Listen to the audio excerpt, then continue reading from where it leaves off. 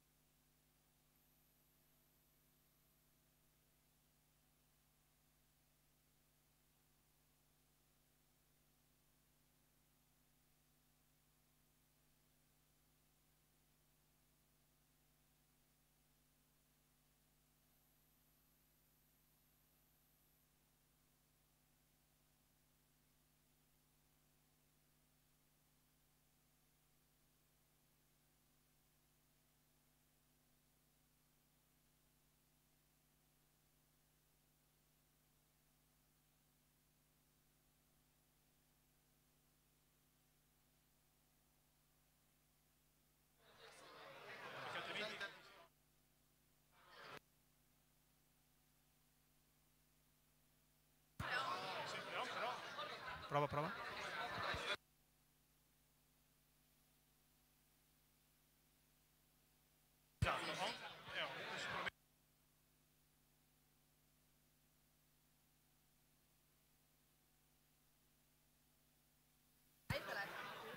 Quando parte lo stream. Prova, prova. Prova, prova. Prova, prova. Prova, prova.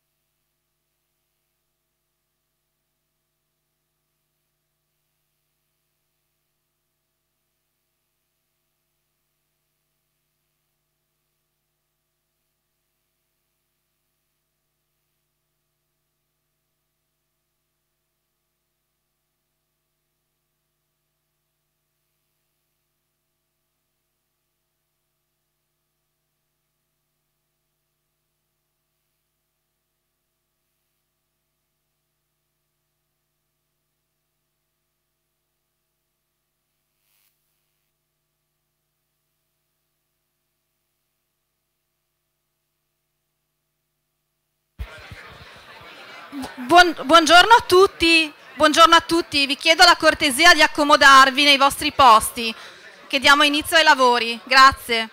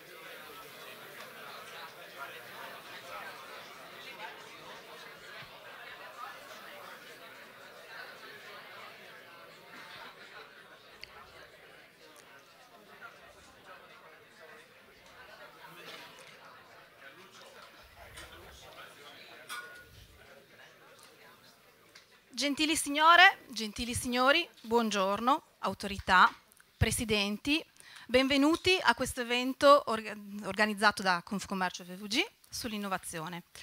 Un ringraziamento speciale a tutte le autorità presenti, ai nostri relatori e un particolare ringraziamento al nostro presidente nazionale Carlo Sangalli, che è sempre un piacere averlo qui con noi.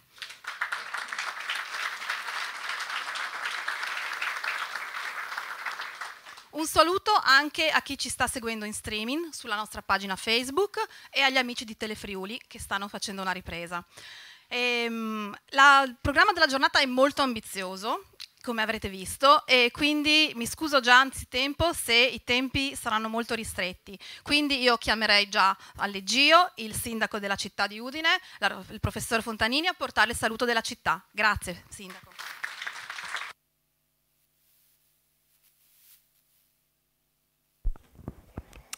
Buongiorno a tutti, in particolare benvenuto nella nostra città al dottor Sangalli, presidente generale di tutte le Camere di Commercio, quindi una persona importante che oggi insieme agli operatori economici discuterà di tematiche fondamentali anche per questa città, perché la città di Udine è una città emporiale, una città che ha vivuto sempre sul commercio, anche se ultimamente questa funzione è un po' venuta meno perché i centri commerciali che sono sorti sulla cerchia della città hanno compresso molto l'attività commerciale qui all'interno del perimetro cittadino.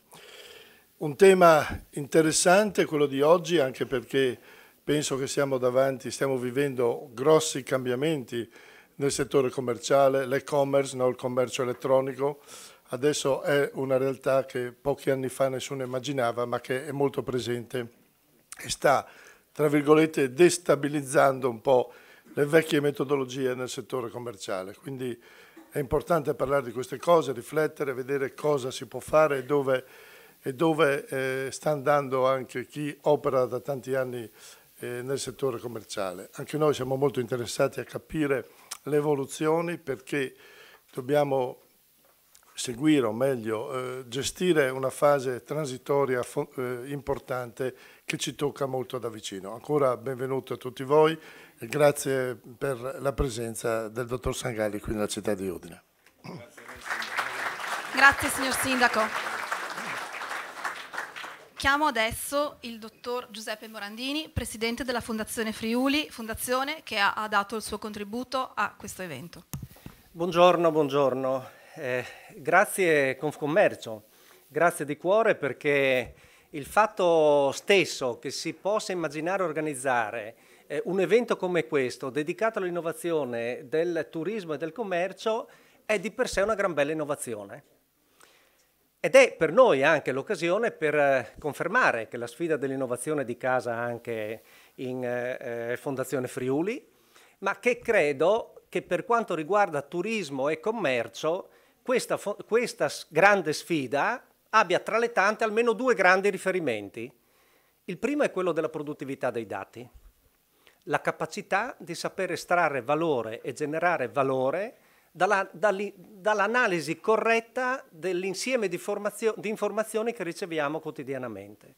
La seconda grande sfida è quella della necessità di nuove figure professionali, di figure professionali che sappiano interpretare quei dati, li sappiano analizzare, ma soprattutto li sappiano comunicare, e li sappiano comunicare nel giusto modo affinché il management abbia la possibilità di scegliere nelle migliori condizioni i propri indirizzi. E su questa seconda sfida devo dire che non siamo messi proprio benissimo, perché proprio qui abbiamo una carenza drammatica di figure dell'informatica, ad esempio.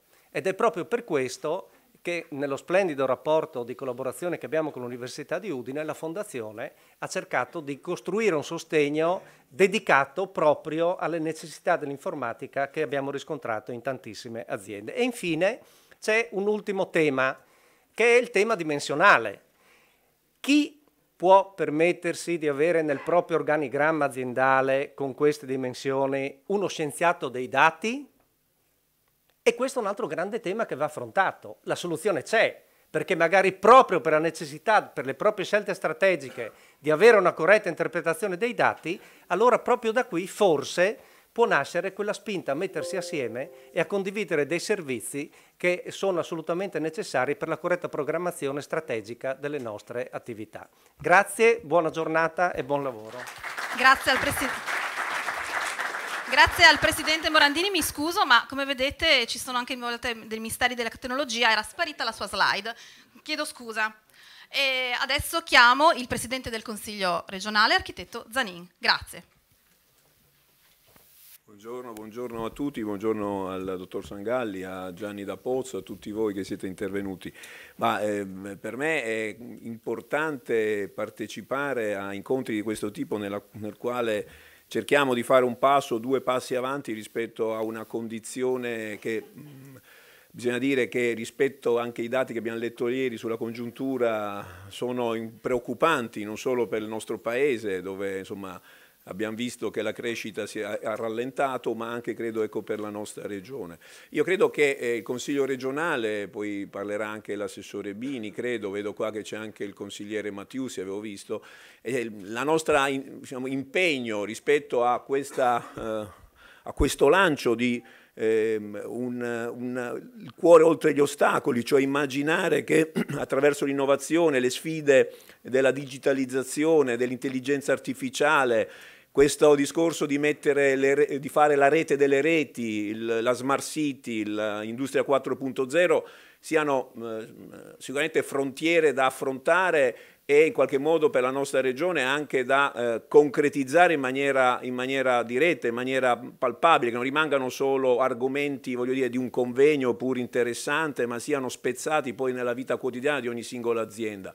E questa è la sfida che compete a voi, che compete agli imprenditori. Noi siamo media e piccola impresa, quindi sicuramente l'organizzazione intorno deve essere necessaria, perché da soli non si riesce ad affrontare queste che sono sfide e non solo del paese, ma sono sfide sicuramente globali. La Regione in questo caso cosa può fare? Può creare le condizioni per cui questo avvenga, sostenendo la formazione, sostenendo l'infrastrutturazione e in ultima analisi, secondo me, la battaglia principale che questa Regione deve affrontare, e io lo dico sempre, speriamo di vincerla, perché la battaglia che ogni volta che un consiglio o una giunta regionale si insedia la lancia, salvo poi dopo 5 anni dire che probabilmente non si è realizzata, è quella della semplificazione, della sburocratizzazione. Tutti la lanciano questa idea della semplificazione, di togliere lacci e lacciuoli. Io credo che anche con l'innovazione questo si possa fare, ci possa aiutare a semplificare i processi, speriamo, e non a complicarli, perché vediamo che quando abbiamo sempre fatto uno sforzo sulla semplificazione, poi il risultato è sempre una complicazione. Io pongo una domanda: ma come mai quando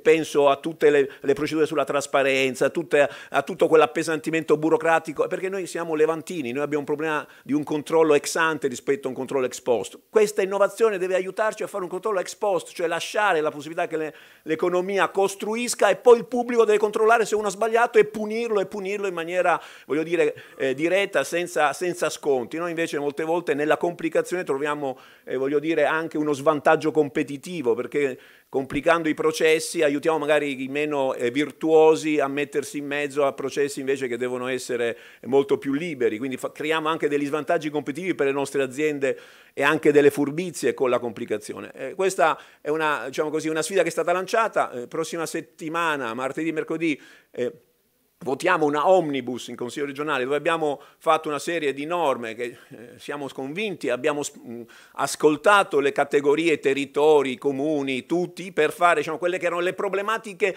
minimali, non grandi cose, non grandi disegni, quelli comunque verranno, le riforme ci saranno, ma abbiamo chiesto a chi è sul campo quali sono le piccole cose che li rallentano, che li creano complicazioni, ce le hanno dette, abbiamo una notevole mole di normativa che va sulla semplificazione, quindi noi stiamo creando con lo sforzo di crearvi le condizioni al contorno perché questo possa avvenire. A voi la sfida dell'innovazione, che è quella che deve trainare la crescita di questa regione. Buon lavoro a tutti.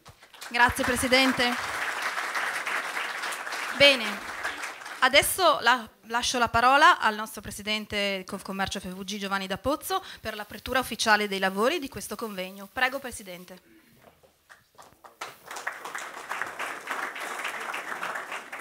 Grazie, buongiorno a tutti. Grazie Presidente Sangalli, è sempre un piacere averti qui a Udine.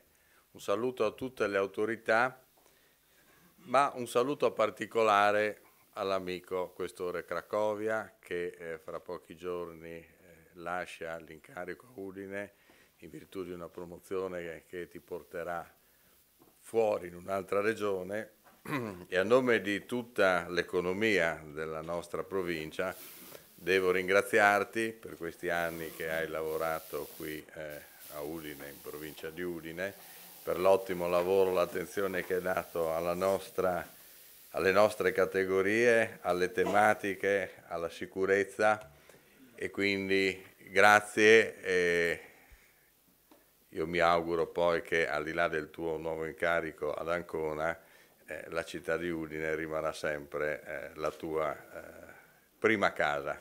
Grazie.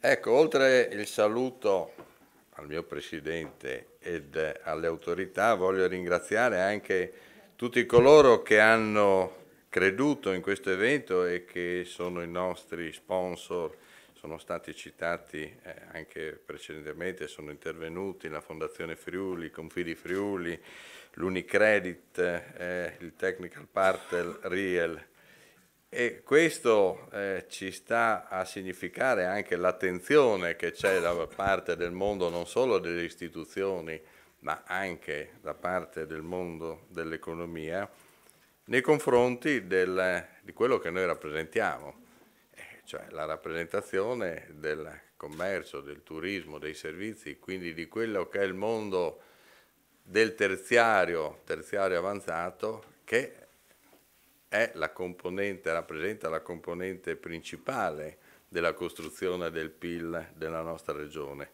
Ed è per quello che come Confcommercio regionale, grazie agli amici presidenti Marchiori, Madrid, Spalletti oggi non ci può essere, ma mi ha detto di portare il suo saluto, abbiamo deciso per quest'anno di organizzare 4 eventi, uno per ogni provincia, il primo è qui a Udine sull'innovazione, per andare a parlare di tematiche che riguardano chiaramente non solo l'economia, ma anche il contesto più ampio del vivere all'interno della nostra comunità. Oggi il primo incontro è sull'innovazione, poi ci sarà a Pordenone con Alberto sulle tematiche europee, poi a Trieste sulle tematiche delle infrastrutture, tema molto importante perché Trieste infrastrutture nel momento che si è centrato molto la discussione con la Belt Road su quelle che sono le possibilità con Michelangelo, tutte anche le preoccupazioni dell'ingresso della Cina all'interno delle infrastrutture nostre. È un tema affascinante, è un tema che ha delle prospettive, ma è un tema che richiede una grande attenzione. E poi a Gorizia sulle tematiche territorio e cultura, altro grande tema che coinvolge il nostro mondo. Oggi siamo qui a parlare di innovazione, ma se mi fai vedere quella slide o se mi dici devo mandarla avanti io, ecco, l'innovazione c'è sempre stata, non è che improvvisamente ci scopriamo che ci deve essere un'innovazione. L'innovazione è nel DNA dei nostri imprenditori, dell'industria, del commercio, del mondo dell'agricoltura e quant'altro. E qui ho voluto proprio raffigurare quello che per noi come Camera anche di Commercio è l'emblema dell'imprenditoria del nostro territorio. Inizio del Settecento, Jacopo Linussio, 2 stabilimenti con 40.000 addetti, stabilimenti a Tolmezzo a San Vito, vedi che avevano anticipato quella che era la fusione che si è 300 anni fa. 40.000 addetti, lavoro prettamente femminile, lavoro a domicilio perché aveva fatto sì che i telai venissero collocati all'interno delle case, quindi quello poi che Benetton ha identificato come il lavoro a passon, qui è stato datato qualche secolo prima, export in tutta Europa, autorizzato dalla Repubblica Veneta a battere moneta propria con un brand, quello che è ancora attualissimo, della sua produzione. Quindi abbiamo contenuti dell'innovazione ancora nel Settecento, che riguardavano l'esportazione, il modo di produrre, riguardavano quello che era il brand, importantissimo, e riguardavano, possiamo definirlo, il fatto che batteva moneta propria, il Bitcoin, ante litteram di 300 anni fa. Quindi questo per dirvi che l'innovazione c'è sempre stata, i nostri imprenditori l'hanno sempre perseguita. Cos'è cambiato? È cambiato che con l'avvento della digital economy e con l'intelligenza artificiale, la prossima frontiera di cui oggi abbiamo uno dei massimi esperti mondiali, l'ingegnere Euro Beinat, che opera all'interno di una multinazionale, mi hai fatto 6-7 paesi, non so, sei passato dalla Cina a Sudafrica, quant'altro, ci racconterà, hanno cambiato radicalmente quelli che sono i paradigmi dell'economia. Ormai il condizionamento dell'economia digitale è talmente forte che non impatta solo nell'economia, ma impatta nel vivere quotidiano. Pensiamo a quanto tempo passiamo dietro il telefonino. Col telefonino ormai abbiamo un rapporto con il sistema finanziario, col sistema dell'informazione, col sistema della pubblica amministrazione, con tutto quello che sappiamo, e tutto questo ha fatto sì che si creassero delle economie completamente nuove. Pensiamo alla share economy, pensiamo a Airbnb. Airbnb è il più grande venditore di posti letto al mondo senza avere un albergo. Uber è il più grande venditore di, come li possiamo definire, di utilizzi di auto, senza possedere un'auto. E hanno delle patrimonializzazioni pazzesche. La Apple ha superato i 1.000 miliardi di patrimonializzazione, che è oltre il 50% del PIL del nostro paese, che comunque siamo sempre settima, ottava potenza mondiale con tutti gli acciacchi che abbiamo. Un'azienda ha una patrimonializzazione di 1.000 miliardi con un numero di dipendenti che non è proporzionato a questo dato. Quindi è un'economia che si sta completamente trasformando, che si sta completamente mutando, e a mio avviso con anche l'incremento dell'intelligenza artificiale, non solo nell'economia ma nelle relazioni sociali, nelle relazioni pubbliche, avremo una rivoluzione anche di quella che è la composizione delle forze lavoro, di quelle che sono certi lavori di natura tradizionale in futuro o non ci saranno più o saranno in quantità decisamente inferiore. Ecco quindi che oggi affrontiamo questi temi, perché andremo a parlare di fintech, quindi la finanza attraverso il digitale. È una frontiera importantissima, soprattutto non solo per l'utilizzo e l'accesso attraverso le app degli strumenti finanziari, ma anche per le possibilità di accedere al credito, grande tema per le micro e piccole imprese. Andremo a parlare di realtà aumentata, soprattutto per quello che è l'utilizzo all'interno del mondo del commercio e del mondo del turismo. Andremo a parlare di quelle che sono le possibilità che l'intelligenza artificiale ci mette a disposizione, con anche quelli che possono essere i pericoli che ne possono derivare. Pericoli che lo stesso Andrea Granelli ci rappresenterà. Il lato oscuro dell'innovazione è uno dei suoi libri, fatto che sei già alla seconda edizione, mi sembra, che evidenziano le opportunità ma anche i pericoli della rivoluzione digitale. Ecco, quindi con una serie di anche altri interventi, altri amici, quindi io mi auguro che questo sia un momento di crescita, un momento di riflessione, ma un momento anche di continuità di un'innovazione che, ripeto, in questo paese e anche in questa regione comunque c'è sempre stata e dovrà solamente utilizzare degli strumenti che sono completamente diversi dal passato. Saluto l'assessore regionale Bini che ci ha raggiunto. Vi ringrazio per l'attenzione, un ringraziamento particolare all'architetto Passon perché è stato uno dei collaboratori più stretti per la realizzazione di questo evento che poi con Abramo dell'Università e con Roberto Cella, imprenditore della Riel, lo troveremo in una tavola rotonda coordinata dal direttore del Messaggero Veneto Monastero. Grazie e buon lavoro.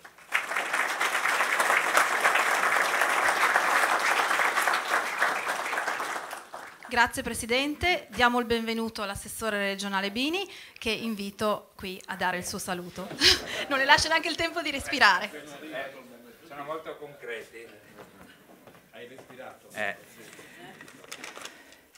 Beh, innanzitutto buongiorno a tutti, grazie Presidente per l'invito, un saluto al Presidentissimo Sangalli, buongiorno, un saluto al Sindaco di Udine, al Presidente del Consiglio, al Questore, auguri per la nuova carriera, importante carriera. Un saluto a tutte le autorità presenti, a tutti gli ospiti. Beh, parlare di innovazione, parlare di crescita digitale non significa parlare di futuro, ma significa assolutamente parlare di presente. È una rivoluzione vera, è una rivoluzione trasversale che sta toccando tutti i settori, tutte le categorie, tutta la società. Questo noi lo viviamo quotidianamente, da quando ci svegliamo a quando andiamo a dormire. Le aziende che hanno capito per tempo l'importanza della gestione dei dati, della robotica,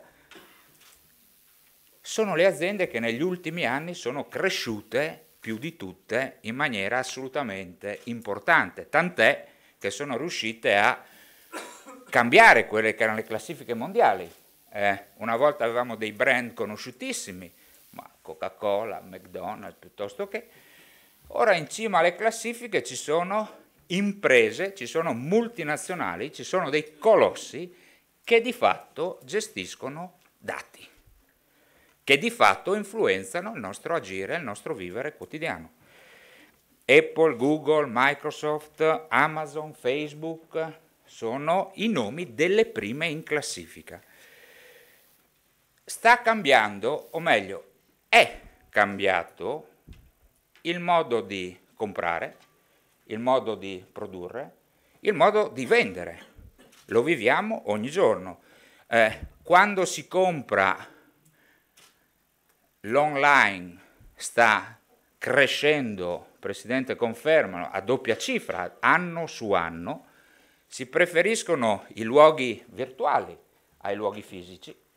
Quando si produce, anche lì abbiamo robot, abbiamo cobot, abbiamo quell'intelligenza artificiale che sta aiutando la produzione e sta accelerando in maniera importantissima la produzione all'interno dei nostri stabilimenti, delle nostre fabbriche.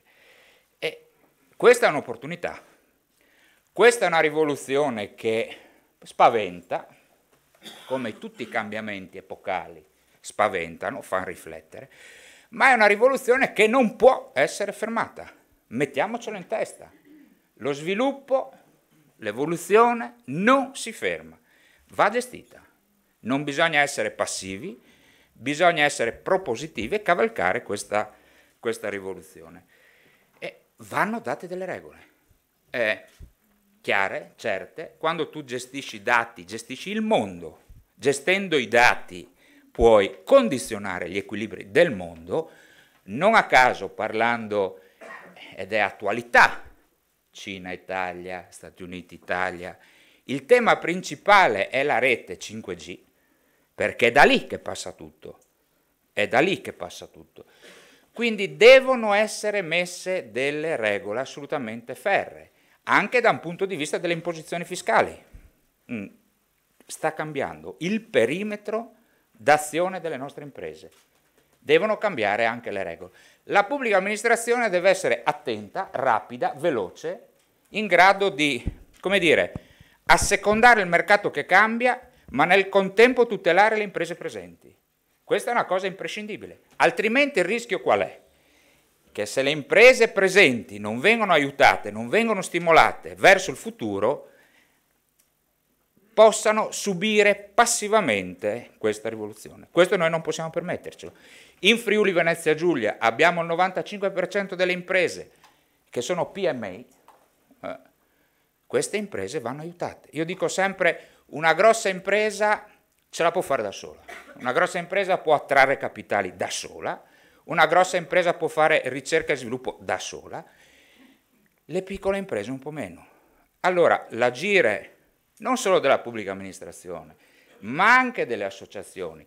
E mi devo davvero complimentare con te, Presidente, per quello che stai facendo, perché questa mi pare sia la prima tappa di una roadmap importante che vuoi fare in tutto il Friuli Venezia Giulia, perché noi abbiamo in questa fase l'obbligo di sensibilizzare i nostri territori su ciò che sta accadendo. Si sa poco, si legge ogni tanto, ma si sa poco.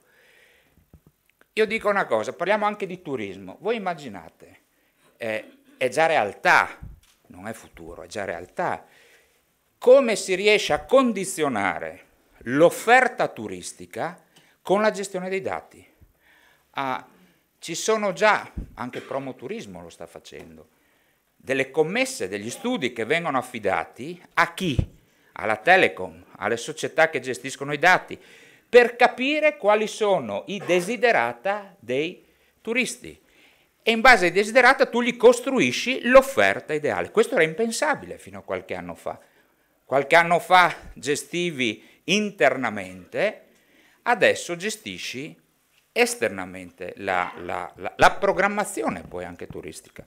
Io non voglio dilungarmi perché la giornata è lunga, gli interventi sono assolutamente importanti. Quello che io dico, l'amministrazione regionale si sta adoperando concretamente. Io dico fatti non parole. Noi nell'ultima finanziaria siamo intervenuti proprio su questi settori, proprio sulle piccole e medie imprese, lavorando e dando, come dire, col credito d'imposta per la ricerca e sviluppo, per la gestione dei big data, anche lì hai questo petrolio, il nuovo petrolio, la gestione dei dati. Ma se tu non sei in grado di gestirli, non te ne fai niente. E allora le nostre imprese dovranno imparare, dovranno essere aiutate a gestire queste cose qua. La cyber security, anche lì.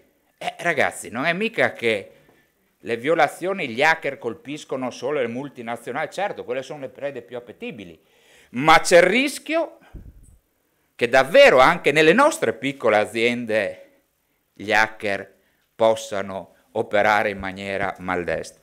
Quindi quello che io dico è attenzione massima, proposizione massima, però il futuro tu non lo fermi, lo devi cavalcare e lo devi conquistare. Grazie e buon lavoro.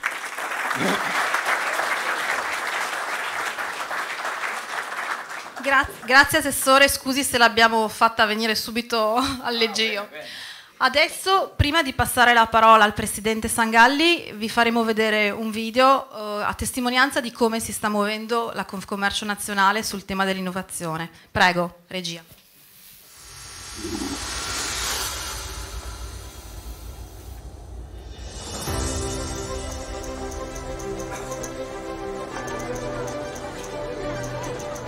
Ogni impresa ha le sue regole, la sua idea di futuro, il suo spazio. A volte basta una stanza a contenerlo. Altre volte il suo unico confine è il mondo.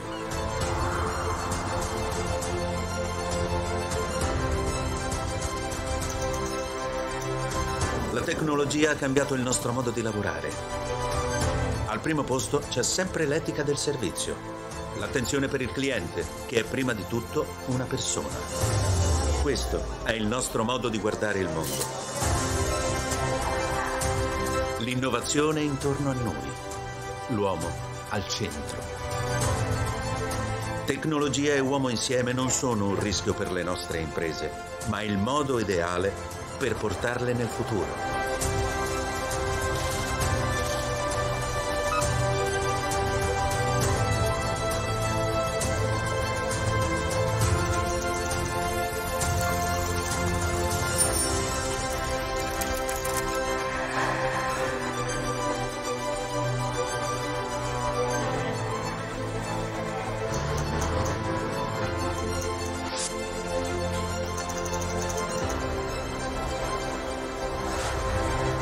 Le imprese del terziario al servizio del paese. Confcommercio al servizio delle imprese. Il futuro è nelle nostre mani.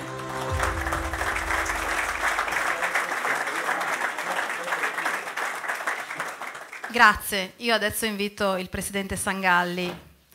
Grazie Presidente. Grazie.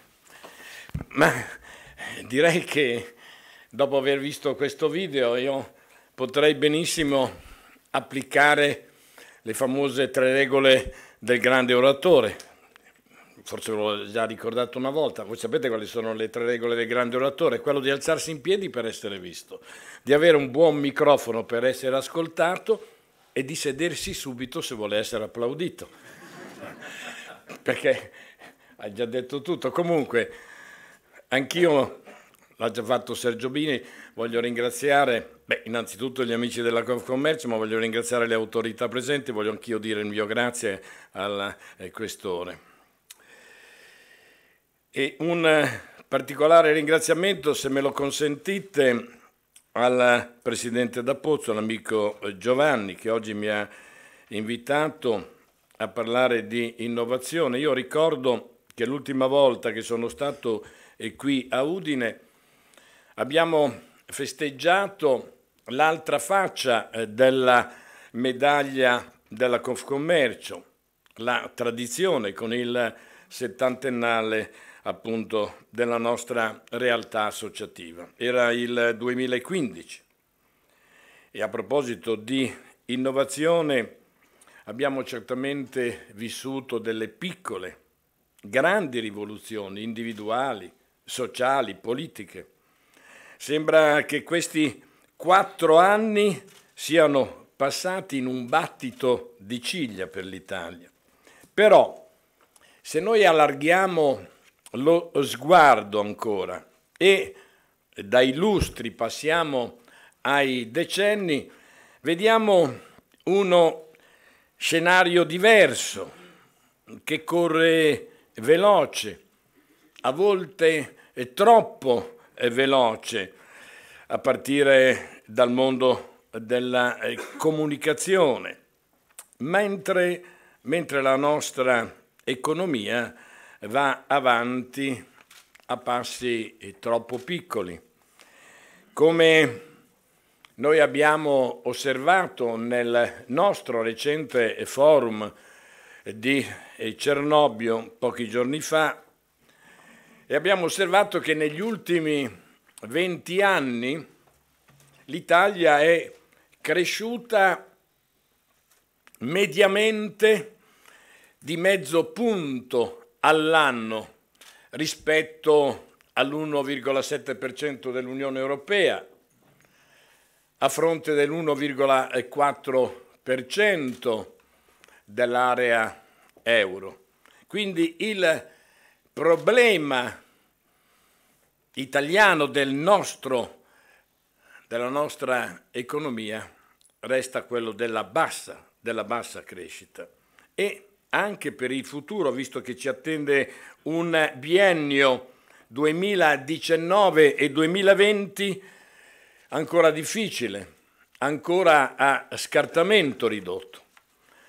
Famiglie e imprese hanno bisogno di una notevole dose di fiducia per ritornare a consumare e per ritornare a investire. Quindi c'è bisogno da una parte di una Europa più unita e inclusiva, e in questo senso, se me lo consentite, vanno le proposte che noi abbiamo fatto al nostro forum di Cernobbio: togliere gli investimenti cofinanziati dal calcolo del deficit, completare l'unione bancaria europea, visto che oggi si parlerà anche di credito, e infine imporre una ragionevole web tax, visto che oggi parleremo anche molto del digitale. E dall'altra parte bisogna ridurre i difetti strutturali della nostra economia. Ricordate quei difetti strutturali che noi abbiamo sempre sintetizzato in 2 eccessi: l'eccesso di burocrazia e di carico fiscale, e in 2 deficit: il deficit di legalità e di infrastrutture. E anche recuperare i ritardi che si sono accumulati sul versante degli investimenti. E la nostra richiesta, guardate, è chiara. A partire dall'ormai prossimo documento di economia e finanza, La nostra richiesta è quella di delineare un percorso rigoroso, credibile, per scongiurare gli aumenti IVA del 2020. Ed è vero che il vice premier Salvini proprio al nostro forum ha promesso con grande chiarezza che le clausole di salvaguardia non scatteranno. E noi abbiamo anche richiesto che questa promessa venisse certificata all'interno del DEF. Però sappiamo anche bene che disinnescare le clausole diventa ogni anno più difficile. E quindi c'è ormai non solo la necessità, ma anche l'urgenza di interventi strutturali. Più investimenti, più crescita, spending review e dismissione di patrimonio immobiliare pubblico, contrasto e recupero di evasione e di elusione sono le direttrici fondamentali di questo percorso rigoroso che noi abbiamo poc'anzi ricordato. Un percorso rigoroso e credibile che mette al centro la crescita e dunque il futuro, magari guardando proprio alla generazione nata con l'euro, a cavallo del nuovo millennio, che considera l'Europa come la dimensione naturale della propria cittadinanza. E questi ragazzi sono il valore aggiunto dell'Europa ed è una nostra responsabilità rendere sempre più grande il loro orizzonte, rendere sempre più forte e più sicuro il loro futuro. E proprio l'innovazione, come peraltro è stato ricordato poc'anzi, è proprio l'innovazione la chiave di volta che sostiene il futuro. L'innovazione è infatti certamente declinata al tempo presente perché nella innovazione il tempismo è tutto, ma non solo.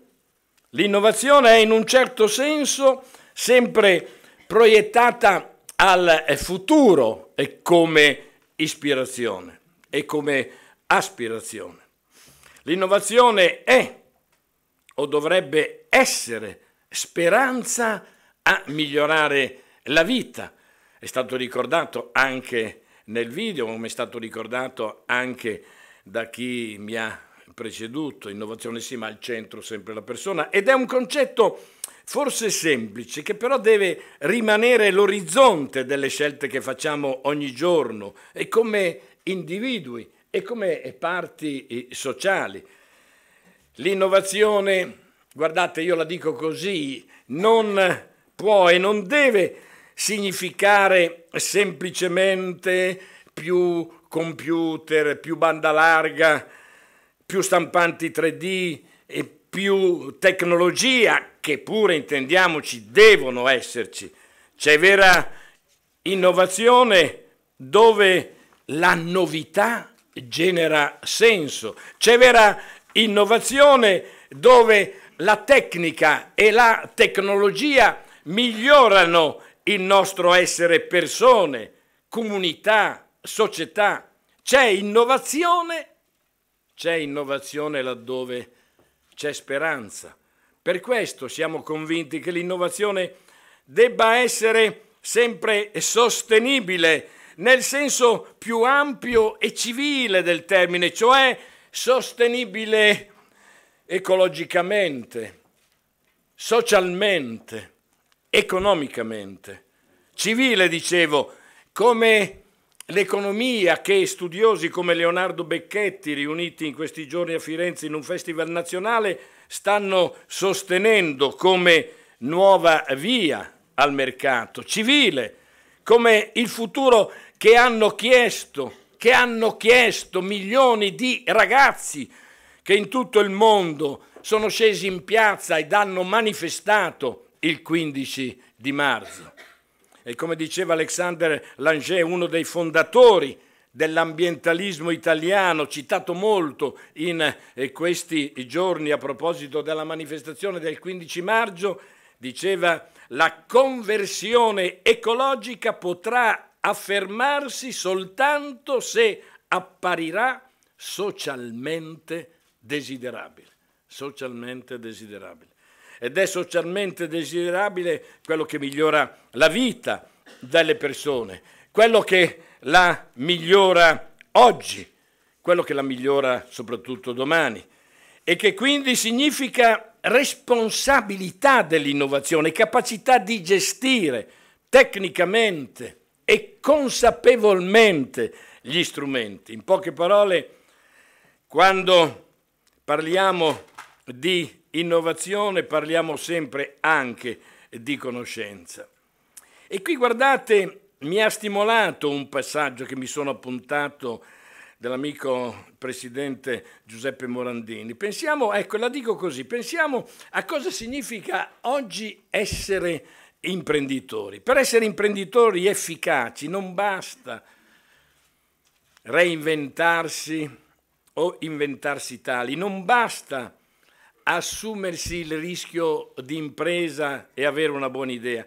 Bisogna invece oggi prepararsi e prepararsi bene nei fondamentali, essere capaci di intercettare, essere capaci di generare innovazione, conoscendo gli strumenti, non semplicemente utilizzandoli.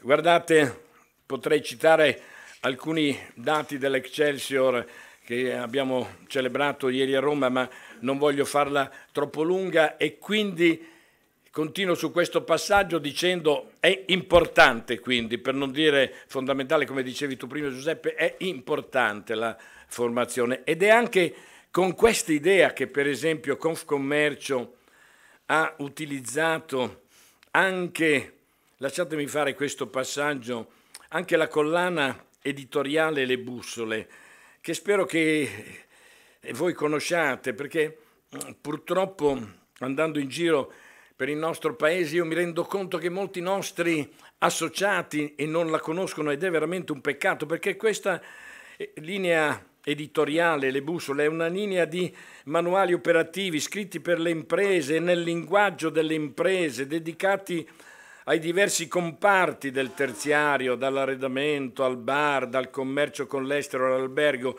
oppure dedicati anche ad argomenti, come dire, trasversali, utili al terziario, neuromarketing, illuminazioni, prenotazioni online e così via. Ma la particolarità di questi volumi delle bussole è che non sono solo manuali, sono manifesti di una nostra convinzione di come la Confcommercio vede l'innovazione. Siamo convinti infatti che l'innovazione deve essere vasta, diffusa e accessibile. Vasta perché non si esaurisce nel digitale o nel tecnologico e non è il monopolio di un solo settore. Diffusa perché può essere alla portata di tutti, deve essere alla portata di tutti, per non creare discriminazione, anche qui lo ricordava bene prima l'assessore Bini, perché ci sono quelli grandi che possono farle anche da solo, ma quelli piccoli che si trovano in difficoltà, quindi ripeto deve essere diffusa alla portata di tutti e deve essere in grado di penetrare negli usi e nei consumi, anche nell'impresa, ripeto, più piccola, nel negozio tradizionale, insomma in una parola nella società, accessibile, perché è fondamentale fermarsi, perché è fondamentale fermarsi per formarsi e continuare a formarsi sugli strumenti per farli diventare non solo risposte utili, ma anche spunti per porsi nuove domande, nuovi obiettivi, nuove prospettive. Proprio il terziario di mercato ha, se vogliamo, anche qui è stato ricordato all'inizio e lo voglio ribadire Giuseppe, proprio il terziario di mercato ha, se vogliamo, una responsabilità in più quando si parla di vera innovazione sostenibile, vasta, diffusa, accessibile, perché è il settore dove l'innovazione, cari amici della Confcommercio, diventa vita quotidiana. Pensiamo alla sharing economy, alla ristorazione, al turismo, all'arredamento, al mondo della moda. Proprio le nostre imprese sono i luoghi dove il cambiamento diventa vita, sono la tenacia delle aree dove non ci si arrende a sentirsi periferia, sono il presidio sociale rinnovato in luce vetrina. Guardate, la dico così, sono le insegne dove storico diventa turismo e smart diventa servizio. Non a caso, tante delle iniziative innovative che stiamo mettendo in campo a livello confederale riguardano, vedo l'amico Alberto Marchiori, riguardano il tema della rigenerazione urbana. E proprio rigenerazione, guardate, è un bellissimo modo per dire innovazione, perché rende bene l'idea di come l'innovazione non significhi buttare il passato, quanto piuttosto recuperarlo con occhi nuovi. Rigenerazione è una parola che ha dentro la parola generazione, che non è produzione orientata al consumo, ma la capacità di dare nuovamente vita. In tema di rigenerazione, Alberto lo sa, in tema di rigenerazione urbana, nel 2015 Confcommercio ha firmato un protocollo con ANCI, che peraltro abbiamo anche recentemente rinnovato. Grazie a questo protocollo abbiamo realizzato in tutta Italia progetti e buone pratiche per intercettare i fondi europei, definire nuove professionalità per la gestione delle aree urbane e avviare progetti innovativi di promozione delle città, dai centri storici alle aree dismesse. D'altra parte, guardate, e anche qui con questo passaggio chiudo, ho appena iniziato a leggere il libro Il nostro futuro di Alec Ross. Alec Ross è un giovanissimo consigliere di Stato per l'innovazione con Hillary Clinton.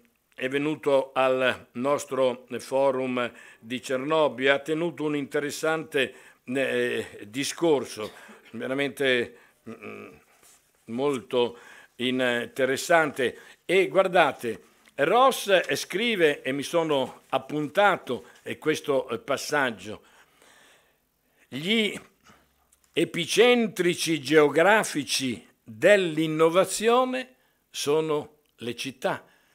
È quello che noi abbiamo sempre sostenuto, quando abbiamo anche sempre ricordato che per noi rigenerazione urbana vuol dire anche un nuovo piano nazionale fondato sul riconoscimento del rapporto strettissimo tra commercio e le nostre città. Ecco, gli epicentrici geografici dell'innovazione sono le città.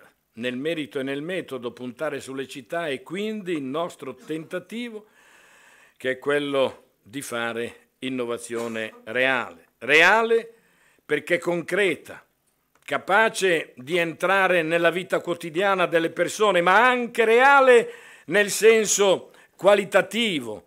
Una innovazione, mi fa piacere che oggi sentirete parlare Andrea Granelli, perché questo è un suo tema particolare, innovazione che generi qualità, che mobiliti l'esistenza, che migliori la vita, a partire proprio dalla rigenerazione urbana che diventa rigenerazione urbana a servizio della qualità della vita, della bellezza dei luoghi, della sostenibilità dell'ambiente e del futuro delle prossime generazioni.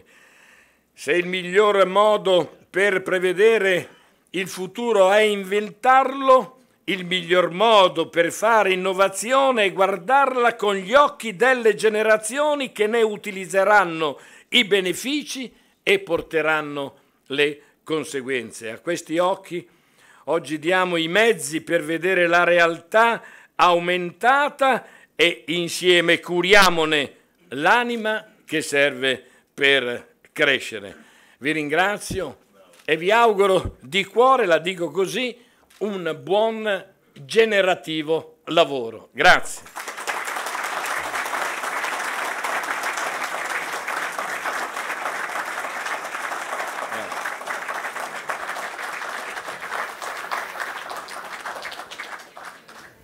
Bene, grazie. Io adesso passo il testimone al professor Renato Quaglia che modererà la seconda parte dell'incontro e invito il presidente D'Apozzo, l'assessore Bini e il presidente Sangalli a sedersi sotto. Grazie.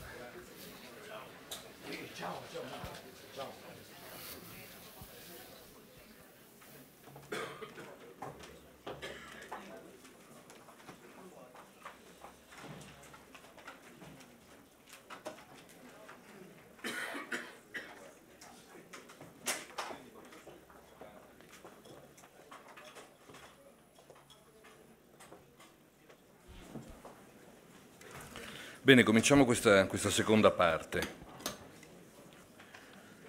Sono, come comunque trovavamo e ascoltavamo in Nuccia i diversi interventi, certamente sono arrivederci Presidente e grazie di essere stato con noi. Mi preparavo.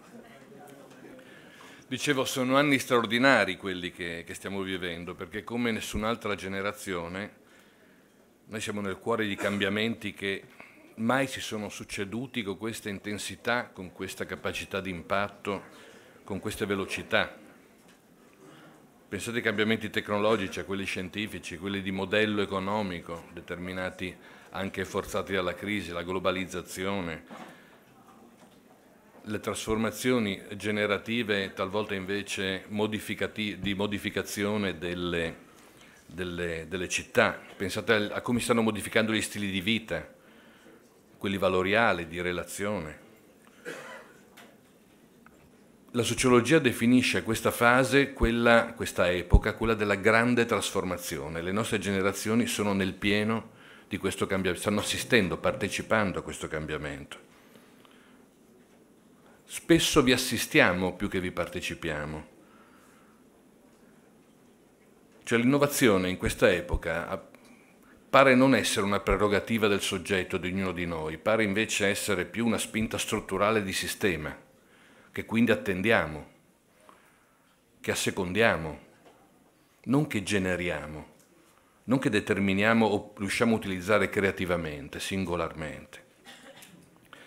Oggi ascolteremo alcuni importanti conoscitori, protagonisti del cambiamento, che ci faranno comprendere invece come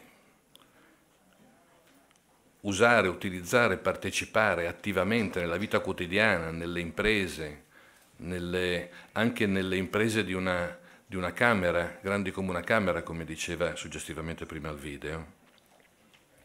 Quanto, cioè piccolissime imprese possono essere parte attiva, possono utilizzare, possono generare, possono produrre cambiamento.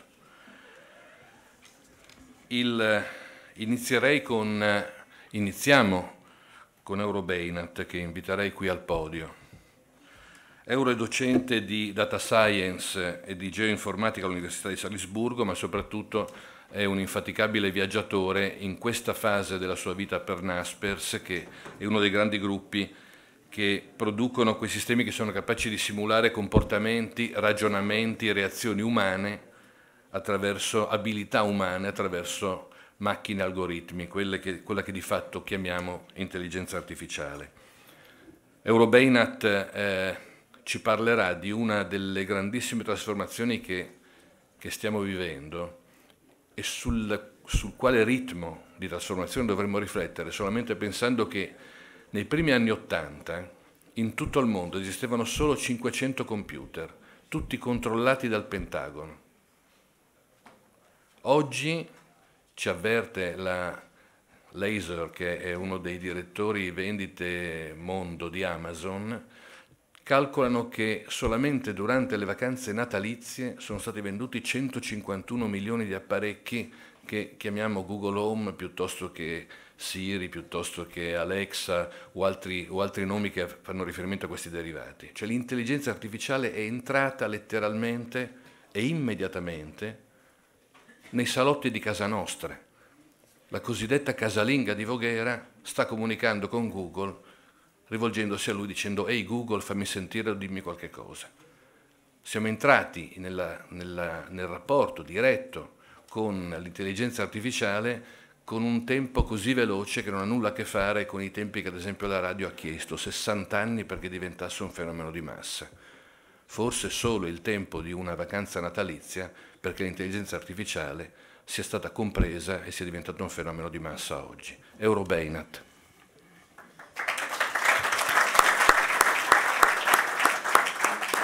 Grazie per l'invito, è sempre un piacere tornare a casa perché faccio tante cose, ma sono soprattutto friulano, per cui sono andato via dal Friuli molti anni fa.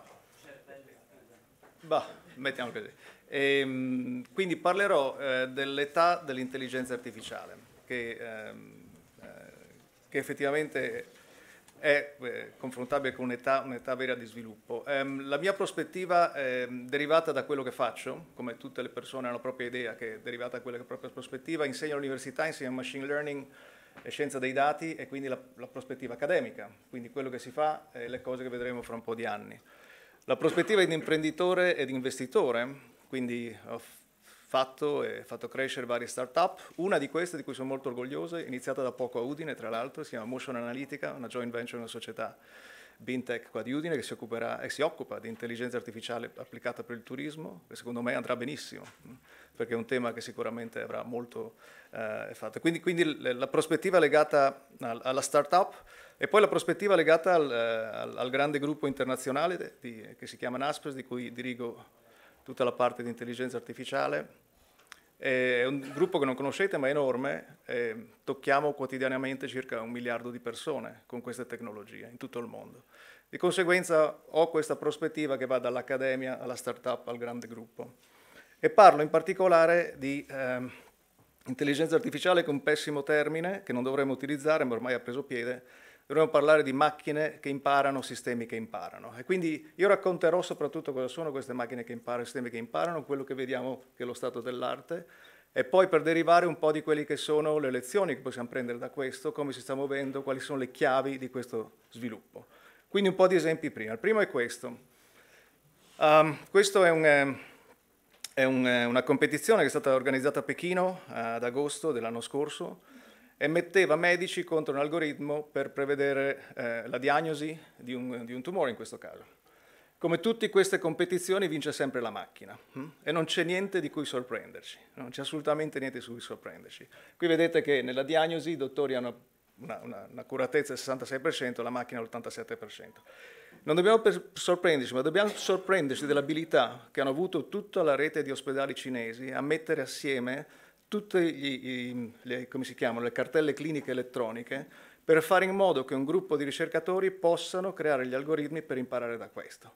Questo livello di consolidamento, di coordinamento è quello che sta alla base. Quindi in questi sistemi qua non conta niente in pratica l'algoritmo, quello è open source, ce l'abbiamo tutti, lo possiamo utilizzare. Con mio figlio abbiamo ripetuto questa cosa qua in un pomeriggio. Se abbiamo preso i dati dell'università americana, abbiamo preso l'algoritmo e abbiamo fatto esattamente la stessa cosa. Non è una banalità, però non è difficile. Quello che conta è i dati, tutto lì, e naturalmente la competenza che c'è sopra. Quindi la prima cosa importante è questa abilità di coordinamento. Ora, l'intelligenza artificiale, machine learning per meglio dire, non è solo nella sanità, nella farmaceutica, è dappertutto, ma anche nei posti in cui non ve l'aspettate. Questa è un'azienda che si chiama LawGeek, americana, sta andando estremamente bene e si occupa dell'automazione della professione legale. Quindi questo è un altro test, un altro esperimento, un'altra competizione tra avvocati, ogni tanto mi inciampo con l'italiano, tra avvocati e una macchina. Questa macchina è stata insegnata come riconoscere le anomalie nei non-disclosure agreement, quindi gli accordi di confidenzialità. Ne hanno racconti tantissimi, hanno messo un gruppo di legali per mesi attorno al tavolo a capire quali sono le regole tra violazione e testo e ha imparato, la macchina ha imparato, chiaramente ha fatto questo, e poi mettono in competizione, quindi sono 20 accordi in questo caso, scusate, sono 20 legali contro un algoritmo. Vedete che la precisione dell'algoritmo è il 94%, precisione del legale 85% e lo fa in 26 secondi rispetto a 92 minuti. Ora, questo non significa che non ci saranno più gli avvocati, ma se fra 5 anni voi dovrete chiedere consulenza a uno studio che lavora in maniera tradizionale, è uno studio che lavora in maniera tradizionale e ha tutti questi strumenti in casa, il primo vi farà un preventivo di 100, il secondo vi farà un preventivo di 20 a un quarto del tempo. Gli avvocati non spariscono, ma lascio voi decidere quale andrete a scegliere, no? È abbastanza naturale. Il comportamento umano è molto prevedibile, non individualmente, ma collettivamente. E questa è la base di tantissimi strumenti che voi utilizzate continuamente. No? Questa è una società che si chiama Otto, è un e-commerce tedesco, ed essendo tedesco è anche abbastanza tradizionale, quindi fanno le cose come, tra virgolette, Dio comanda. No? Prima le studiano, le provano, eccetera, e quando sono pronti le lanciano. L'idea è che quello che sta in magazzino non dovrebbe essere quello che voi pensate ci sia, ma quello che verrà comprato fra un mese. Ora, come fate a prevedere quello che va comprato fra un mese? Perché il nostro comportamento è estremamente prevedibile, non individualmente ma collettivamente. Quindi questi sono algoritmi, strumenti che permettono di rimpiazzare il magazzino non sulla base di quello che voi pensate sia necessario, ma quello che verrà venduto. Il problema è che avere sempre in magazzino qualcosa che venga comprato da qualcuno. Ordino 200.000 pezzi di magazzino al mese senza che nessuna persona abbia niente in questo processo, quindi il magazzino si riempie da solo. Nel turismo, e questa è una delle attività che facciamo in collaborazione qui, tra l'altro a Udine, questa Motion Analytica, è la stessa cosa. Qui si utilizzano gli strumenti, in questo caso degli operatori telefonici, per misurare completamente qual è il turismo. Questo è solo per le Dolomiti. In questo caso l'interesse era capire, ma se vanno sulle Dolomiti, su un lago particolare, qual è l'indotto nelle varie regioni, com'è che si muovono, vanno lì e poi dove vanno. Se noi dobbiamo investire in uno di questi posti, cosa ci possiamo aspettare che succeda? E dall'altra parte sono tutte le recensioni invece dei ristoranti, quindi tutto il social media. Se noi incrociamo questi due dati qua, investiamo in una certa tipo di attività, che impatto ha il turismo, come si misura? Questo diventa completamente trasparente. Quindi il 10% del prodotto interno lordo che finalmente diventa trasparente.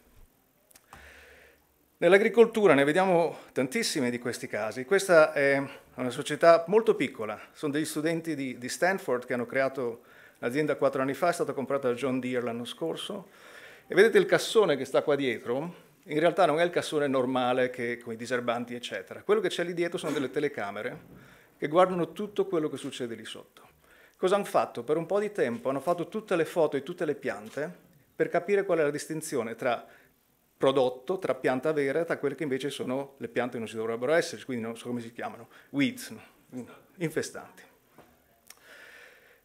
Quello che la macchina vede è questo, ha imparato a riconoscere queste due cose e quello che quindi possono fare, non diserbare, ma mettere una goccia solo su quelle rosse.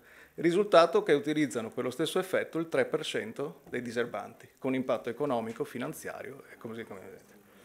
Molte di queste cose poi succedono nel commercio anche. Amazon ha pubblicato nel 2013 un patent che si chiamava Anticipatory Product Shipment, che di fatto sono tutta una serie di strumenti, algoritmi per spedirvi a casa cose che non avete ordinato. Quindi voi ricevete, qualcuno suona alla porta e vi dà un pacchetto, perché sanno che già lo volete. Quindi questa è l'idea. Ora non succederà mai, no? Perché è talmente, voglio dire, creepy, come si dice, mette a disagio, no? Però naturalmente se voi immaginate un e-commerce dove la garanzia che vi spediscono a casa qualsiasi cosa entro un'ora, no? Allora l'incentivo di andare a comprare un negozio fisico cambia, no? Di conseguenza c'è molto interesse per questo. Amazon ha molto interesse alla parte fisica del commercio, quindi ha iniziato Amazon Go, È un negozio dove non ci sono le casse per uscire. L'unica cosa che voi avete è il check-in, che è questa parte, avete Amazon Prime, che è l'applicazione di Amazon, voi entrate, controllate, e poi dentro prendete quello che vi pare, mettete nella borsa, lo mettete in giro, eccetera, eccetera, e uscite. Ha legalizzato il furto, insomma, in qualche modo del genere. Ed è effettivamente, mette un po' a disagio, perché io ho messo delle cose, non l'ho pagato, cioè com'è che funziona questa cosa? Quindi esce, ma quello che di sopra, vedete, sul soffitto di questo negozio, ce ne sono 4, credo, 3 a Seattle e 1 a New York, sono delle telecamere. Queste telecamere riconoscono tutti i movimenti e sono talmente tante, quindi riescono a farlo in maniera ridondante, per cui qualsiasi movimento che io faccio può essere associato al fatto che ho le cose nella mia borsa o no. Naturalmente riconosce il prodotto. È talmente preciso che non hanno nemmeno un meccanismo per prendere indietro le cose che non avete pagato. Se voi arrivate a casa e avete delle cose in borsa che non avete pagato, gli telefonato, dice, vi dico tenetevele, non sappiamo come fare. Non c'è un modo per riprendersi indietro. No? Nel mondo fisico l'intelligenza artificiale poi sta arrivando anche nella distribuzione. Guardate questo.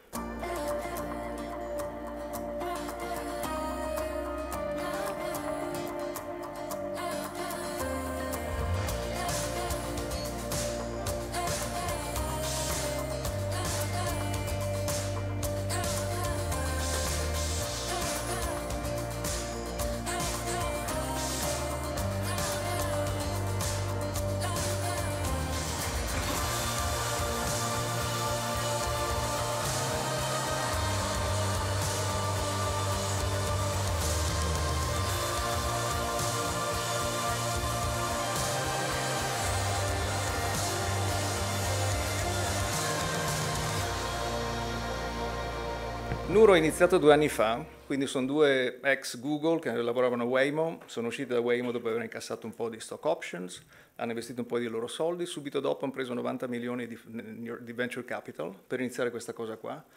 1 anno e mezzo dopo hanno preso 973 milioni di dollari di venture capital da SoftBank. Quindi questo oggetto qua ha $1 miliardo di investimento alle spalle per crescere e svilupparsi. Adesso è attivo in un paio di città in Arizona. È il modello di distribuzione. Quindi iniziamo a collegare il negozio fisico, la parte virtuale del negozio fisico, alla distribuzione e alla modifica di come noi compriamo. Nei ristoranti c'è tantissima innovazione. Adesso funziona soprattutto nelle grandi città, ma nelle grandi città ci sono 3 o 4, più o meno, food delivery opzioni, Foodora in Italia, Deliveroo oppure Uber Eats, eccetera. Nel mio gruppo ne abbiamo moltissime di queste. Naturalmente c'è un cambiamento di attitudine e di utilizzo del ristorante, per cui voi potete scegliere se uscire a mangiare o farvi portare a casa il cibo. Ma se questo arriva a scala c'è un altro fenomeno in qualche modo accessorio, che non serve avere più ristorante coi tavoli. E questo è un esempio di Chicago, questa è una cucina virtuale, si chiama, che serve 9 ristoranti. Poiché tutto il meccanismo della distribuzione di cibo ha il problema della prossimità, se voi lo ordinate qua non può andare a 15 km di distanza, ma voi conoscete un solo ristorante, quindi ha senso creare una cucina di questo ristorante in altre parti. A Shanghai ci sono centinaia di questi ristoranti virtuali, di cui il ristorante vero col tavolo ha l'effetto della flagship store. Se poca gente vanno là, crea il brand e poi voi ordinate, ma viene cucinato ovunque. Naturalmente se non ci sono più i tavoli potete aggregare molti ristoranti. Questa è una cucina virtuale di Chicago che ne serve 9 in questo caso. Ora cosa c'è di nuovo in tutto questo? Perché adesso sto tirando un po' le somme. Beh, la prima cosa è che anche se non sarà l'intelligenza umana, anche se non è creativa, eccetera, sono solo macchine che imparano, ha molto impatto economico. E questa è la ragione per cui anche se noi fermassimo ricerca e sviluppo, quello che c'è adesso, nessuno fa più niente.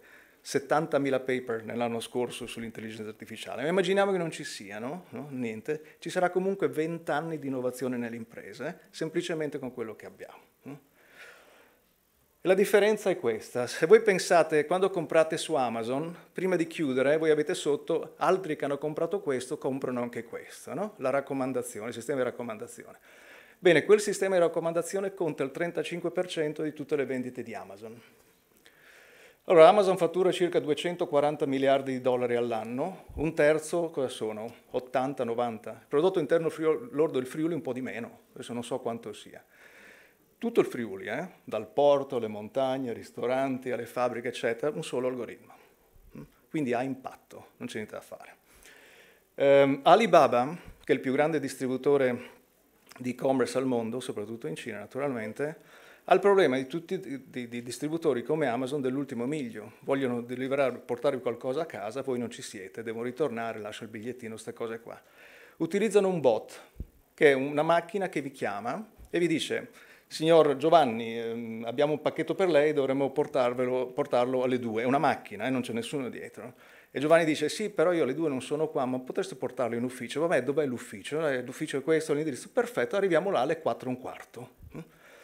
Questo succede in parallelo. Il fattorino non sa cosa andrà a distribuire perché la sua lista aumenta continuamente durante il giorno, perché nel frattempo dietro le macchine decidono cos'è che andrà a fare. Solo con questo oggetto qua Alibaba risparmia 160.000 ore lavoro al giorno. 160.000 ore lavoro al giorno. Adesso non so quanti siano le persone. Questa è Cina, per cui tutto è grande. Ma vedete che un impatto del genere è un impatto economico non banale. Quindi ha impatto. Quello che c'è dietro di fondo però è una cosa semplicissima, perché cambia il modo di programmare, cambia il mondo dei computing. Nel mondo del computing tradizionale voi avete dati e programmi, mettete dentro la macchina, questa la gira e ottenete qualcosa. E va bene. Quindi il programma in qualche modo è qualcosa che l'umano deve creare. Qui invece non facciamo quello, mettiamo dati e output alla macchina, quello che esce il programma. Ma questo è molto più generale, perché basta sapere quello che ci interessa e ci pare, lo possiamo replicare ovunque. Quindi cambia radicalmente il mondo del computing. Quindi il prodotto di computing diventa il programma, non l'output. Naturalmente poi viene applicato. Questo significa insegnare le macchine a imparare. Questo anche significa che si tratta di General Purpose Technology, una tecnologia orizzontale, come l'elettricità, come il motore a scoppio, come tutte queste tecnologie che inizialmente hanno degli utilizzi strani, specifici, eccetera, eccetera, ma di fatto cambieranno completamente la piattaforma sulla quale si sviluppa tutto, anche i rapporti sociali e così via. Quindi una tecnologia di uso generale, che ha delle caratteristiche molto specifiche. La più importante secondo me è questa, quella che si chiama AI Flywheel. Questo circolo virtuoso per cui da più dati potete costruire strumenti migliori, da strumenti migliori potete costruire prodotti migliori che attraggono più clienti, che generano più dati, che danno più strumenti e così via. Chi riesce ad attivare questo flywheel, questo meccanismo, ha un vantaggio competitivo esponenziale rispetto a chi non lo può fare. E questo è quello che noi chiamiamo il cuneo nell'intelligenza artificiale, cuneo che vediamo dappertutto. La prima lo vediamo dalle competenze, chi le ha e chi non le ha. Il caso del legale di prima determinerà se questo studio legale va successo o meno. Dalle città, se avranno le competenze, se avranno abbastanza ingegneri per fare questo, alle nazioni, ma anche a livello planetario e a grandi blocchi. Se voi vedete, arrivate da Marte e guardate l'intelligenza artificiale sulla Terra, ci sono 3 blocchi, no? Quello Canada-Stati Uniti, c'è il blocco europeo e il blocco cinese. Questo è dove succedono le cose. E grosso modo funziona così. Negli Stati Uniti andate per la ricerca e sviluppo, in Europa venite per le regole e in Cina andate per l'innovazione. Questo più o meno come si muove il mondo adesso per l'intelligenza artificiale. Ma per l'innovazione andate in Cina, le cose migliori che noi vediamo sono lì. Quindi non si va più in Cina a fare prodotto, si va in Cina a imparare come utilizzano l'intelligenza artificiale. Questo è fondamentale perché il peso della Cina nel complesso globale non è più un peso commerciale, è un peso intellettuale a questo punto. Quindi sono una serie di cose che noi dobbiamo fare, tutti dobbiamo fare, ma soprattutto le realtà un più piccole, per tener conto di questo cuneo. E ci stanno pensando in moltissimo. Allora, i modi normali sono la ricerca e sviluppo. Tutto questo arriva da ricerca e sviluppo, è bottom up, è stato portato da ricerca e sviluppo. Quindi chi controlla ricerca e sviluppo controlla il futuro. Quindi l'aggregazione di università sono fondamentali. Il Canada sta facendo un lavoro straordinario su questo, con investimenti che sono probabilmente oltre la loro portata. È nato tutto in Canada, le reti neurali, il deep learning arrivano tutte da lì, l'hanno capito, stanno investendo cifre colossali. Ricerca e sviluppo, la seconda è la competenza e l'educazione. Esempio per chiudere è questo della Finlandia. Questo signore qua, un professore che ha convinto il primo ministro, ad un programma di educazione nazionale sull'intelligenza artificiale, che ha l'obiettivo di insegnare cos'è l'intelligenza artificiale prima all'1% della popolazione, e poi arrivare al 10%. Quindi il 10%, 1 su 10 di tutti i finlandesi, non sono tanti, sono 6 milioni, sanno cos'è l'intelligenza artificiale, non sanno programmare, no? Non sanno fare queste cose qua. Però se vedono un oggetto per terra ed è oro, non gli tirano un calcio pensando sia un sasso, no? Questa è un po' l'idea. Fare questo è abbastanza normale, ci sono corsi, ci sono strumenti, può fare indipendentemente, ma il linguaggio, la capacità di capire, la capacità di raccontare cos'è l'intelligenza artificiale, se è importante per me, per il mio lavoro, per i miei figli, eccetera, deve essere qualcosa che è di dominio comune. È il primo passo e poi da lì tutti gli altri strumenti per crescere. Allora, questo in pillole un po' quello che è il settore. Naturalmente uno dovrebbe parlare di questo per mesi, per dare un po' di giustizia a tutto quello che lavoro fatto, ma quello che possiamo fare in 20 minuti. Grazie intanto.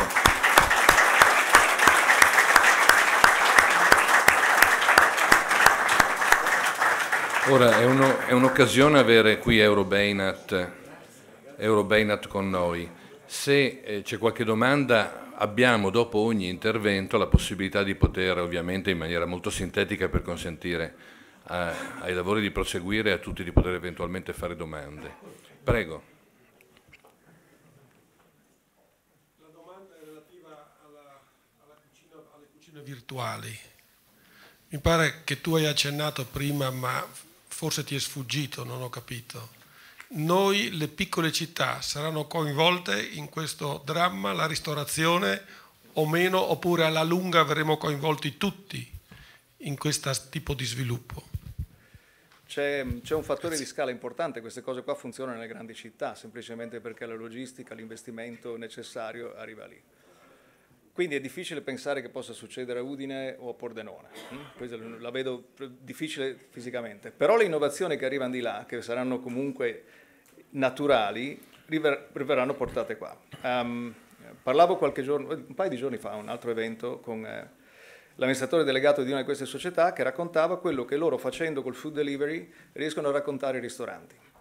Quindi sapendo che questo è il tuo menù e questo che vendi, perché è digitalmente conosciuto, sapendo quello che si vende in tutto il resto della zona attorno a te, io ti posso predire già quello che dovresti mettere in menù e quanto sarà il tuo fatturato se tu metti in menù queste cose qua. E questo lo puoi fare perché conosci tutto il resto. Allora ci sarà tutta una serie, una categoria di ristoranti in questo caso che beneficiano di questo, creando quindi linea di cibo, di prodotti eccetera, che sono in qualche modo tagliati su quello che sono i bisogni della gente. Allora, questi non ci saranno qua, però chiaramente dovremmo in qualche modo arrivare anche qua. Tornando indietro, la scala qua invece è importante, per cui è un fenomeno cittadino. No, ma non è questione di, cioè, salvi, diciamo, questo succede, per cui è un fenomeno gravitazionale, no? Quindi è inutile, sì, si può, c'è poco da fare. Altre domande? Chiederle, per quanto riguarda invece la parte legale, prima ha citato gli avvocati, nei rapporti tra cittadino, impresa e pubblica amministrazione ci sono tutta una serie di lacci-lacciuoli su burocrazia, domande, permessi eccetera. C'è qualche esperienza o qualche passo che si sta facendo anche nel rapporto tra pubblica amministrazione e cittadinanza imprese? Perché penso per esempio alle domande di occupazione eccetera, sono tutte cose che potrebbero effettivamente essere snellite se i tempi e la precisione va in linea con i numeri che ho visto. Due esempi, uno cinese si fa con un WeChat, io parlo con l'amministrazione con WeChat, faccio le domande con WeChat, quindi si fa tutto da lì, quindi, non c'è, beh, è una scelta nostra però, no? Quindi quello strumento lì è normale, se lei vuole andare, banalità, a comprarsi un biglietto per il tram a Pechino deve avere WeChat, non c'è modo per pagarlo altrimenti, no? Dal parrucchiere devo andare con WeChat, il parrucchiere non sa come prendere soldi, non ha proprio la cassa, non sa come si muove, com'è sta roba qua, no? Cioè, funziona così. Quindi questo c'è ed è continuo. L'altro esempio però invece, questo l'abbiamo fatto in un'altra capacità come con una fondazione che si chiama Data Science for Social Good per l'ufficio collocamento portoghese, quindi questo è il caso del settore pubblico che ha un problema semplicissimo, ha tantissimi disoccupati, non ha abbastanza soldi per riorientare la formazione in modo che abbiano più probabilità di prendere lavoro. Quindi la domanda è questa, dove investiamo i soldi che hanno in modo che abbia la maggior probabilità di di avere il numero più basso di gente che sta disoccupata per lungo periodo. Ci sono i disoccupati di lungo periodo a rischio, dobbiamo metterci i soldi su questo. Bene, abbiamo creato un algoritmo sulla base di 5 anni di storia, di investimenti e di storia personale, e questo algoritmo riesce a indirizzare il 30% degli investimenti rispetto a quel gruppo lì. No? Poi vedremo che impatto ha. Però in questo caso è l'amministrazione che dice non so come fare, questi strumenti sono possibili, i dati probabilmente li ho, no? Vado avanti. No? Altre domande? Io. Prego. Due domande. Una per quello che riguarda lo stato dell'arte in Finlandia su questi processi legati appunto all'apprendimento di base, se già ci sono dei dati significativi in questo senso. È iniziato da poco, per cui stanno... I numeri quindi ci sono, però comunque molto giovane come progetto. L'altra domanda che era più legata alla dimensione nostra regionale, cioè tu parlavi prima, tu da tanti anni, quindi tu parlavi prima del problema legato alla dimensione urbana, quindi dove c'è una dimensione urbana significativa i processi sono più rapidi. Allora sembrerebbe in questo senso, vista la nostra condizione diffusa dal punto di vista antropico, che il Friuli possa scontare questa sua presunta o vera allontanamento o comunque periferia insomma, dei processi in modo rilevante. Allora qual è il tuo punto di vista? Insomma?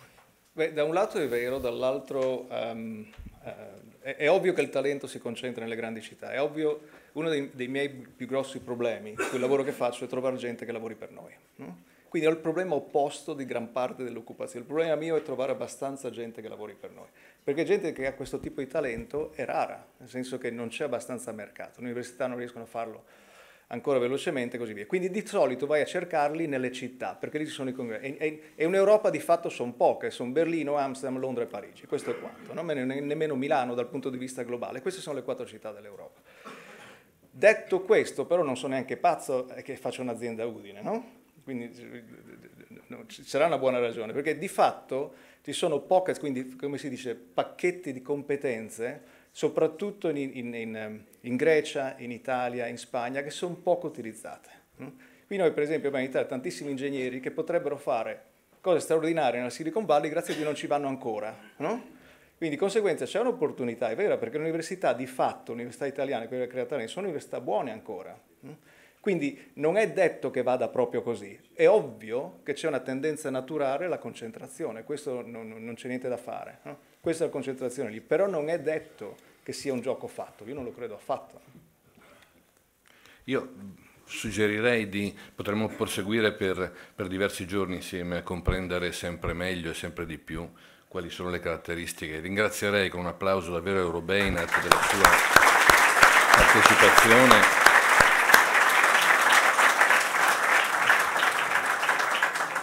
Grazie davvero Euro. E inviterei Cristian Vida, il presidente di Confidi Friuli, e Francesco Iannella, il responsabile nord-est di Unicredit, a accompagnarmi qui al tavolo perché dopo i loro saluti chiederemo a Danilo Maiocchi, che intanto invito al podio per il proprio intervento.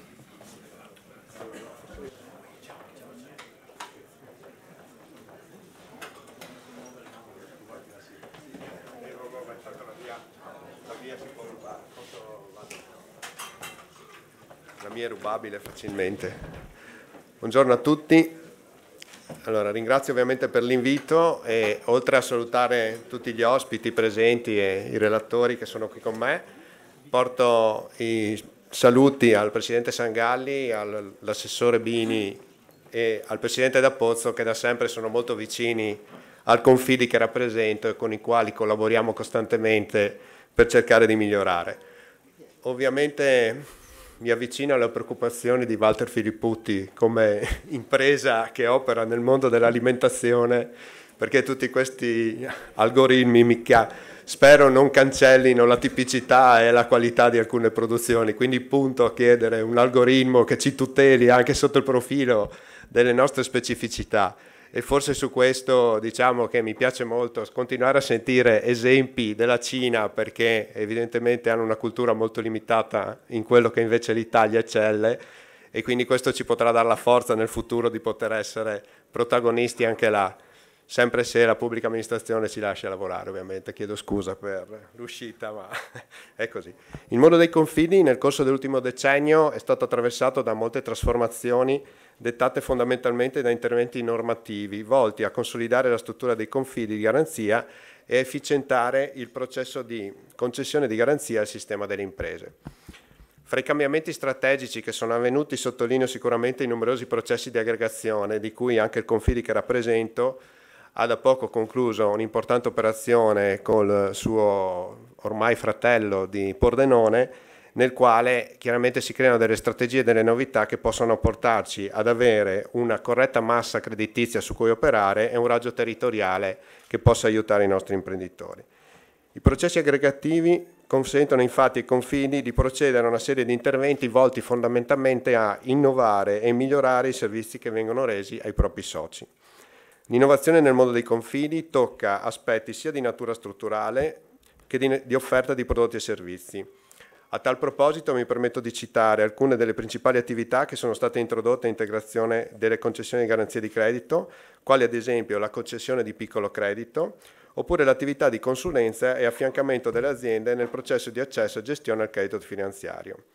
Quest'ultima sarà sempre di più la nostra attività core, in quanto le strutture che una volta erano considerate esclusivamente erogatrici di garanzie, oggi diventano facilitatori a tutto tondo nel processo di accesso al credito per le aziende meno strutturate e che spesso si trovano disorientate in un mondo, quello del credito e della finanza, sempre costantemente in rapida evoluzione.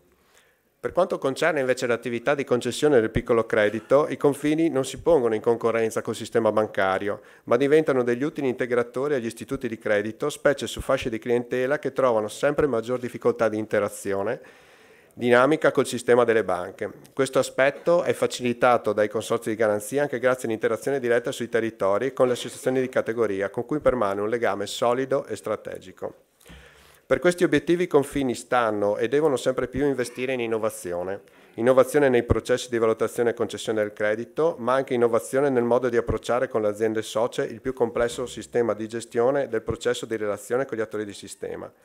Da questo punto di vista occorre far crescere il dialogo e lo scambio di informazioni, soprattutto con le aziende socie, svolgendo un ruolo anticipatore delle necessità o delle problematiche che le imprese si trovano costrette ad affrontare nel loro operare quotidiano, accompagnando le soluzioni condivise con il sistema del credito e che meglio possano rispettare le aspettative di tutti gli attori in gioco.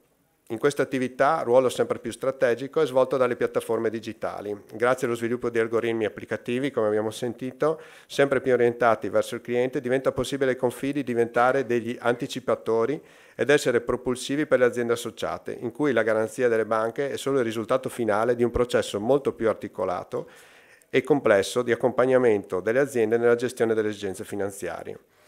A titolo puramente indicativo, in questo senso, possiamo ricordare la rapida crescita, poi parlerà molto meglio di me il direttore Maiocchi, del fintech in Italia, la crescita del mercato delle piattaforme di crowdfunding e il factoring digitale, che diventano da un lato un'opportunità per imprese e dall'altro per i confidi che possono offrire, tramite apposite convenzioni, l'accreditamento presso questi portali alle aziende socie. Nel corso di questo mese è stata introdotta un'importante riforma del Fondo Centrale di Garanzia, strumento che nel corso di questi ultimi anni ha permesso a banche e confidi di supportare un volume di affidamenti concessi del sistema del credito per oltre 19 miliardi. Con la piattaforma che prevede la rimodulazione dell'importo delle garanzie rilasciate a favore delle piccole e medie imprese in base al rating, i confidi possono svolgere finalmente un ruolo fondamentale, andando ad aumentare la copertura garantistica rispetto ai massimali previsti dal fondo e rafforzando i presidi di credito delle banche. Particolarmente interessanti poi sono le operazioni cosiddette tripartite, dove il ruolo dei confidi diventa centrale sia nel processo di valutazione che di concessione della garanzia. Altro aspetto di innovazione che riguarda invece operazioni di sistema più strutturali e che coinvolgono in maniera diretta il sistema del credito sono rappresentate ad esempio dalle tranche covered, con cui i confidi, mediante apposite convenzioni con le banche, garantiscono portafogli di operazioni concesse dagli istituti di credito. Questi strumenti permettono indubbi vantaggi a tutti gli attori di sistema. Le strutture di trench covering sono infatti tipiche strutture win-win, che consentono diversi risvolti positivi per i soggetti coinvolti. Per i confidi infatti c'è la possibilità di fissare un importo di intervento di sostegno con il massimo effetto in leva in termini delle piccole e medie imprese. Per le banche la possibilità di beneficiare di un requisito patrimoniale ridotto e per le imprese la possibilità di accedere a garanzie su finanziamenti e di ottenere tassi di interesse più vantaggiosi rispetto a quanto si trova normalmente sul mercato. Ricordo infine la possibilità di confidi di intervenire anche sulle nuove forme di finanziamento delle imprese, come ad esempio i mini bond. Su queste operazioni i confidi hanno già operato mediante sottoscrizione da parte di alcune emissioni, ma potrebbero anche intervenire con i giusti parametri nell'ambito del rilascio della garanzia sull'emissione stessa.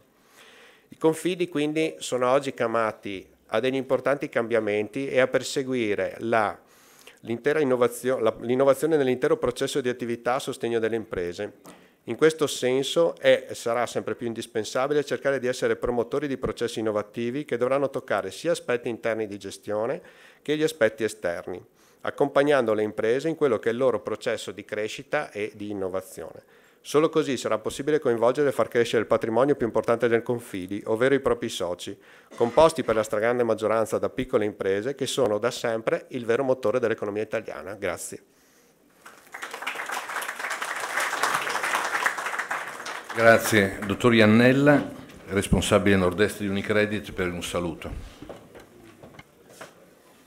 Grazie, buongiorno a tutti. Mi permetto una divagazione perché ho lavorato in questo territorio ormai 10 anni fa, ho avuto un'esperienza di 2 anni in Friuli Venezia Giulia, un'esperienza molto positiva che porto con me nel cuore e che ogni volta che torno in questo territorio ricordo sempre con grande piacere. Parliamo di innovazione, è inutile ricordare quanto ormai l'innovazione pervade la vita quotidiana, perché è stato detto a più riprese e il Presidente ha anche citato, andando nella storia, personaggi che nel Settecento facevano innovazione, ma su questa falsariga potremmo arrivare anche a parlare della ruota e delle prime forme di innovazione di quando l'uomo ha incominciato a colonizzare il pianeta. Il tema dell'innovazione quindi è un tema che accompagna la nostra vita, accompagna la nostra evoluzione e con il quale dobbiamo sempre confrontarci. Per quanto riguarda Unicredito, noi pensiamo che l'innovazione sia una grande opportunità e l'opportunità cerchiamo di coglierla con investimenti importanti nel piano industriale che stiamo gestendo e che terminerà quest'anno col 2019. Abbiamo destinato 2 miliardi e 400 milioni per l'innovazione, per modificare e cambiare i nostri modelli di servizio avvicinandoli a quelle che sono le richieste dei clienti.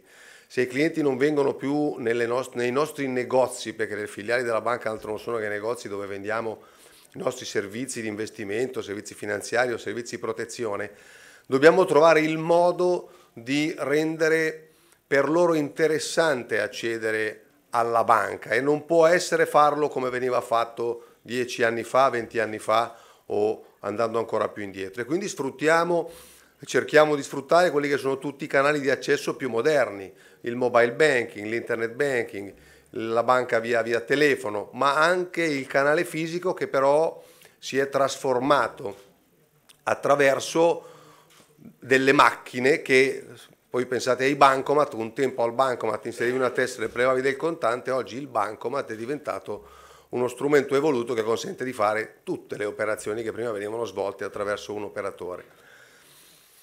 E questo è quello che l'interpretazione di Unicredito per gestire l'innovazione è migliorare la customer experience e fare in modo che i clienti ci continuino ad apprezzare e ad acquistare i nostri servizi.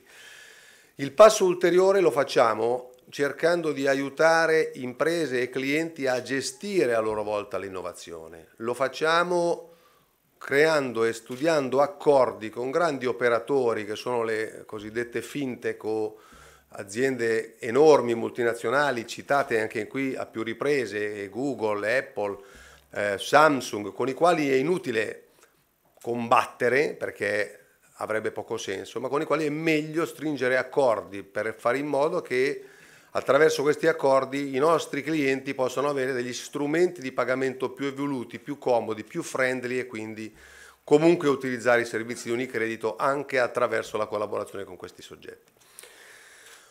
Un passo ulteriore lo facciamo cercando di aiutare le imprese a vendere e sfruttando qui, anche qualcuno ha citato prima di me, il tema di Alibaba. Alibaba è un grandissimo operatore presente in 190 paesi, una vetrina gigantesca che dà enormi opportunità di vendita se gestita, se conosciuta. Un piccolo operatore non ha facile accesso ad Alibaba perché non è semplice, non è a costo zero. Attraverso Unicredito, attraverso un nostro servizio che si chiama EUSI Export, diamo la possibilità anche a piccoli e piccolissimi operatori di accedere al portale Alibaba, di presentare in questa enorme vetrina in 190 paesi nel mondo i loro prodotti. E i ritorni e i riscontri che raccogliamo dai nostri clienti sono davvero molto positivi. Quindi grazie ancora per averci consentito di prendere parte a questo evento. Sottolineo ancora una volta che per Unicredito l'innovazione è una grande opportunità, lo è per noi e vogliamo aiutare i clienti a far sì che anche per loro l'innovazione sia un'opportunità da gestire insieme. Grazie, al prossimo.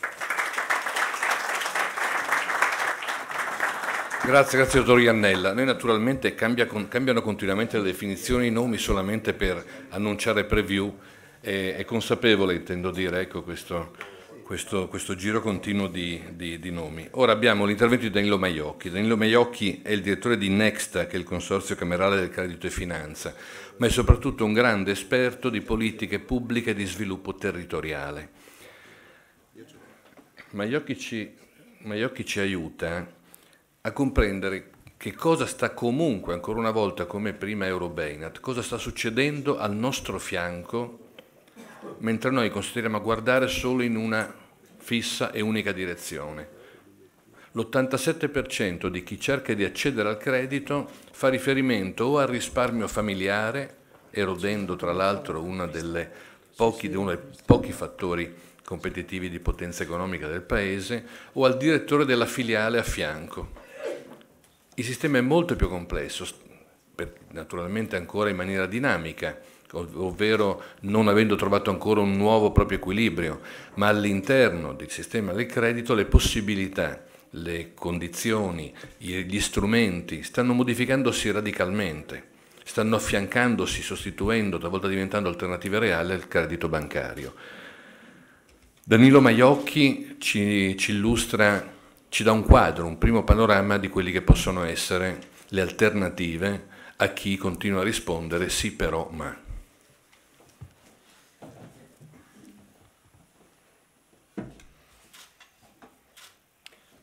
Grazie, buongiorno a tutti, grazie a chi mi ha preceduto perché anche questi ultimi interventi, oltre ovviamente a quelli precedenti, ma inquadrano bene quanto voglio brevemente descrivervi, prima con qualche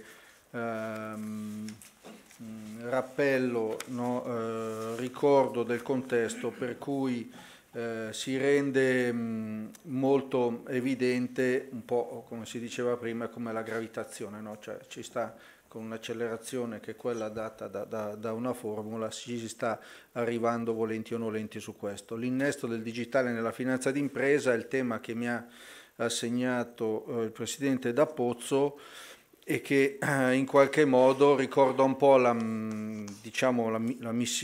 mandato che questo consorzio del sistema camerale in Nexta ha ricevuto appunto innanzitutto anche per dire dal Presidente Sangalli, comunque dal sistema camerale nel suo complesso, di rendere permeabile, cioè far entrare nella grande massa delle imprese che le Camere di Commercio hanno come mandato, diciamo, propri clienti, tra virgolette, cioè tutti voi e anche tutte le imprese italiane, questo che è un tema, cioè il digitale nella finanza, che sta con velocità di accelerazione gravitazionale entrando, volenti o nolenti.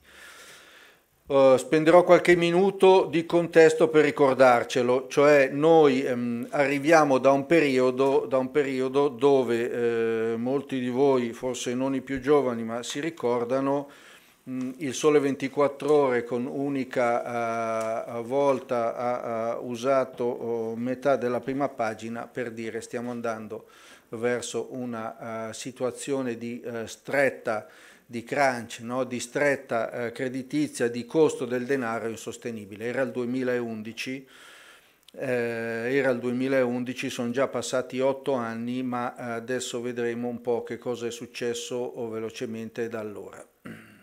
Saltiamo qualche anno dopo, anche qui voi ricordate che un po' l'uscita, no?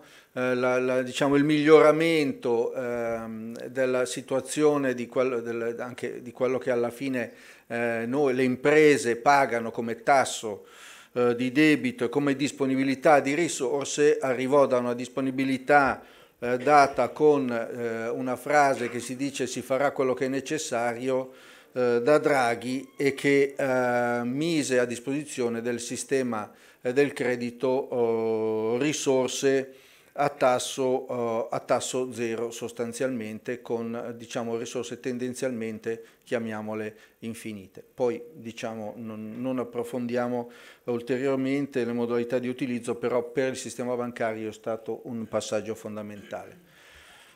Da allora il percorso a livello globale, ma sicuramente europeo e italiano, è stato un percorso quasi paradossale. Qua ho portato solo un esempio di qualche anno fa, cioè è raro vedere che chi vende ti dà dei soldi, no? Beh, forse nel calciomercato, ecco, può capitare, ma nei sistemi quando uno vende ha un valore, ritiene di avere un valore aggiunto che porta e c'è uno scambio monetario. C'è stata invece e continua un'acquisizione di filiali sul territorio, un po' lo si diceva già, nel percorso di riorganizzazione complessiva del sistema del credito, cioè noi riteniamo a ragione che quando ci sono bisogno di risorse, parlo delle imprese ma anche dei privati, se c'è bisogno di soldi si va in banca.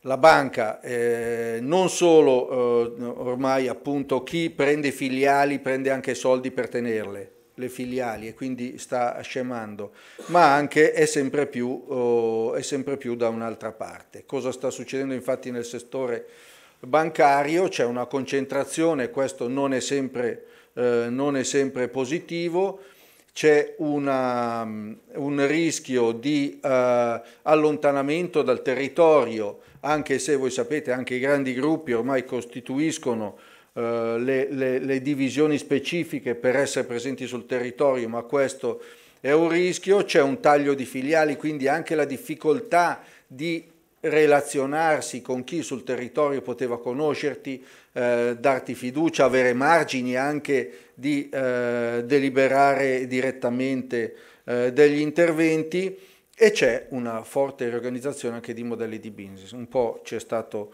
positivamente già descritto anche dal dottor Iannella. Cosa sta succedendo? Quando do questi dati mi dico lo sanno già meglio le imprese, perché lo sperimentano, magari non hanno la visione percentuale, ma sono già cose sperimentali sulla propria pelle. Però è anche utile ricordarcelo. È utile ricordarci che c'è stata una riduzione, una contrazione del credito alle piccole imprese del 30% negli ultimi 7 anni.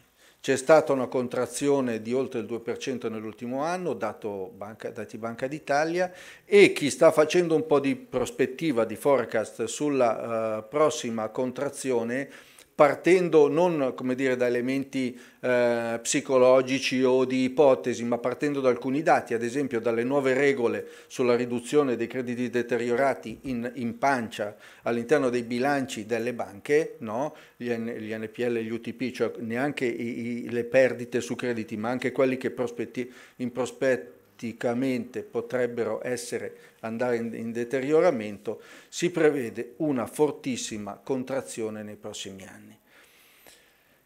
Una fortissima. Allora, perché quindi è inevitabile, ma adesso vi farò anche qualche esempio, che tutte le imprese, anche l'impresa del singolo professionista o del singolo commerciante, incomincia a guardare con un po' di attenzione l'innesto del digitale nella finanza, ed è questo appunto il mandato che ci è stato assegnato, perché alcuni temi, ma che ormai nell'orecchio ci sono, il crowdfunding, il lending eccetera, si incomincino a valutare se e come testare e agire così. Questo è un compito importante che le Camere di Commercio si assumono, che le associazioni si assumono per le imprese, e che alla fine devono anche essere le imprese a sperimentarlo direttamente. Noi stiamo lavorando principalmente su alcuni di questi punti, ma ovviamente quelli anche fatti esemplificati precedentemente come big data sono molto dentro questi aspetti, ma penso che anche oggi pomeriggio potrà esserci l'occasione con Andrea di riprendere alcuni di questi punti. Invece voglio entrare negli esempi concreti.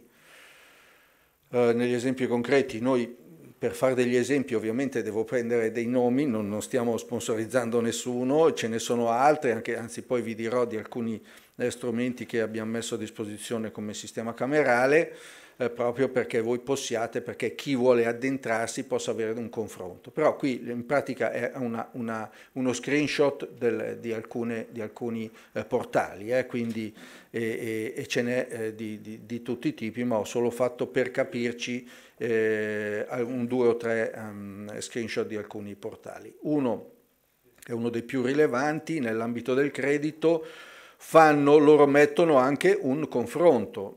È anche vero che rispetto a questo, ad esempio, i tempi di risposta, secondo me, delle 8-12 settimane sono un po', non è vero, ritengo di no, cioè l'istituto di credito risponde anche no, però devo dire anch'io che ho un'azienda mia e che ho provato adesso per un'acquisizione immobiliare, eccetera, eccetera, sì, non erano 8 settimane, ma 4 sì. Ecco, 4 sì. Le valutazioni invece ovviamente digitali sono più veloci, questo è un valore aggiunto. Ci sono insomma alcuni valori aggiunti che loro vogliono trasmettere con questo prospetto, e che vale la pena che gli stessi imprenditori, che voi teniate presente, no? Quindi è solo per questo che ve lo do. October è un altro di questi operatori nei prestiti, no? Come Borsa del Credito dice il nome. October è un'azienda importante che opera in Francia da molti anni, ha iniziato a operare anche in Italia. Ti chiedono una diciamo, compilazione, anche perché poi assorbono anche direttamente, ma come sistema del credito ordinario ovviamente, i dati anche da altri canali, ma dà una compilazione molto semplice della modalità di ingresso sulla richiesta. E fin qui diciamo siamo all'ingresso. Questo è un esempio vero, cioè ma lo vedremo, sicuramente le piattaforme digitali costano di più. Un prestito per n motivi, c'è una raccolta, c'è una remunerazione della raccolta che va, diciamo, non su canali ordinari come, ad esempio non accedono al BCE ovviamente, ma da fondi privati, quindi la remunerazione deve essere più elevata, quindi costa di più. Però ci sono alcuni elementi sicuramente di vantaggio. Questo esempio concreto è quello di un'azienda che non otteneva, quando ci sono i tempi di procedura concorsuale, devi dare entro tot giorni la risposta alla fideiussione, eccetera, e l'ha ottenuta con un tasso molto superiore, ma con tempi molto più ridotti, per un finanziamento ponte, no? Un bridge. Quindi ci sono anche modalità di utilizzarle in mix, no? Cioè uso per un certo parte, ho bisogno di risorse subito in maniera molto tracciata, trasparente, eccetera, per poi attendere la risposta che mi aspetto positiva dal sistema bancario. Questo è un esempio per cui non è che vedo il tasso e allora va bene o non va bene, ho anche altri elementi che devo valutare. Quello era il finanziamento. C'è anche l'invoice trading, che in realtà è lo sconto fatture, così, invoice trading. L'anticipo fatture, ci sono imprese anche qui che si stanno posizionando in maniera significativa. Credimi, ad esempio, è un operatore, ma lo vedete anche voi su Sole 24 Ore, su Milano Finanza, anche dei giorni scorsi, sta facendo una raccolta importante da fondi, cioè diciamo potrà operare da qui a un anno con un potenziale portafoglio sconto di qualche miliardo di euro. Ecco, cioè non sono realtà del 5.000 euro. Quando hai un potenziale di questo tipo incominci anche a fare massa critica e poter abbassare i prezzi.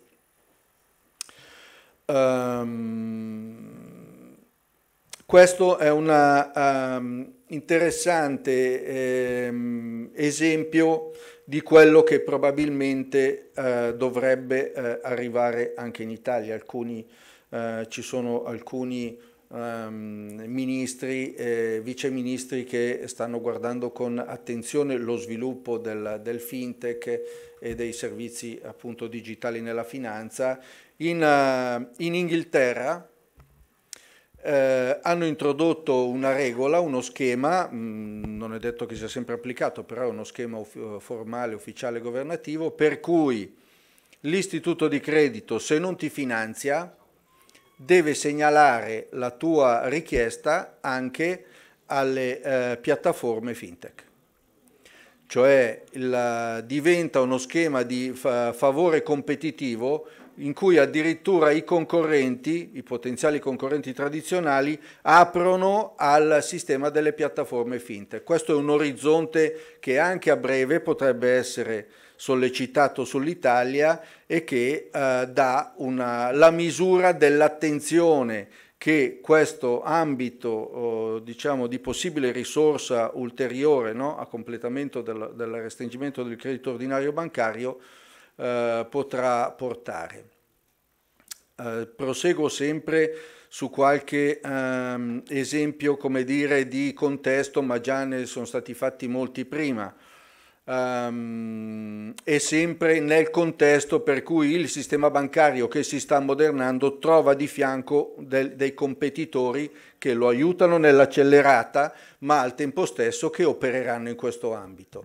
Il fintech, abbiamo visto due esempi, cioè il lending, i prestiti e lo sconto fatture. I grandi operatori iniziano, ma sappiamo già, non so, Apple Pay, eccetera, ma non solo, non utilizzano solo sistemi di pagamento per fare le transazioni, ma incominciano a fare credito. Amazon, per chi opera sulle proprie piattaforme, fa una valutazione per cui paga il magazzino, avendo gli algoritmi di cui già si diceva, e prevede già quanto venderà il proprio fornitore, anticipa il magazzino del fornitore stesso. Questo in prospettiva è un ambito in cui anche le piccole imprese potranno guardare con interesse, cioè quando hai un prodotto di qualità, una possibilità di metterti su una piattaforma, magari anche in aggregazione territoriale, il magazzino, quindi questi grandi operatori operano ormai già di fatto nel sistema creditizio anche senza, come dire, evidenziarlo in altri modi. Si chiama appunto già Amazon Lending. Volevo anche, perché ho portato questo esempio molto semplice, perché il rischio qual è? Che le piccole imprese, come appunto si diceva prima, ma non solo nel Friuli Venezia Giulia, il 95% del tessuto imprenditoriale italiano è di piccole e piccolissime imprese, grazie a Dio. Le piccole imprese, il rischio cosa dice? Sì, va bene, però non è per me, no? Cioè, pensiamolo, lasciamolo intanto fare ad altri, alle multinazionali. Alcuni strumenti, alcune modalità di adozione, cioè per scaricare a terra subito sia l'utilizzo di queste possibilità che vedevamo prima, o anche addirittura una sperimentazione al proprio interno, sono molto realistiche. Bisogna aver voglia di fare, le associazioni, soprattutto quelle che pensano appunto e propongono momenti come questo tipo, no? Che non sono banali, Allora, questo ad esempio è un piccolo strumento che si mette in parallelo e fa il confronto tra in pratica aggrega su un unico punto, questa yacht mi sembra anche di un gruppo bancario tra l'altro, aggregano in un unico punto su un'unica app tutti i conti che un'azienda o un privato, un'azienda ha aperto e fa continuamente benchmark. Cioè dice in questo momento il tasso passivo di questo è così, questo è cos'ha, questo ti mette a disposizione questo, cioè aggrega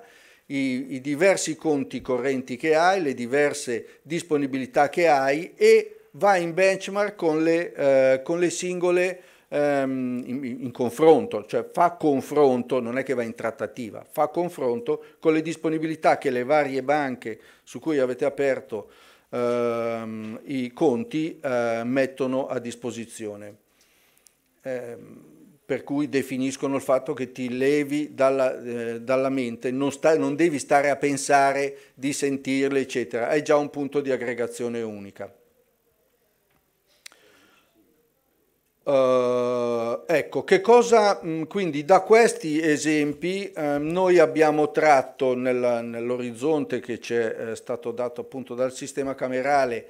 In Nexta, tra l'altro non è un caso, il presidente di Nexta è il presidente D'Apozzo, nell'orizzonte che ci è stato dato abbiamo incominciato a dare come output, come uscita alcuni strumenti, cioè va bene che abbiamo presente che c'è il credit crunch, va bene tutto, ok, grazie, adesso lo so, ma che cosa posso usare per rendere concreti e per provare a testare questo? Allora noi oltre alle disponibilità, alla presenza sulle singole camere di commercio, nostre socie eccetera, per far testare, provare a vedere, c'è l'esigenza di fare un finanziamento, vediamo come insieme ai confidi si sta lavorando per fare dei prodotti insieme come già è stato fatto ad esempio, e questo è l'esempio che stiamo facendo ad esempio su tutte le camere di commercio della regione Lombardia, i punti di impresa finanza digitale che li proporremo anche alle altre camere, cioè dove c'è una persona specifica formata che vi dice, vi fa fare delle prove, vi fa fare dei test sui vari portali del lending piuttosto che dell'invoice trading, piuttosto che del crowdfunding. Oltre a questo abbiamo incominciato a rilasciare degli strumenti molto semplici. Questo index in pratica è il primo, l'unico database per semplificare dove si possono trovare tutte le imprese fintech operative in Italia di un certo livello, diciamo, no? Cioè quindi benissimo che nascono le start-up, eccetera, eccetera, con delle prospettive, quello che è, ma noi intanto abbiamo incominciato a selezionare chi ha incominciato già a fare transazioni, chi ha un certo rolling nello sconto fatture, chi ha, cioè quindi già una selezione, sono un centinaio le imprese finte che abbiamo inserito, sulle divise un po' sulle varie divise su varie tematiche, dall'insurtech, il crowdfunding, la blockchain stessa, gli strumenti di pianificazione finanziaria interna, il real estate, eccetera, eccetera, cioè divise in alcune categorie scientificamente appunto individuate sulla base di alcuni parametri, per cui in prospettiva magari ne entreranno anche altre certamente, ma intanto noi abbiamo voluto selezionare perché? Per mettere a disposizione delle aziende che vogliono incominciare a vedere quali sono in quel settore, c'è una scheda descrittiva, ci sono i contatti, una cosa semplice, un database che però intanto seleziona, come dire, un po' li mette e un po' li lascia fuori, no? In attesa che crescano, e poi ti aiuta a individuare, eventualmente a rapportarsi, a contattarle, eccetera, eccetera. Stiamo per rilasciare anche un altro strumento fondamentale nel percorso di cui all'inizio, cioè della stretta creditizia, e nel percorso anche di richiesta di credito di queste piattaforme operatori fintech. Che cos'è? È una web app, cioè insomma un'applicazione sul portale nostro e sarà sul portale di tutte le imprese nostre socie, dove un'azienda può, inserendo una partita IVA, no? Avere un rilascio di una collocazione del grado di rischio dell'impresa, che può essere lei stessa piuttosto che un'altra, un suo concorrente, un cliente, fornitore, quello che è, con un algoritmo validato evidentemente, cioè abbiamo selezionato un algoritmo validato a livello europeo, ESMA, cioè l'ente europeo che valida gli algoritmi di riclassificazione finanziaria, cioè quelli che usano ognuno adatto al suo, ma gli istituti di credito, gli istituti di rating, questi hanno un algoritmo sul quale chiedono la validazione ESMA, così è questo, e dà quindi uno scoring, cioè diciamo per dire AAA, no? a AAC, no? O dal verde al giallo al rosso, questo. E oltre a questo un approfondimento o un primo approfondimento e una possibilità di avere il bilancio, l'ultimo bilancio depositato, no? Che è proprio del sistema camerale, su alcune imprese. È chiaro che questo con i caveat del caso, cioè noi non entriamo nel meccanismo competitivo, cioè non so, Cerved piuttosto che CRIF, cioè ci sono imprese multinazionali importantissime, fanno benissimo il loro lavoro, noi vogliamo che lo facciano meglio, che lo facciano loro, non siamo, come dire, a vendere, ecco, non stiamo vendendo, sono tutti strumenti per aiutare l'impresa ad avviarsi in un percorso, no? Cioè non facciamo il lending lo faccia chi lo deve fare e lo faccia meglio, noi vogliamo che costi meno, che sia fatto bene, con aziende sicure, che l'imprenditore non resti appeso a metà, così pure qua. Noi vogliamo che l'imprenditore possa incominciare a avere un po' più di coscienza che uno strumento di analisi del rischio finanziario sarà sempre più importante.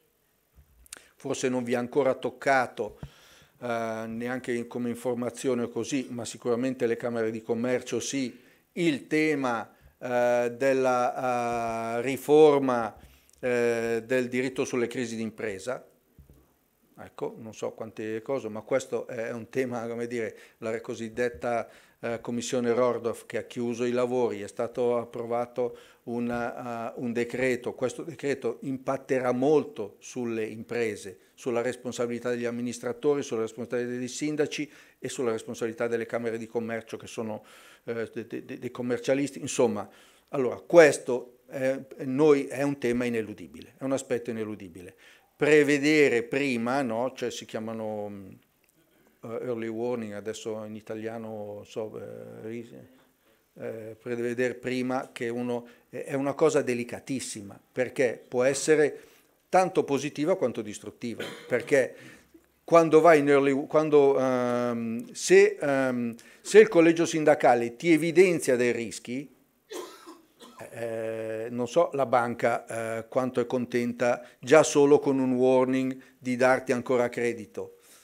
Quindi incominciare a ragionare su questi temi, incominciare a usare qualche strumentino, incominciare a guardarsi dentro sulla cosa è il modo migliore per prevenire paradossalmente cose che, come dire, sono stati pensati per aiutare ed evitare le crisi di impresa finali, cioè il fallimento, quello che d'altra parte è una cosa, come dice Bezos, tutte le aziende falliranno.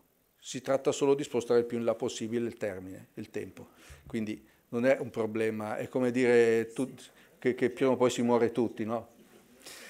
Bene, vado veloce e concludo. L'ultimo strumentino, ma anche questo voglio dirvelo, è che abbiamo messo insieme tutte le possibilità delle Camere di Commercio italiane di proporre bandi contributi per le imprese. Questo è collaterale, come dire, ma mi piace dirvelo, cioè anche questo entro il mese di aprile uscirà, perché? Perché in un unico punto si potranno vedere tutti i bandi di tutte le Camere di Commercio italiane di cui noi siamo al servizio. Grazie. Grazie.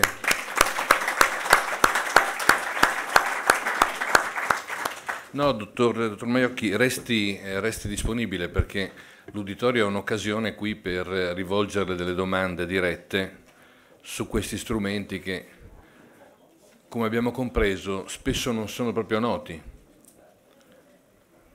C'è qualche domanda?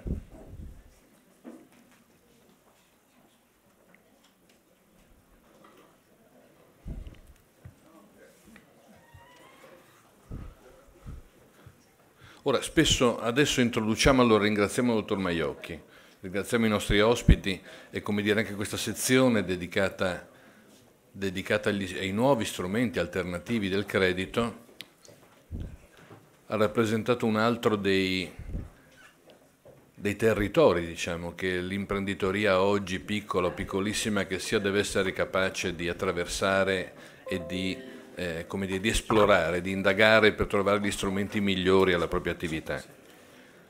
Ora viene Carles Ribot-Cabrère, è il direttore creativo è stato il direttore ed è il direttore creativo di alcune delle principali agenzie europee, dal cognome avete compreso che è spagnolo, anche se parla la nostra lingua molto bene. È uno dicevo, dei direttori artistici, è una delle principali, e certamente adesso la Olivai è una delle principali agenzie di comunicazione europee, dove la comunicazione non è quella tradizionale che abbiamo sempre conosciuto, ma è quella che ha a che fare con le tecnologie della riproduzione della realtà in condizioni immersive. Condizioni anche qui che ci propongono un mondo che sembrava futuribile, che sembrava, come dire, appartenere più alla cinematografia che alla realtà presente, ma che invece è strumento non solo per l'entertainment, per, come dire, certi parchi tematici o certe esperienze che la Disney soprattutto e la Pixar propongono nel mondo, ma diventa strumento effettivamente utilizzato in alcune declinazioni dall'impresa e dalla piccola impresa, non solamente da quella grande. Naturalmente siamo agli inizi, fino adesso abbiamo parlato di dati e di realtà che ci sono a fianco. Ora con Cabrère parliamo invece di qualche cosa di cui cominciamo a poter sondare gli effetti potenziali, che tra poco tempo, come tutte le accelerazioni che stiamo vivendo, diventerà massificata, diventerà democraticizzata e quindi affrontabile economicamente anche da chi in questo momento non potrebbe certamente permettersi i costi che queste tecnologie agli inizi e alle loro avanguardie richiederebbero. Cabrère. Grazie, buongiorno a tutti. Questo è il titolo del mio talk, la tecnologia immersiva ci può aiutare? Ok, grazie. Prima di iniziare vorrei ringraziare a Confcommercio e tutto il suo team per avermi invitato a partecipare a questo evento. Sento l'Italia come la mia seconda casa, quindi è un onore essere qui con voi. Negli ultimi 7 anni ho cercato di innovarmi quotidianamente. Sono un innamorato della tecnologia e della sua capacità di migliorare la nostra vita. Sento che tutto sta avanzando molto velocemente al giorno di oggi, ma mi emoziono quando penso a tutto che ci aspetta. Questi sono alcuni dei nostri ultimi clienti che ci hanno fidati da noi di innovare con la nostra tecnologia, la tecnologia della realtà virtuale, realtà aumentata e il video 360. Prima di continuare vorrei scusarmi per il mio italiano. Non l'ho mai studiato, per questo che oggi dirò, magari già detto, qualche assurdità. E approfitto di questo argomento di lingue per iniziare a parlare di innovazione in questo campo. Al giorno di oggi esistono fantastici strumenti che possono aiutarci a tradurre testi scritti con realtà aumentata. Sicuramente tutti voi conoscete Google Translate. E adesso proverò di fare una piccola dimostrazione del Google Translate che grazie al deep learning e anche alla realtà aumentata possiamo tradurre automaticamente testo in diverse lingue. Vediamo, perché qualche volta l'innovazione e la tecnologia non ci aiutano. Se non è così, andrò avanti con la presentazione. Vediamo. Sì, esatto. Ok, sì. Sicuramente andrà bene. Ok. Allora, Google Translate, Deep Learning a realtà aumentata. Abbiamo qua, vi farò vedere con la camera del telefono il flyer dell'evento. Vedete qua che è in italiano, però se io uso l'applicazione di Google Translate e scelgo per tradurre dall'italiano all'inglese e apro la camera, il testo che è in italiano automaticamente si traduce in inglese. Immaginarsi se siamo al Giappone, vogliamo prendere il subway, difficile di capire il giapponese, penso io. Allora, con questa tecnologia deep learning, realtà aumentata, subito possiamo capire dove dobbiamo andare. Ok, è andato bene la demo, fantastico. Io ero preoccupato. No, grazie a Google, grazie a Google. Ok, proviamo di continuare. Vediamo se lo prende. Sì, sicuramente sì. Allora, Google Translate. 103 lingue che già hanno tradotto. Viene utilizzato quotidianamente per più di 200 milioni di persone. Magari devo dire qualcos'altro? Aspettiamo un po'. Vediamo, sì. Sì. Vedete, tanta... sì. Vediamo se possiamo fare... ok. Secondo, così possiamo tornare. Magari devo dire questo. No.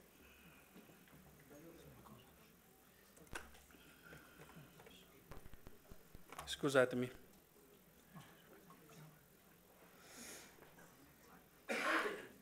Approfitto per dirvi, provate questa applicazione, provate a farlo, è molto facile. Dovete scaricare questa applicazione, scaricare il dizionario in inglese e così possiamo magari collegarci un'altra volta.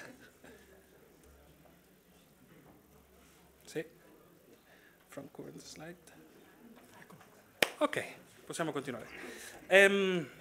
Come diceva, Google Translate, addirittura esistono anche gruppi musicali che hanno utilizzato la realtà aumentata del traduttore Google per creare un videoclip.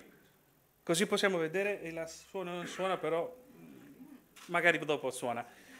E automaticamente, vedete, si traduce dall'inglese a un idioma orientale, non so capire qual è, però per vedere che non solo si usa per i cittadini, sino si può usare a livello commerciale per fare videoclip.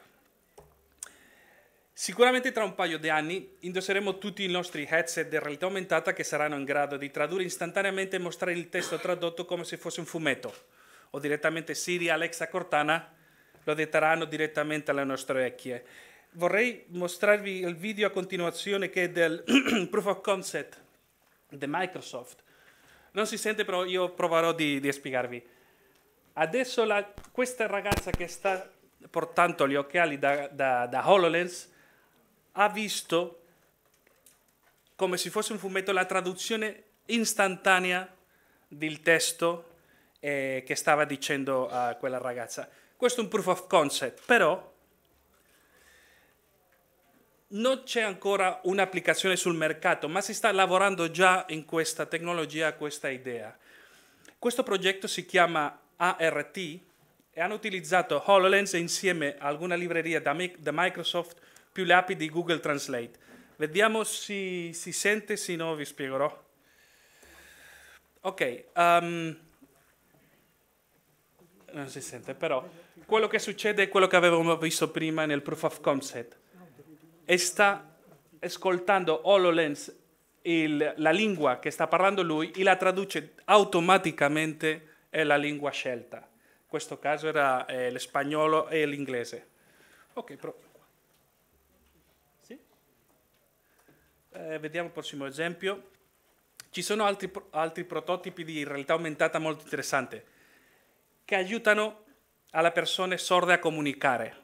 Questo è il caso di HoloHear. HoloHear usa HoloLens per tradurre l'inglese alla lingua dei segni. Questa persona che usa gli occhiali è una persona sorda, non può sentire, ma sceglie che HoloLens senta per lei e automaticamente e visualmente traduce il testo e così può capire quello che succede. Non c'è... boh. Il volume del PC. Il volume del PC... No, deve essere qua. Vedi che si sente. È disattivato.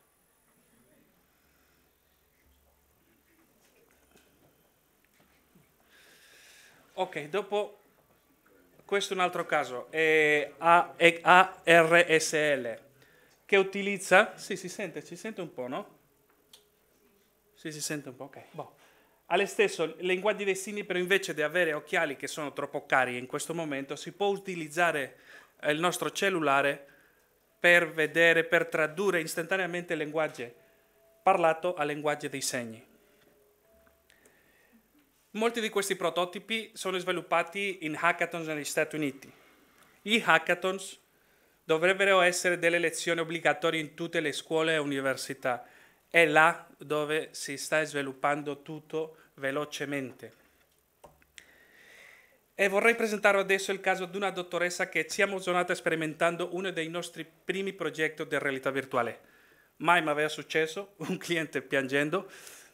È una cosa un po' colpevole anche. Vediamo se si sente, incrociamo i diti.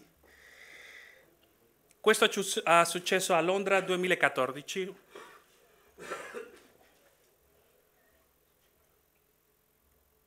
Nel massimo il volume.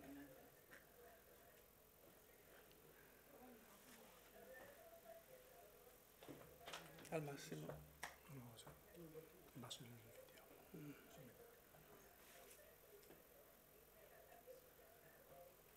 Lei sta spiegando la sua reazione dopo di aver provato il nostro progetto. Il nostro progetto viene spiegato nel prossimo slide, però si spiega qua. Questo progetto a questa dottoressa al suo ospedale, l'esperienza che abbiamo creato, le ha aiutati a migliorare la consapevolezza dei pazienti con diabete e le ha aiutati a essere più costanti nell'assumere i farmaci. Basicamente abbiamo creato e sviluppato un'applicazione dove l'usuario si mette nella pelle di un paziente che ha una malattia dalla retina, la diabetic macular edema, e quello che spiegava la dottoressa, che per lei e per l'ospedale era molto interessante perché così i pazienti possono capire come può diventare la sua vita se non si lasciano di prendere i suoi medicamenti. Per quello, tornando al title del mio talk, la tecnologia immersiva sì che può aiutarci a vivere meglio, può aiutarci a capire, a parlare con una persona con linguaggi con una persona che è sorda, ci può aiutare anche a capire che può succedere se non con diverse malattie. Vorrei continuare a spiegare brevemente la definizione di questi termini, perché a volte possono essere fonte di confusione. Questo è molto conosciuto: VR, virtual reality, realtà virtuale, rappresentazione generata dal computer di un mondo virtuale. Evadiamo completamente la realtà con questi contenuti. È molto pericoloso perché quando porti gli occhiali non vede altro. Dopo la realtà virtuale abbiamo la realtà aumentata, che consiste in sovrapposizione di un contenuto digitale nel mondo reale. È necessario avere un smartphone, un tablet, anzi attualmente già ci sono headsets che permettono di vedere la realtà aumentata. E dopo mixed reality, realtà mista. In definizione è uguale alla realtà aumentata, ma differisce dal fatto che gli elementi virtuali sovrapposti nella realtà sono ancorati e interagiscono con oggetti in forma reale. Per farmi capire, questi occhiali prima fanno un scan della superficie che c'è in fronte da noi e detettano le superfici, così sicuramente detetterà che c'è un tavolo, c'è una parete, come se un robot virtuale fosse nascosto qua sotto, perché avrà scoperto che qua c'è una superficie ma qua c'è un'altra. Così gli oggetti virtuali possono interagire con noi. Ho portato oggi HoloLens e Magic Leap, che sono due dei primi, gli unici dispositivi di realtà mista. Alla pausa pranzo, se volete, lo potete provare con me. Per ultimo, Extended Reality. che è un termine che ingloba tutti quelli precedenti che abbiamo spiegato. Questa immagine appartiene a un Google Keynote da 2017 e penso che riassume perfettamente e semplifica lo spettro della tecnologia immersiva. Real reality, questo di oggi, fino a virtual reality, quando sei completamente immerso in un contenuto. Continuiamo a parlare ora dei diversi tipi di hardware esistenti. Andrò veloce perché vorrei, alla fine è più interessante parlare di progetti. VR headset, abbiamo bisogno di un computer. Ci sono anche VR headset però che sono basate in telefono. Un telefono lo possiamo mettere dentro degli occhiali come questo che ci ha dato oggi Confcommercio e possiamo vedere contenuti virtuali anche. Dopo in questo momento ci sono questi che si chiamano standalone. Standalone headset sono quelli che non hanno bisogno di niente, è tutto compreso sul headset, sono più economici e sono più comodi, non hai cavi per niente, non prendono tanto heat, caldo. Okay? Altra tecnologia, la realtà aumentata, la possiamo usare con gli smartphones, con i tablets. ARKit e AirCore è la tecnologia, il framework che si chiama per visualizzare contenuto in realtà aumentata. Esistono già, come diceva prima, headsets che permettono la realtà aumentata, come questi di Dreamglass, HoloBoard, Mira. Anche Lenovo ha sviluppato un headset, anzi con una spada laser tu puoi diventare un Jedi. È figo, è figo. È così, hai bisogno solo di un telefono. Adesso alla Spagna è in offerta questo 59 €, l'ho comprato per provarlo, è figo perché veramente tu sei qua giocando, le possibilità sono infinite. Adesso possiamo giocare con Disney, con Lenovo, con i Jedi, ma immagina quello che puoi fare con questa tecnologia. Quello che è interessante è che si sta democratizzando un po', i costi si stanno abbassando, i contenuti si stanno crescendo tantissimi. È questo che è buono per i cittadini, perché alla fine siamo noi che vinciamo con tutto questo progresso. E poi ci sono altri modelli sul mercato che stanno uscendo, di occhiali che proiettano informazioni con tecniche diverse sopra il vetro. Questo in particolare sono Focals by North o North Focals, che senza dubbio questi sono gli occhiali che speriamo di usare in un futuro. Occhiali leggeri, comodi, esteticamente belli. Bose X Blade costi sono un po' cari, però sono molto per il settore industriale. Altre per fare sport, come Solos, che lo utilizza la gente che va in bicicletta, più economici, 500 €. Altre tecnologie per progettare contenuti sui vetri. Questa è una startup che si chiama Letinar, che sta andando molto forte. Quello che avevamo parlato prima, HoloLens, Mixed Reality. Microsoft ha lanciato il suo primo modello HoloLens nel 2016 ed è un dispositivo molto potente. Ancora oggi funziona perfettamente, ma il campo di visione è molto ridotto, molto limitato. Lo potrei provare dopo. Un mese fa al Mobile World Congress a Barcellona hanno presentato HoloLens 2, che è questo che state vedendo qua. Ancora molto costoso questo prodotto, circa $3.500, per cui è un prodotto molto enfocato ai professionisti. Per ultimo, Magic Leap. È una startup americana nata nel 2015 che è riuscita a raccogliere $1.4 bilioni in una lista di investitori privati. Con Google, anche Alibaba hanno investito in questo progetto. Anche l'ho portato oggi.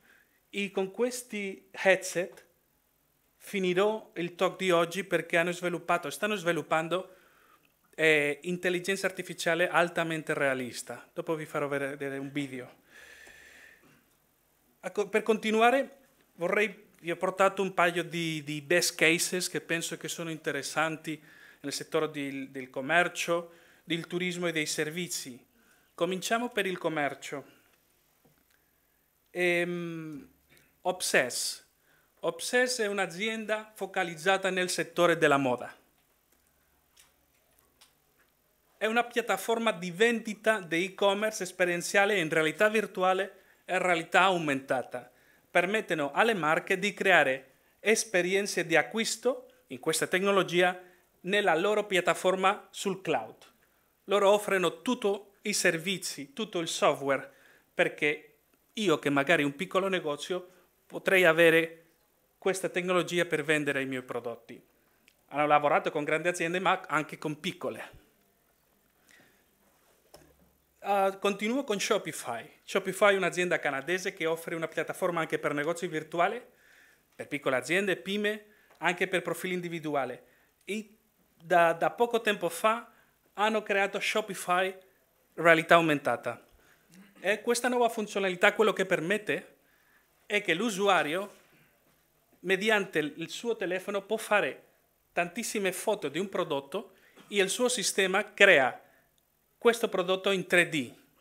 Allora, dopo, nel sito di Shopify di questo cliente può mostrare questo prodotto suo in 3D, in realtà aumentata. Per esempio, in questo caso che ha fatto una bicicletta, noi magari con il telefono possiamo avere progettata qua la bicicletta.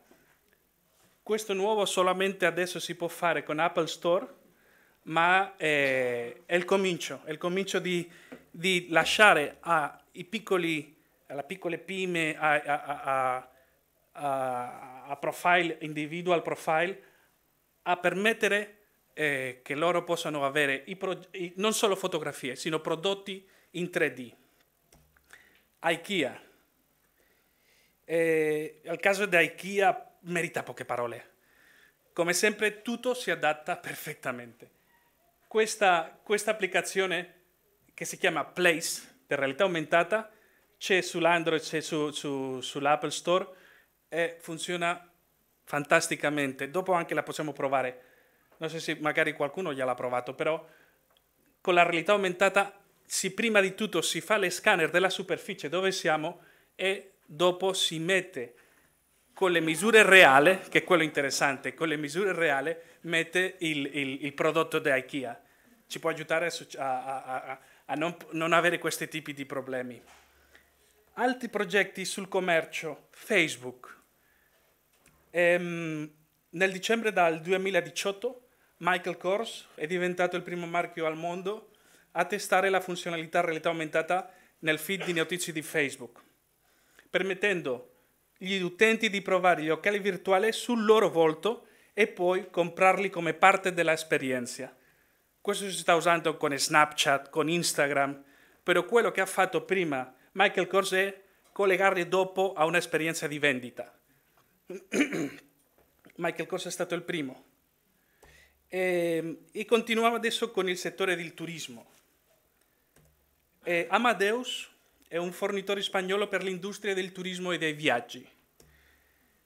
Hanno sviluppato un prototipo con HoloLens per le agenzie di viaggio, in modo che possano attirare i clienti ai loro negozi per farli vedere o vivere esperienze virtuali e conoscere le loro destinazioni future. Questo non è un proof of concept, questo sta andando avanti a Spagna e Amadeus IT Group aspetta di farlo a altri paesi. Basicamente, con gli occhiali l'usuario può vivere un'esperienza molto più interessante che vedere un catalogo o vedere un video. Può interagire con il cliente, in questo caso Amadeus, si può vedere proiezioni, holograms della sua futura vacanze. Si sente un po'. Bene.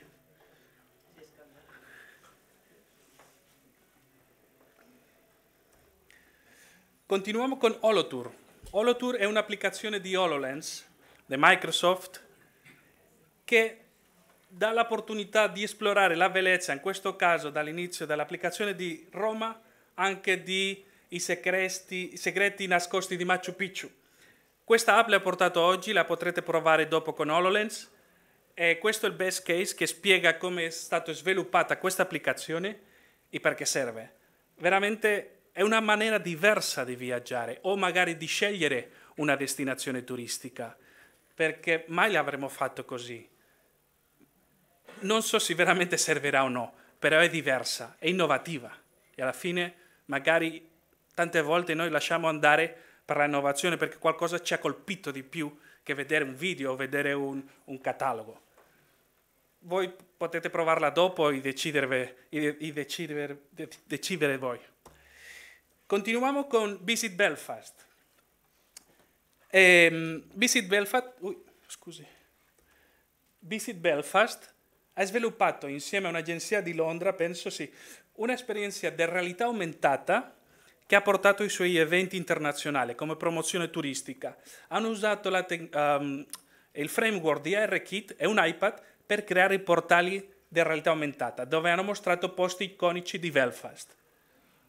Basicamente c'è un portale reale e un portale virtuale. Questi, quando tu, portando l'iPad, entri al portale reale, però veramente sei in un posto iconico di Belfast, una maniera diversa di visitare la città. Di portal, Augmented Reality Portal, ho anche un paio di esempi che possiamo vedere dopo. Questo progetto, Legends of Catalonia, questo progetto è realizzato in Spagna e di cui vi presento dati di prima mano.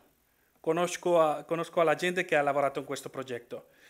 La Generalitat di Catalogna, l'Agenzia per il Turismo Catalano, hanno lanciato il 2 di novembre del 2018 il gioco di realtà virtuale Legends of Catalonia per PlayStation VR, con lo scopo di diffondere la Catalogna come destinazione turistica.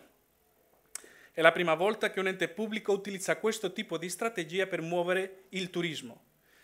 Intorno al gioco è stata creata una campagna per promuovere la Catalogna negli Stati Uniti, in quanto è uno dei mercati turistici che è cresciuto maggiormente negli ultimi anni. Questa produzione è stata sviluppata in 4 mesi, in cui il calciatore Carles Pujol, fratelli Rocca, del Celler de Can Roca, uno dei migliori ristoranti del mondo, hanno dato la loro immagine e hanno partecipato alla produzione del gioco. Questo è il making of di come è stato prodotto questo gioco, perché alla fine è un gioco. Un gioco con diverse tecnologie hanno potuto catturare il brand ambassadors di Catalogna, anche hanno utilizzato tecnica delle fotogrammetria e così hanno potuto ricreare scenari realistici in 3D. In questo modo gli usuari viaggiano attraverso la Catalogna mentre avanza nel gioco. Una maniera diversa di vendere una città, un paese, usando il PlayStation. Qualche data importante di questa azione: il launch è stato 2 novembre, il costo è stato 1,4 milioni, dove il 30% è stato lo sviluppo del gioco, 70% broadcasting, perché sono andato a Times Square di New York una settimana, billboard, e questo costa. Al giorno di oggi 140.000 downloads, è il paese per sorte che sta andando più forte, mi hanno detto che Stati Uniti, cosa buona per loro.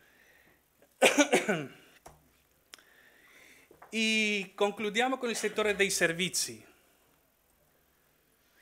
Dal 2017, DHL offre ai suoi clienti il Vision Picking, che si chiama, o lo chiamano loro, scusi. Un strumento di DHL che sostituisce il pick by paper in aziende con magazzini di prodotti. Secondo loro, con questa soluzione migliora la produttività dal 15%. Questo video spiega come il funzionamento di questa tecnologia.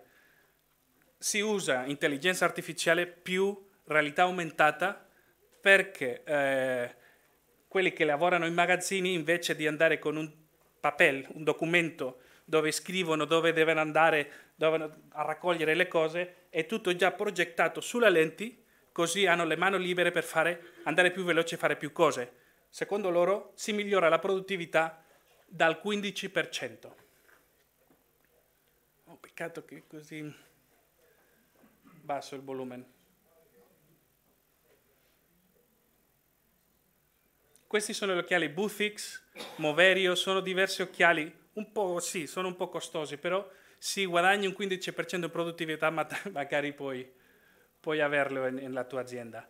Ci sono aziende come Ricoh anche come Samsung, che non si vede qua, che già hanno assunto questa tecnologia. Continuiamo con un software di Microsoft, 365 Remote Assist. È un software di realtà mista per manager e tecnici che consente loro di risolvere più rapidamente i problemi effettuando chiamate remote agli esperti, il che aiuta le organizzazioni a ridurre i costi e migliorare l'efficienza. Usando le occhiali come HoloLens, le mani degli utenti sono libere di continuare a fare il lavoro e a risolvere i problemi. Questo è un esempio, un proof of concept, ma stanno già, questo software è già nel mercato di Microsoft e si può comprare e non è tanto caro. E ti permette di avere una conferenza sugli occhiali e anche la persona che sta facendo la conferenza può lasciare note, dati, e la persona che sta lavorando lo vede automaticamente e così anche si agilizza tutto il processo in questo caso di soluzionare un problema. Si possono, come diceva prima, si può leave notes, non mi esce la parola in italiano. Oh, grazie. Ok, chi sta usando questa tecnologia? Chevron. Chevron è una delle principali società energetiche integrate al mondo che produce energia sicura e già sta utilizzando questo software di Microsoft con le HoloLens per fare il suo lavoro. Magari cosa potrò fare? Dare questa presentazione a Confcommerce per se volete avere questi links, anzi sicuro li può trovare tutti sul Google, però è interessante anche sentire perché stanno usando questa tecnologia, perché gli serve, che stanno guadagnando usando realtà aumentata e questo software. In-Flight VR. Sono particolarmente entusiasta di questo progetto perché abbiamo collaborato con questa startup al suo inizio, facendo diversi contenuti per loro. Questa azienda ha creato l'ecosistema per offrire contenuti di realtà virtuale nel settore dell'aviazione. È già un'azienda che sta lavorando e questo video invece è un po' antico, stanno usando Samsung Gear VR da 3 anni fa, ma questo anno, dopo il Mobile World Congress, hanno signed un contratto con Iberia. Iberia è una delle aerolinee spagnole di tutta la vita che si è affidato del suo servizio e dopo un periodo di prova gli occhiali per realtà virtuale saranno disponibili nei suoi voli a New York, anche a Tel Aviv. Questo è il resumen del progetto di In-Flight VR. Con questi occhiali puoi vedere contenuti gratuito, puoi comprare per vedere contenuti, anche poi c'è un e-commerce dentro. Allora alla fine è anche una maniera di fare business. E finisco con questo progetto. Un progetto che appena è nato e perché per me è sinonimo di innovazione in molti sensi, non solo la tecnologia. Mica è un progetto di Magic Leap e l'ho inserito nella categoria di servizi perché mi piacerebbe pensare che questo progetto sarà utile per la nostra educazione in un futuro. Mika, la ragazza da sinistra, è un avatar virtuale altamente realistico, creato per Magic Leap per mostrare il futuro della collaborazione e della comunicazione guidata dalla intelligenza artificiale. In questo video, Mika, il personaggio della sinistra, interattua con la persona umana, che è la ragazza dalla destra, che è un giornalista di Upload VR, che è un giornale di realtà virtuale. Vediamo come i movimenti di Mika sono quasi umani.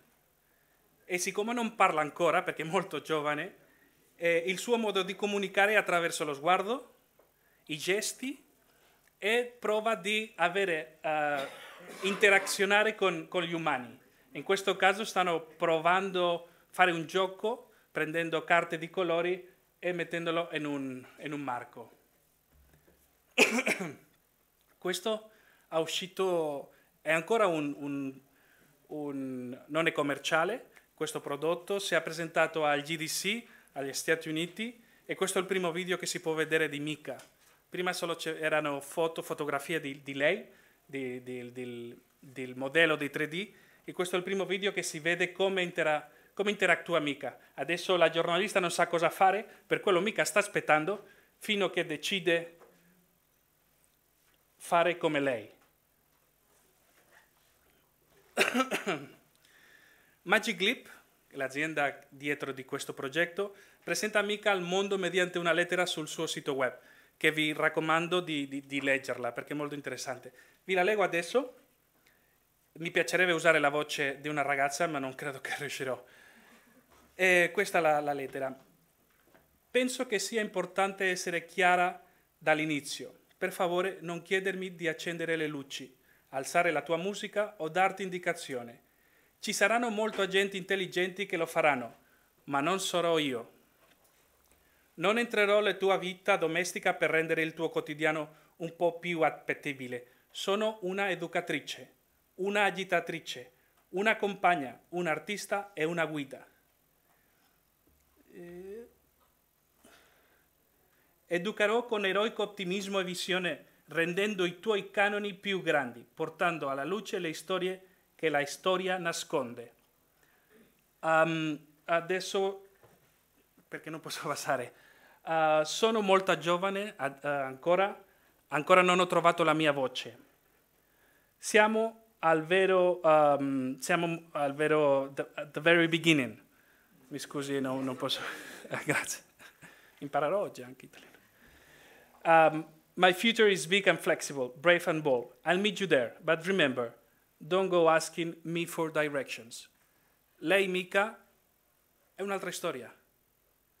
È intelligenza artificiale, ma con un obiettivo diverso, a darmi indirizzi, a darmi il cronometro per la pasta in 5 minuti. No, lei ci vuole aiutare a avere più cultura, a imparare altre cose. Vediamo come va avanti. Ancora non è un progetto commerciale, si dice che uscirà quando Magic Leap sia già un prodotto commerciale. Magic Leap ancora solo si può comprare, si va agli Stati Uniti, deve fare una richiesta, è molto difficile ancora, però dicono che Magic Leap quando esca al mercato verrà con Mika. Mika è solo l'inizio. Grazie.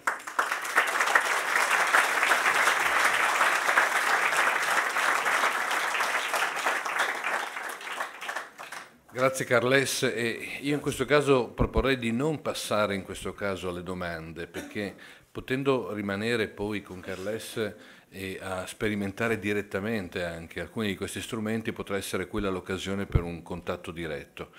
Ora, per rispettare i tempi, io vi rimando alla prosecuzione dei nostri lavori che saranno moderati da Omar Monestier alle 2, sempre qui in questa sala, e agli interventi poi che ci saranno di Ventimiglia, di Granelli e di Mattioni, nei quali affronteremo altri aspetti di questo mondo che stiamo comprendendo non è futuro, è effettivamente a fianco a noi. Viene da pensare, per concludere, all'agnosia visiva, che è una patologia neurologica, per cui non ci si rende conto di cosa c'è al nostro fianco mentre guardiamo ovunque, ma non riusciamo per una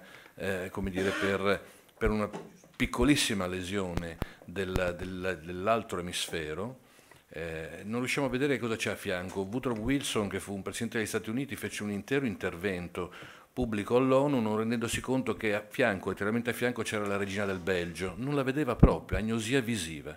Noi a volte abbiamo involontariamente questo difetto, metaforicamente, non ci rendiamo conto che l'innovazione c'è già, il futuro è già in atto, c'è qui a fianco, e dobbiamo essere capaci però di guardarci, di voltarci per riconoscerlo e poterlo utilizzare effettivamente per quello che può servirci a qualunque livello, piccolo, piccolissimo e non solamente così dimensionato. Grazie allora, a presto e buona giornata.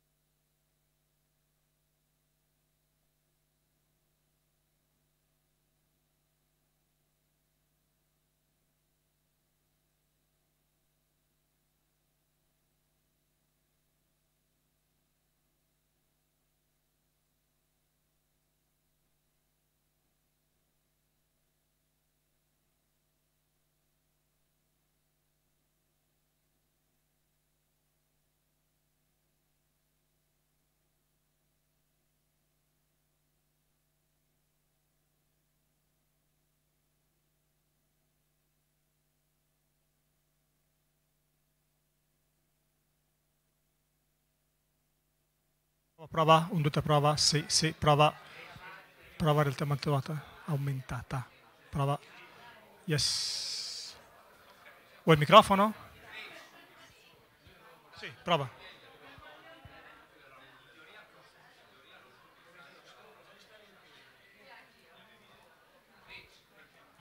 Sì, lo so, ma sta facendo.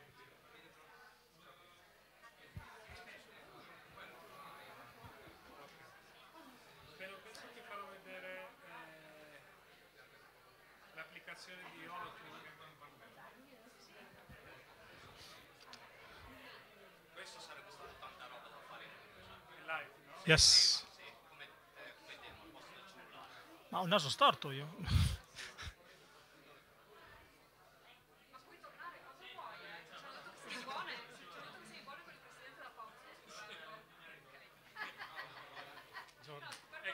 È così. Vuoi metterlo anche... Sì, qua c'è il microfono. No, il tuo? Ti faccio uscire l'audio? Sì, sta uscendo l'audio, no? Adesso sì. Hai trovato la porta giusta. Però voglio mettere il... qua. Mettiamo qua il Holotour. Meglio se lo faccio di qua, direi.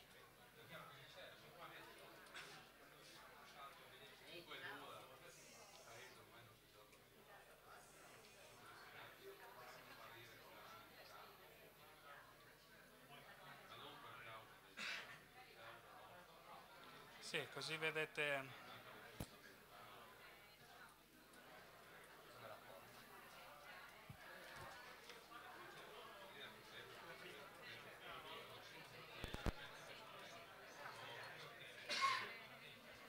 Hola, sì.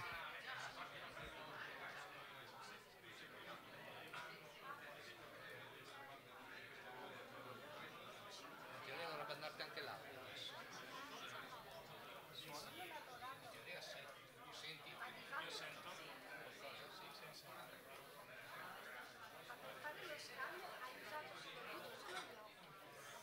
Usa le camere. Qua ci sono 2 camere. Sì, e quindi solo col movimento della testa. Io sto leggendo così. Col movimento della testa, come se scannalizzasse. Esatto. Ok, proverò di non muovermi così. Però cominciamo già? Sì. Ok. Vuoi abbassare le luci? È meglio, molto meglio. Ok, ragazzi, dove andiamo? Perù o Roma? Perù.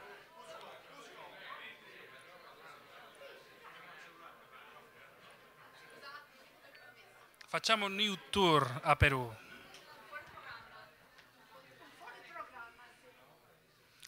Allora, sentite la voce voi? Ok, vedete che c'è qua una freccia che mi indica che devo guardare... Dov'è la freccia? È sparito.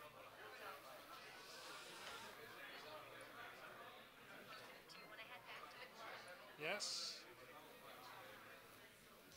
Penso che magari sarà meglio se sono qua sotto.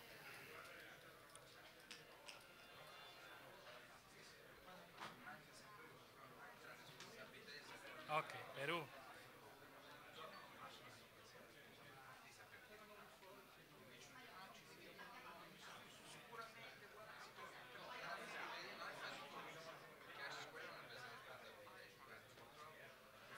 Guardate qua.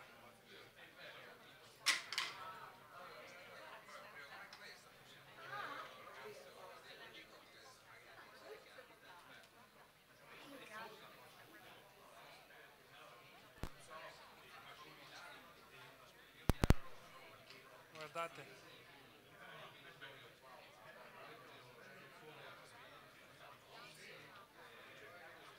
Adesso siamo al Perù. Siamo al Perù. Tourists and backpackers, but Sembrato al mezzo. Something more beneath your feet. Did you know that you're standing on top of what used to be a royal estate, a ceremonial center, and even a military stronghold? That's right. It was all built by a group called the Inca. 5 centuries ago, their vast empire stretched for thousands of miles along the Andes Mountains. But in Lei the mi year sta raccontando la 1537, storia. this valley was the battleground for one of the last valiant stands of the Inca people. Meglio di no. Ok, mi dice.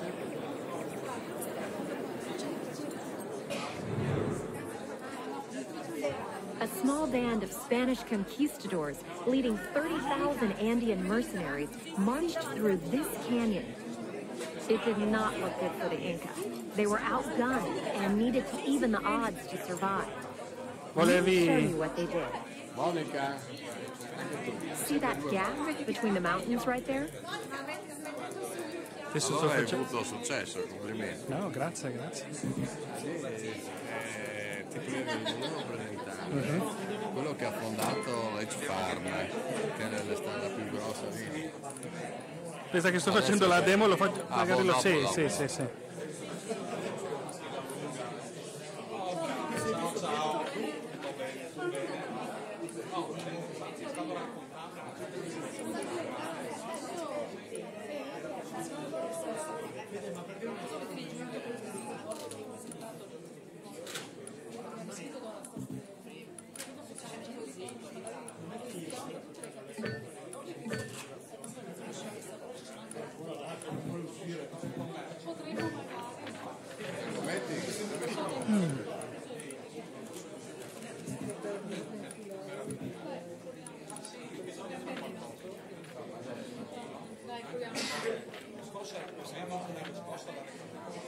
Ma questa la utilizzi qui adesso come visore? No, non c'è No. niente.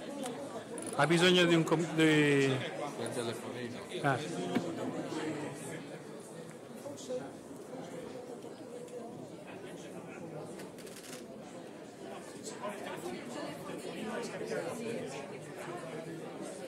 The emperor's men released water from a dam, flooding the gorge to the east.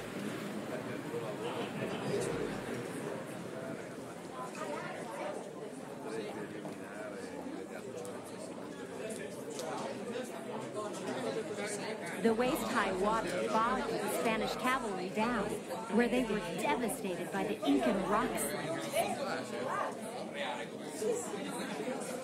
Andiamo a fare. Sì, è un'animazione 3D. Per adesso andiamo a fare altre cose.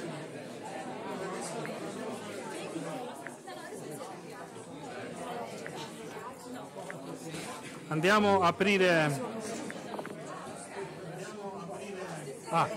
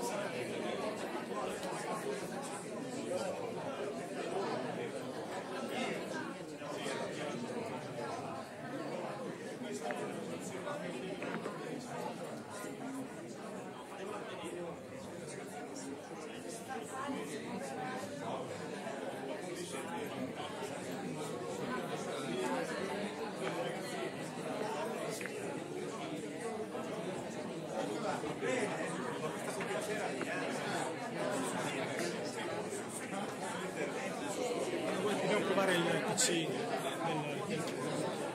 Allora finiamo, sì. Sì, sì.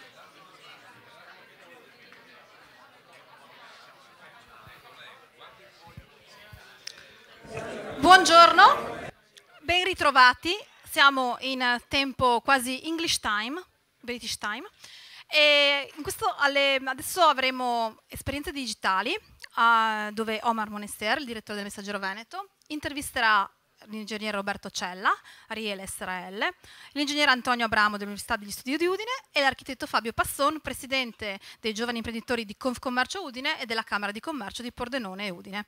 Bene, buon lavoro. Grazie. Beh, intanto mi piace che siamo molto puntuali, che è un segno, come dire, di serietà e anche questo di innovazione, perché il famoso quarto d'ora è appartenente al passato, quindi non lo consideriamo più come un elemento della nostra quotidianità. grazie per essere qua. Il senso di questa chiacchierata, che è quello che poi avete letto nel programma, è quello di raccontare 3 esperienze o comunque 3 voci del territorio che, al di là delle molte cose che avete già sentito questa mattina, portano un approccio pratico rispetto al tema dell'innovazione. Cioè, oltre a chi racconta cosa fare, c'è anche chi lo fa e ci racconta in che modo lo ha fatto qui nel nostro territorio. Quindi ciascuno di loro farà un primo giro in cui io chiederò loro di raccontare la loro esperienza, poi sulla base di quello che diranno forse ci sarà qualche domanda e naturalmente se voi che siete seduti là avete piacere di porre qualche domanda o qualche osservazione ci fate un cenno e io vi do la parola. Da dove cominciamo? No, di qua? No, no. No, di qua. Tiriamo di là, dal professore che ha più esperienza sul pubblico. Va bene. Allora, cominciamo dalla mia sinistra. E la prima domanda è esattamente quella di raccontarvi brevemente, dire che cosa fate, in che contesto lo fate, qual è l'azienda per la quale lo fate e attraverso quali strumenti. Poi cominciamo così, prego. Beh, l'azienda è l'Università di Udine, che non è proprio un'azienda, ma in qualche misura da un po' di tempo, da un paio di decenni forse ormai, si tenta di trasformare anche le università in aziende, quantomeno con un prodotto che sia gradito. Senta, posso fare un piccolo inciso Prego. sulla cosa che ha appena detto, perché questo è uno dei punti, il fatto che le università molto spesso non si considerano anche un'azienda e spesso le rende un po' algide nel rapporto con il tessuto produttivo, perlomeno questa è una delle accuse che vi fanno, cioè quello di lavorare molto sulla parte teorica e aver poca voglia di lavorare a diretto contatto con le aziende. Qui forse non è propriamente così, anzi c'è qualche segnale di discontinuità rispetto al passato. Ci può brevemente raccontare anche questo? Beh, l'atteggiamento è molto cambiato, io sostengo dovrebbe cambiare, da tempo sostengo, il Presidente D'Apuzzo lo sa, dovrebbe cambiare ancora di più. È una questione di modelli e anche di scale valoriali e di metriche di rapporto, di misura. L'università era un tempo misurata esclusivamente per la sua funzione di diciamo così, formazione e la sua funzione si esplicava con io parlo principalmente in quest'ambito degli aspetti tecnologici, io sono un tecnologo, che forse sono quelli che maggiormente interessano questa giornata. Certamente c'è una funzione anche culturale in senso lato, c'è una funzione di educazione anche nelle professioni mediche per le quali c'è una sensibilità maggiore, ma fermiamoci all'ambito tecnologico. La percolazione del sapere tecnologico nelle aziende è sempre stata carente, nel senso che l'università formava le figure professionali, le quali appunto con loro presunto sapere, spesso c'era, in un tessuto produttivo, comunque in un'Italia in forte crescita, parlo degli anni 60 ad esempio, espletavano una funzione di, diciamo, alfabetizzazione e crescita. Poi, come vado dicendo da tempo, le aziende sono cresciute molto, la popolazione in generale ha una cultura molto maggiore di quegli anni e di conseguenza questo ruolo è venuto un po' meno, nel senso che oggi tanti strati della popolazione, soprattutto quelli più giovani, soprattutto in queste nuove tecnologie, quasi quasi, tra virgolette, ne sanno di più dal punto di vista della competenza pratica che non quello che si possa fare all'università. Ciò nonostante è rimasto un po' questo ruolo di traino un po' ideale, nel quale a me non piace parlare di distanza quanto di orizzonti temporali. Non additare le responsabilità, cioè la miopia degli uno o degli altri nel rispetto dell'altrui, è sempre un po' sgradevole. L'orizzonte temporale è molto diverso, cioè se noi parliamo come universitari da qui a 10 anni, le aziende parlano da qui a qualche mese. E questo rende il dialogo difficile. Poi è chiaro che c'è stato anche un atteggiamento un po' di superiorità che, devo dire, in questi ultimi 10 anni è andato molto molto cambiando per i motivi che dicevo, cioè l'università un po' si è resa conto, le aziende sono molto cresciute e quindi a questo punto il dialogo è migliorato.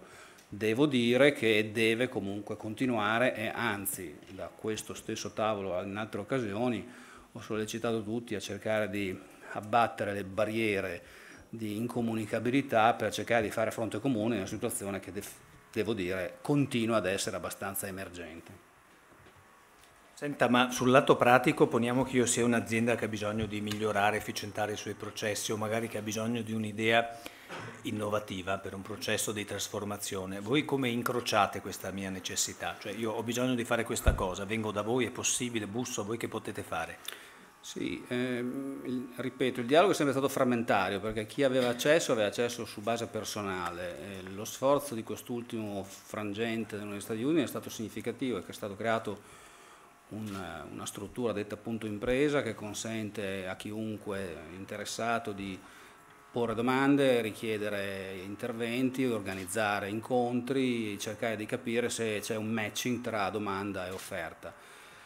Il vero punto dolente è un altro, e cioè che nella libertà didattica, nella libertà di insegnamento non è una struttura appunto industriale nella quale il rettore, ammesso di identificare nel rettore il vertice del comando, possa demandare, o meglio comandare il docente X o il ricercatore Y a fare la tal cosa, quindi è sempre un po' su base volontaristica. E siccome, torno a prima, le metriche di valutazione sono di tipo puramente scientifico, ecco che la cosa casca un po'. Cioè, quindi mi pare di capire, siete valutati per quelle cose lì a livello nazionale, quindi se siete bravissimi nell'integrazione col territorio, questo può perfino nuocervi? Ma sì, ad oggi nuoce, nel senso che chi si impegna su un lato sacrifica l'altro e quindi rispetto a quella che è la progressione di carriera farà più fatica. Il prossimo esercizio ANVUR della valutazione della ricerca prevede di introdurre anche aspetti, sono stati presentati di recente, sulla cosiddetta terza missione, cioè sulla valutazione del trasferimento tecnologico. Hanno fatto un po' come la paletta del croupier, hanno tirato dentro un po' tutto e questo rende le cose ancora un po' complicate, è un meccanismo che dovrà essere affinato. Anche oggi si parlava dell'eccesso di burocratizzazione dell'Italia. Io continuo a dire a me e ai colleghi che le migliori università del mondo, segnatamente adesso quelle inglesi, l'Imperial College tanto per dire, hanno dei sistemi di reclutamento e di valutazione che non sono basati su queste regole un po' bizantine, eppure rimangono ai primi posti del mondo. Forse le metriche non sono neanche esaustive, dovrebbe essere recuperato un senso più di cooperazione. Certamente così, a mio giudizio, si sta un po' diffondendo anche questa opinione, le cose non possono continuare perché siamo troppo legati a delle valutazioni, diciamo così, asettiche che però non rendono ragione della diversità e della complessità. Sì, cosa che peraltro non cambia governo dopo governo, no, perché ci diciamo più o meno le stesse cose da un po' di anni, ma mi pare che siano sempre là. Senta, relazioni con le Confindustrie, con le Camere di Commercio, con gli artigiani, con i commercianti, con le altre categorie produttive? Ma relazioni, devo dire, spero dal nostro punto di vista certamente sì, sono buone, nel senso che noi cerchiamo di dare tutti i contributi che possiamo. Abbiamo anzi intavolato spesso relazioni anche dirette a Camera di Commercio, Confindustria, creazione anche di strutture che poi di nuovo sono sempre contenitori prima che contenuti, poi vedremo di riempire i contenuti. Ad esempio mi riferisco al bando di ormai 2 anni e mezzo fa, Industria 4.0 dell'allora ministro Calenda, che si è chiuso e sta portando alla creazione, ha portato alla creazione dei competence center di cui l'Università di Udine fa parte per quello che riguarda il Triveneto. Di nuovo, i contenitori siamo sempre bravissimi a creare contenitori, contenuti, delle volte si fa Sì, che volevo proprio chiederle che fine ha fatto quel competence center, che è basato su Padova però come struttura, diciamo, logistica principale. A che punto è? Che fate? In che maniera partecipate? Sì, la governance è su Padova, in realtà mi permetto di sottolineare che non è centralistica. Padova, che è stata l'ispiratrice dell'iniziativa, cui poi Udine ha dato, diciamo, un respiro allargando al Triveneto, rimane centrale. D'altro canto, insomma, la seconda università più vecchia al mondo, era difficile dire che potesse essere qualcun altro il baricentro. Lo stato dell'arte è che si è costituito il Competence Center qualche mese fa, è già operativo, stanno cercando un general manager, è prevista la figura di un general manager per la gestione, e si sta affinando la parte operativa. Di nuovo, i finanziamenti sono stati in parte significativi se visti da un lato, ma rispetto alla mission complessiva decisamente insufficienti. La diversità di Novatinei non rende le cose facili.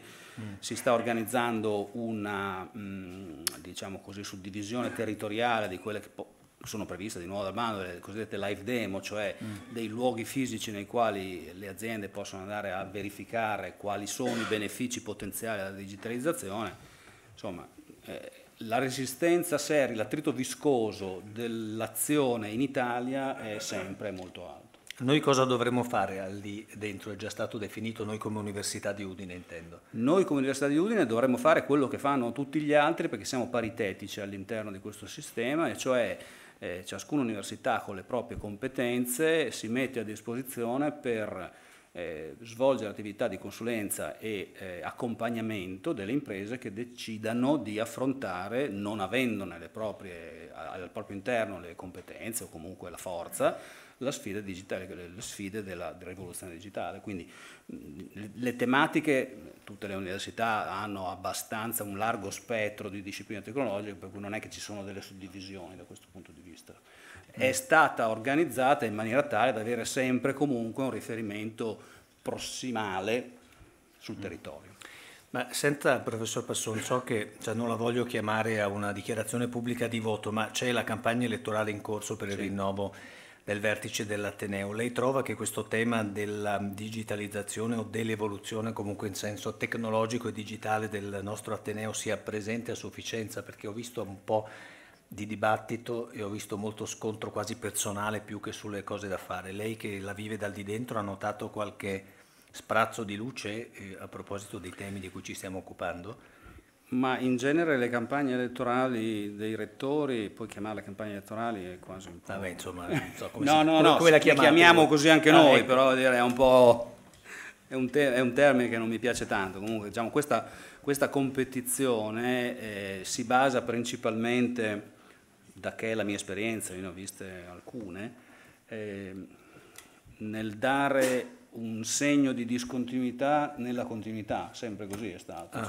Che vuol dire tutto e non vuol dire niente. Cioè, di fatto quello a cui stiamo anche questa volta assistendo è cercare di dare una visione un po' nuova a alcuni temi fondamentali, che sono il sottofinanziamento, il reclutamento che è diventato difficile e la popolazione universitaria che invecchia e il difficile accesso ai giovani, le progressioni di carriera e anche il bilancio tra una certa azione centrifuga che riporti Udine un po' più centrale nel panorama italiano e quella più centripeta che cerca in qualche modo di risolvere i problemi contingenti.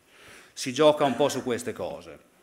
Poi i grandi proclami della vigilia vediamo se saranno stavolta rispettati. Realizzati.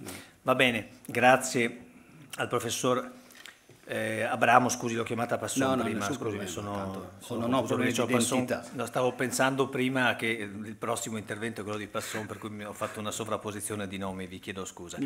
Allora, Presidente Giovani Imprenditori della Camera di Commercio di Pordenone Udine, quindi chi meglio di lui può spiegarci le giovani generazioni che forse sono un po' diverse anche come approccio rispetto ai loro genitori sui temi della digitalizzazione, come affrontano il tema. E poi naturalmente, visto che siamo in Camera di Commercio, ci piacerebbe anche sapere cosa fa la Camera di Commercio sia in termini di azioni propositive sia in termini di finanziamento, se ci sono, rispetto al tema. Beh sì, il comitato che rappresento in Camera di Commercio fa moltissime attività nei confronti dei giovani, sia dei giovani imprenditori che già esercitano in maniera attiva, quindi già sono possessori di partita IVA, sia nei confronti delle nuove generazioni, quindi la relazione con l'Università di Udine, con Punto Impresa, piuttosto che le attività con le scuole superiori.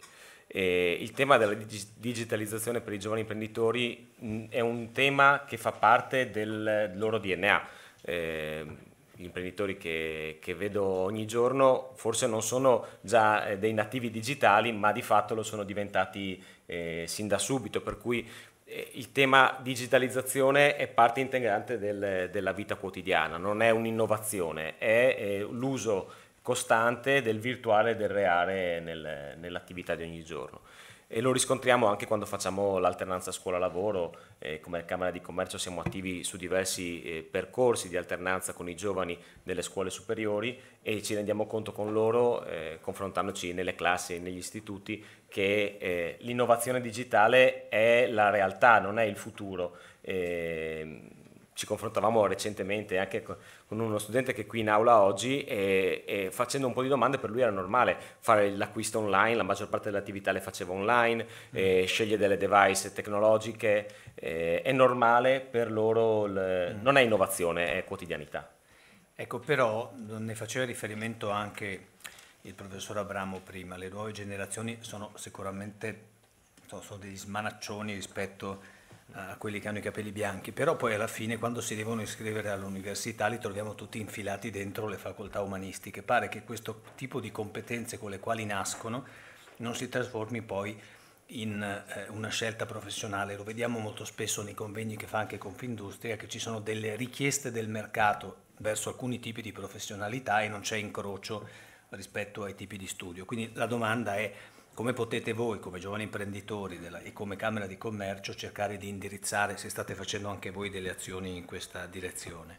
Beh sì, sicuramente con Punto Impresa abbiamo fatto già 3 incontri per cercare di avvicinare un po' il piano formativo universitario con quelle che sono le esigenze delle nostre imprese. La difficoltà forse è iniziare a parlare di digitale all'università, forse dovremmo riuscire a incidere maggiormente sui programmi delle scuole superiori, addirittura delle elementari e delle medie. In altri paesi vediamo che il coding, quindi tutto un insieme di attività anche legate alla programmazione e all'avvicinamento dei giovani non all'uso del digitale ma al portare avanti, a programmare, a intervenire in maniera attiva nel digitale è molto più avanzato che in Italia. Noi di fatto iniziamo a parlare di fare innovazione digitale solamente all'università, quindi è un problema anche di programmi ministeriali. Questo lo riscontriamo costantemente. Viceversa con Punto Impresa ci stiamo rendendo conto che i ragazzi hanno adesso una visione di quelle che sono le facoltà più impattanti anche in termini di occupazione. Quindi questi incontri li fate nelle scuole? Facciamo sia nelle scuole sia qui in Camera di Commercio, dove ospitiamo diverse classi costantemente, tutti i presidenti delle singole associazioni di categoria almeno una volta al mese sono qui in Camera di Commercio a incontrare le classi degli studenti delle scuole. Senta, com'è lo stato dell'arte delle aziende in Friuli, in particolare della provincia di Udine, rispetto al tema dell'evoluzione digitale? Perché un tempo eravamo storicamente un po' indietro rispetto al Veneto, che è il nostro vicino principale. Negli ultimi anni abbiamo un po' recuperato. Qual è la situazione adesso? Beh, è una situazione un po' a luci e ombre. Di leopardo, sì. Ecco. Ci sono dei casi evidentemente innovativi che sono anche leader a livello internazionale. Ci sono molte aziende, il tessuto più piccolo, spesso si accennava prima al fatto che fare innovazione è più facile nelle grandi realtà e invece nelle piccole e medie imprese è un po' più difficile avere accesso alle tecnologie e usarle in maniera continuativa e con la capacità. Anche perché richiedono delle competenze se si vogliono utilizzare in un certo modo. Quindi una delle tematiche che abbiamo riscontrato è la mancanza anche di capacità, di formazione nell'uso delle tecnologie, perché l'imprenditore in realtà è occupato a svolgere la sua attività principale, quindi la tecnologia è una complicazione che ogni giorno si trova un po' ad affrontare, oltre ad essere una sfida è anche una complessità, quindi spesso hanno bisogno di un supporto esterno. Senta, e a fibra come siamo messi? Perché per fare tutti questi lavori serve anche un po' di connessione. Oggi l'assessore Bini mi pare ha presentato in regione... Perché questo mormorio? È la domanda... ma sto caricando con una molla a cella, capito? Lo tengo per ultimo perché così a forza di sentire poi c'è l'esplosione. No, questa mattina in regione hanno presentato il piano, che io ho la sensazione che si siano rivenduti un'altra volta lo stesso piano, che è già la terza o quarta volta che sento. Tutte le volte mi dicono che avremo fibra dappertutto, in realtà poi ci sono dei punti dove non arriva né quella larga né quella stretta, quindi immagino che sia un problema che vi viene sottoposto anche da parte dei vostri associati, e quindi vi chiedo che tipo di pressione potete fare e con chi la svolgete questa pressione? Beh, ovviamente con la Regione. Il tema è che davvero non risponde comunque al vero il fatto che ci sia una copertura totale né oggi né penso a breve termine, ma abbiamo al tavolo un esperto che il tema lo conosce meglio di me e che trova sicuramente un modo per farlo da imprenditore. Vabbè, allora glielo chiediamo subito, visto che è qua pronto. Allora, Celle, io comincerei da questo, perché tutti ci raccontano che dobbiamo digitalizzare, poi alla fine uno deve mandare, che ne so, un progetto fatto da uno studio di architettura che sta in provincia di Udine, perché magari nei centri maggiori ancora un po' di fibra c'è, e non riesce a spedirlo fino, che ne so, in un paese straniero dove vorrebbe mandarlo. Quindi partirei da questo, com'è la percezione da imprenditore dello stato in cui siamo, così mi dice anche se c'è da credere a tutte queste promesse sul fatto che presto avremo tutta la rete di cui abbiamo bisogno. No, da credere dobbiamo crederci, che quello è una cosa molto importante. Il problema sarà quando, no? Gli sforzi che hanno fatto tutti, sia la Comunità Europea, sia la Regione, sia a livello nazionale, è stato grande e lo stanno continuando a fare. Però, come diceva giusto il Presidente del Consiglio stamattina, no? La parte burocratica è quella che credo che ci sta ammassando di più. Avere i permessi di costruzioni, che per mettere un possetto su una statale ti passano 3-4 mesi, no? Ma la volontà c'è. La volontà c'è, è un po' tardi, sono già 10-12 anni che hanno cominciato, però incomincia a vedere che già con INSIL, con quello che ha fatto la Regione, sulle zone industriali, sui altri poli sta cominciando ad arrivare la fibra ed è la fibra. Il problema accade quando andiamo su nella Piedemontana, andiamo in Carnia, andiamo giù sulla parte pordenonese. Sì, c'è questa parte che nessun operatore andrà a investire quei soldi se non otterrà un ritorno di investimenti indietro. Allora dobbiamo aspettare lo Stato che lo faccia. Lo sta facendo attraverso Open Fiber. Open Fiber sta costruendo, e lo vediamo a Udine che stanno scavando un sacco, però io penso che sarà nel 2022-2021 che sarà tutta la Carnia, tutta la parte di Piedemontana cablata. Adesso lei lì dove sta, come è servito? Come? Adesso lì dove sta con la sua azienda, come è servito? No, l'azienda è servita molto bene a Udine, a Tavagnacco e c'è tanta fibra su quelle parti là. E i buchi neri dove sono? Dove stanno? I buchi neri sono nelle piccole frazioni. Sì, vai a vedere anche fuori, sotto i 2000 abitanti. E dove avremo i buchi, perché è là dove sarà gli ultimi di cluster che saranno fatti. Cioè l'ultimo miglio famoso, quello che sì, non rende. È quello, vai a vedere qualsiasi operatore che non c'ha quel ritorno di investimento, perché fare una rete costa. Cioè, noi stiamo parlando di fare una rete di fibra ottica, quando devi andare a fare gli scavi stiamo parlando di 80-100 euro al metro, no? E se deve andare a quelle case, non nelle palazzi, la prima cosa che va a vedere è che vanno tutti in città, perché in città in un isolato ne prendi 500 utenti. Se vai su in Carnia, per dire Carnia, vai su... Come mai lei parla sempre della Carnia? Sarà mica... No, sono di Forni di Sopra, Cuntien, Cerniel, e se tu mi fai la domanda si Furlan e i miei cimò. Va bene. E il problema è là, dove vai a vedere che un isolato in una zona che è tipo la Carnia ne prendi 3 o 4 utenti, in Udine ne prendi 500 utenti. Che è un problema non solo per le grandi aziende ma anche per allora il turismo. Ci sta l'aiuto di Stato, che è quello che si sta facendo, no? Col Mise, con quello che sta facendo la Regione attraverso INSIL, dove c'è un fallimento di mercato e c'è l'aiuto di Stato. Sta arrivando poco a poco, ma è tardi. Oggi si parlava del 5G, il 5G davvero ci cambierà la vita completamente. No, in tutto. Sulla parte, parlavamo oggi di innovazione, e il 5G ci cambierà la vita. Ma il problema che io vedo è che sarà uguale. Dove andremo a vedere il 5G? Lo andremo a vedere a Milano, a Roma, a Torino, sulle grandi città, no? Sempre per la stessa cosa, il ritorno investimenti, perché non è cambiare l'antenna, La gente dice no, cambia l'antennina della cella cellulare di 4.5 a 5, no, deve cambiare, intanto deve arrivare la fibra a quell'antenna, quello che si chiama fiber to the antenna, no? Allora, se non abbiamo già la fibra che ci copre in queste zone, è inutile dire che avrò il 5G dove non c'ho la fibra, perché è impossibile avere la banda di 1 giga, 2 giga, 3 giga via wireless, no? Dobbiamo avere la fiber to the antenna, si sta facendo, si farà e ci cambierà tanto la vita. Il problema perché però? Voglio sapere perché. Perché avrai una qual è banda, la differenza? Cosa potremmo fare che non possiamo fare adesso? Adesso non possiamo fare, tu vai fuori una città grande, non so quanto avete visto, navigate a 20, 30, 40 mega sui cellulari. No, difficilmente, no?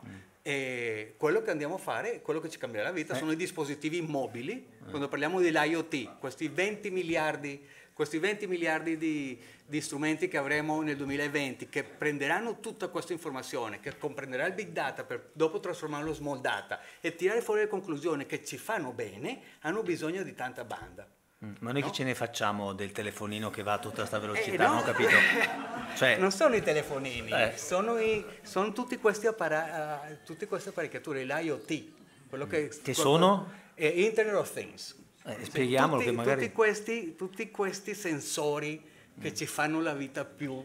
io vedo l'innovazione perché ci fanno la vita più facile e mi rendono tanto più felice avere questa parte di utilizzo della tecnologia. Se ti dice la predizione, il mio lavoro, guarda, sono 30 anni che faccio, che lavoro sul mission critical. No? Mission critical per me è 24 su 7 che non può andare giù un sistema, come non possono andare giù un sistema di energia, non può andare giù un sistema di fibre ottiche, non può andare giù un sistema di data center, non può andare giù tutta la parte di energia di un ospedale. Quello è un mission critical, 24/7. E ho lavorato tutta la mia vita, 30 anni, e sulla predizione del guasto. Allora, siamo nel momento, io nell'88, non avevamo niente, non avevamo i telefonini, avevamo il fax che a malapena funzionava, no? Allora, tutte le temperature dove io devo lavorare su una camera bianca, che non posso andare giù di 14 gradi, che l'umidità deve essere tra il 40 e il 60%, erano tutti a mano, non c'era il foglio Excel, ma li facevo funzionare. No? Adesso abbiamo un cambio di tecnologia così violento che ci permette di fare tante cose di più. No? Allora, io quello che dico, la tecnologia c'è. È solo saperla utilizzare. Non è che io quando uno dice innovare, non è che io dico invento, anche se c'è tante cose da inventare ancora, ci sono tantissime cose da inventare, ma io prendo pezzettini che ci sono in giro e li metto assieme per fare un qualcosa che mi renda più facile il mio lavoro, no? Allora noi parliamo sulla parte dell'errore umano. Se si vai a vedere, i grandi disastri sono stati fatti per gli errori umani. È così difficile controllare l'errore umano, ma ci provano e la tecnologia ci aiuta a limitare l'intervento umano per evitare questo errore umano. Ed è quello che utilizzo, che tratto di fare nei miei progetti. Però ho bisogno di tutta questa gente, che la gente dice no, non ci saranno più lavori. No, non è vero. Ci saranno nuovi lavori per questa gente che deve andare a controllare ma saranno lavori che ci farà crescere ai nostri ragazzi. È interessantissimo che è andato prima il professore dopo Passons, no? Perché io sono l'esempio che utilizzo il programma di dottorato che c'ha l'Università di Udine, che mi ha dato una scientifica eccellente, no? E lavoriamo da 2 anni con l'Università di Udine e abbiamo fatto dei salti grandissimi che ci ha aiutato ad essere competitivi internazionalmente. E che fate per entrare un po' nel dettaglio? Di ciò che si può riferire. Cioè, sì che si può riferire. Ho un ingegnere che mi lavora sulla parte di geofisica e sempre trattando di vedere, oggi si parla di machine learning, di deep learning, di intelligenza artificiale, io faccio image learning, no? Noi facciamo 5.000-6.000 foto al giorno di 50 mega ognuna e dobbiamo andare a vedere cosa è che non va su quelle foto, no? Ma non foto di infrastrutture che possono essere, che hanno qualche problema e dobbiamo andare a intervenire su questa infrastruttura, no? Però passare 6.000 foto ogni giorno, la facciamo con Elica, che è di Amaro, quella di elicotteri, facciamo telerilevamento di infrastrutture. Allora facciamo tutta la parte della nuvola dei punti con laser scanning, più le fotogrammetrie. E andiamo a vedere, a 50 mega puoi andare a vedere il crack su un palo, per dire, no? O posso andare a vedere se perdo olio o una porta aperta di una cabina o di qualsiasi cosa, no? Allora, insegnando il nostro programma che stiamo facendo giustamente con il dottorato all'università, e stiamo alimentando questo per andare a vedere di scartare almeno l'80-85% di queste 5.000-6.000 foto per andare a focalizzare dove sono davvero i problemi. Allora, ma quello mi aiuta di più perché a un operatore noi abbiamo bisogno di 4 persone per fare 6.000 foto al giorno, no? a questo operatore gli può passare una crepa, no? Allora con quello che stiamo facendo con l'image, che vedere sull'image learning, è di evitare questo errore e di fare la vita più facile, no? Allora queste persone, quelle altre 2 persone o 3, invece di fare 5.000 ne potremmo fare 20.000 foto. Essere più competitivi, perché alla fine se te non sei produttivo non sei competitivo, allora utilizzare la tecnologia per essere più competitivo nei mercati. E con Passons voglio dire che 2 minuti mi allungo e sì, dopo sì, non c'è parlo problema. Su i ragazzi dei nostri istituti, no? Io sulla parte di alternanza scuola li prendo la terza superiore, terza, quarta e quinta. E se possiamo fare, o ci permette l'istituto di tenerlo da terza, quarta e quinta, di fargli un percorso, così lui sa già anche se vuole studiare all'università, no? Abbiamo trovato di questi ragazzi di 16 anni che hanno una voglia di vedere. Allora, ma il perché? Qual è la differenza? Perché loro quando vengono da noi mettono le mani davvero sulla parte infrastrutturale. Non è che sono là in ufficio a disegnare o a vedere, fai sì, l'AutoCAD, metto la righetta. No, abbiamo bisogno anche della parte infrastruttura, no? E vedo il cambiamento da quando arrivano a quando vanno via, e dentro di un'azienda che è infrastrutturale. Ok. Ne assumete anche qualcuno dopo, sì? Dopo. Sì, no, come no? Se abbiamo... dopo tutta sta alternanza. No, ma di questa alternanza abbiamo fatto adesso, quest'anno abbiamo assunto 5-9 persone, no? E non so, adesso abbiamo 4 persone del Malignani sulla parte meccanica, e se vogliono venire con noi siamo più che Quanti contenti. siete adesso lì? Una centinaia. Ok, e le professionalità che servono le trovate adesso, al di là dell'esperienza positiva dell'alternanza scuola-lavoro? Ci costa trovarle, e è stato difficile, come abbiamo anche parlato. Allora da 3 anni fa, 4, ho preso la decisione come è così difficile trovare questo personale, li tiriamo su noi e le formiamo.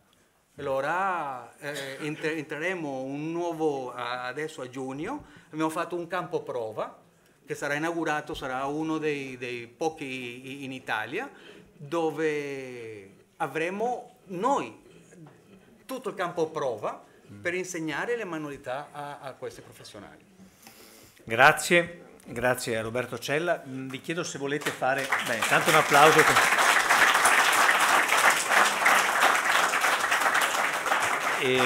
Vi chiedo se volete fare qualche domanda, qualche osservazione ai nostri ospiti, se no faccio un giro rapidissimo io con un'altra domanda e ci avviamo alla conclusione. Qualcuno vuol fare qualche domanda? Sul 5G. Sì. Stasera c'è al Palazzo dei Congressi a Grado. Stasera c'è al Palazzo del Congresso di Grado un evento di un professore che spiega i danni che può fare il 5G. Sul fisico, il danno sul fisico, sulla persona, sulla salute. Ecco. Saranno gli stessi visto che lì ha detto penso. che va benissimo. No, dico, penso che siano gli stessi danni che fa anche il 4G e in generale tutto il sistema delle onde elettromagnetiche, credo. No, perché in Inghilterra, che lo usano da tanto tempo, hanno già gli effetti sulla persona. Sono impreparato. Io l'unica cosa che posso rispondere è che attraverso i 30 anni, no? Quando è la prima volta che è venuto fuori il GSM, il 2G, il 3G, il 4G, il wifi, non wifi. No, io quello che abbiamo sempre parlato, sempre nei convegni, è quello che detta la OMS, l'Organizzazione Mondiale della Salute. E sono loro quelli che alla fine... Comunque, anche senza leggere grandi studi, sapete tutti che stare sotto un'antenna di telefonia comunque non fa benissimo, no? Ci sono comunque delle emissioni, trovate molta letteratura sia scientifica che un po' meno scientifica, la trovate tranquillamente in giro. Certo che ci sono delle emissioni che provocano dei danni, ma da quel che ho letto, se non ricordo male, sono in percentuali veramente molto, molto basse e al momento stimate in maniera quasi del tutto ininfluente rispetto alla salute umana, però cambiano anche.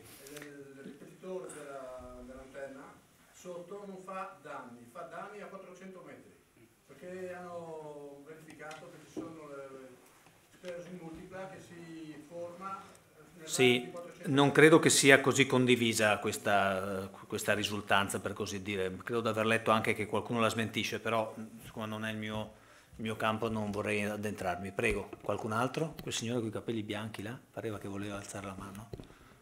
No, cambiate idea. Sì. Si è preso paura dopo che ha visto Cella. Va bene, qualcun altro? Sentite, io volevo fare un ultimo giro, poi chiudiamo perché dobbiamo cedere la parola al prossimo intervento. Una cosa veramente rapida, cominciando dal professor Abramo. In queste questioni noi abbiamo bisogno di programmazione e la programmazione la fa chi amministra, c'è poco da fare. Noi possiamo sollecitare finché vogliamo, ma alla fine serve anche la politica. Allora vi chiedo se brevemente in una battuta ci date una suggestione, una richiesta che fareste anche al nostro governo regionale tramite per esempio INSIEL per cercare di migliorare e accelerare alcuni processi che poi hanno a che fare con la ripercussione pratica della digitalizzazione. Prego. Ma allora, dal punto di vista della banda, l'università ha la rete GARD universitaria, quindi non ha problemi e quindi INSIEL non è il nostro interlocutore privilegiato. Invece un aspetto che mi preme sottolineare è che forse anche adesso non vorrei fare quello che fa il bambino che dice che il re è nudo, ma di nuovo qui in Camera di Commercio siamo passati rapidamente nell'arco di questi anni da acronimi che sono IoT a Industria 4.0, adesso c'è intelligenza artificiale. Non che intelligenza artificiale l'anno scorso non ci fosse, certamente c'era, ma è questa enfasi che ha. Allora, le toccate e fughe in quest'ambito non funzionano. Perché tra l'altro ci sono delle costanti di tempo nella struttura pubblica, l'università ne fa parte, che non sono così rapide. E la sedimentazione del sapere la è altrettanto, abbastanza lenta. Allora, la digitalizzazione e l'intelligenza artificiale avranno un ruolo di standardizzazione delle performance. Si parlava prima delle 20.000 piuttosto che non 2.000 fotografie. Cito un'altra cosa, io sono figlio di 2 medici, mia mamma mi diceva il mio maestro era un grande clinico, guardava negli occhi e capiva. Adesso il grande clinico non c'è più, ma in compenso ci sono un mucchio di ausili di diagnostica che fanno sì che, a prescindere dall'interlocutore medico, la diagnosi e la terapia siano molto più democratiche e diffuse di quanto non era una volta, se non beccavi il grande clinico eri fritto. Quindi l'intelligenza artificiale servirà anche a questo, cioè rendere accessibile a più la crescita, però per farla o si prendono strumenti standard, ma a questo punto è una commodity e tutti avranno lo stesso punto di partenza, oppure si cerca di creare una competenza, una cultura che però richiede un po' di tempo. Quindi un suggerimento che farei alla politica è non fare 20 slide di Industria 4.0 e poi sparire, ma magari proseguire con una roadmap che non sia la durata della legislatura, ma che abbia una strategia. Vi dico solo che per fare la famosa cartella sanitaria elettronica, fascicolo, ci abbiamo messo 10 anni. 10 anni Adesso più. Ieri l'hanno ripresentata, io spero che sia la volta buona, ma faccio così. 10 anni. Perché più Più di 10. ecco, Insomma, ne parlavo con Fasola 15 anni fa. Mi ricordo che tanto, e fino a qualche tempo fa, le aziende sanitarie di questa regione, e siamo come dimensione un quartiere di Milano, non dialogavano tutte fra loro con sistemi diversi, cioè siamo ancora veramente alla preistoria da questo punto di vista. Per forza poi Cella corre molto di più rispetto alla nostra media, ma il nostro apparato pubblico va molto più lento rispetto a lui e anche agli altri. Allora, passo la stessa domanda rispetto a che cosa vorremmo, che cosa potremmo chiedere. Beh, secondo me per i giovani imprenditori anche ad Apozzo così. Ad Apozzo ci ascolta, per cui la domanda è facile. No, io penso... Devo dire che da Pozzo è uno che ci capisce almeno e ci sprona sempre in questa direzione, gliene va dato merito. Però Infocamera è un'eccellenza nella pubblica amministrazione, lo possiamo ammettere, nella digitalizzazione della delle imprese. Bene, Passon?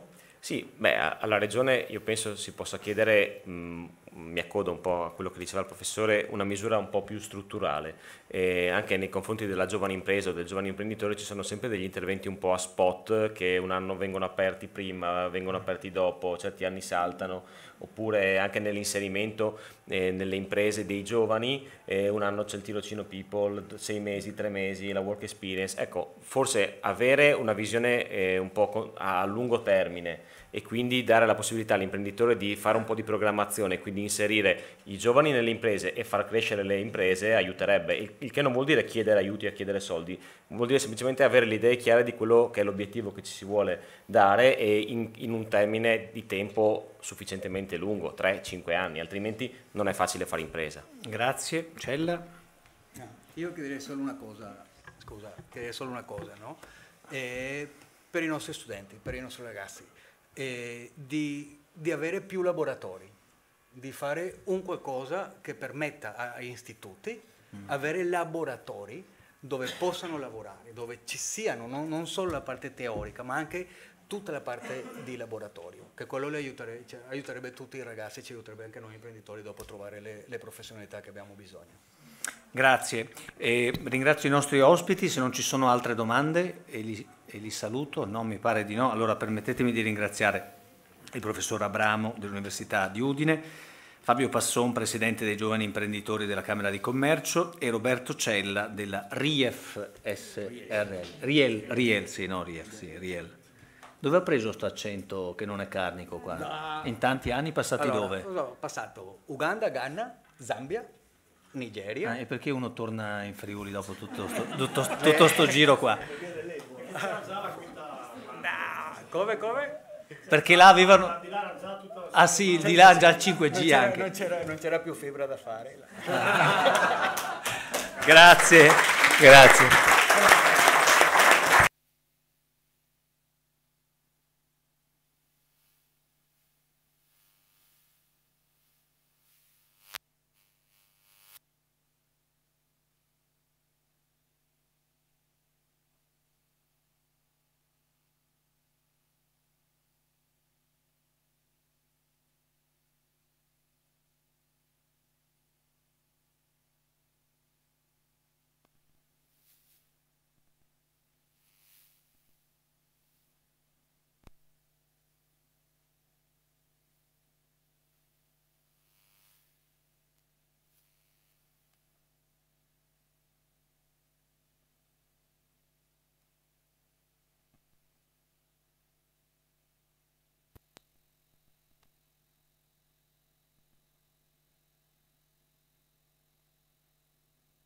Bene, allora riprendiamo le conversazioni che abbiamo ascoltato questa mattina con dei nuovi ospiti.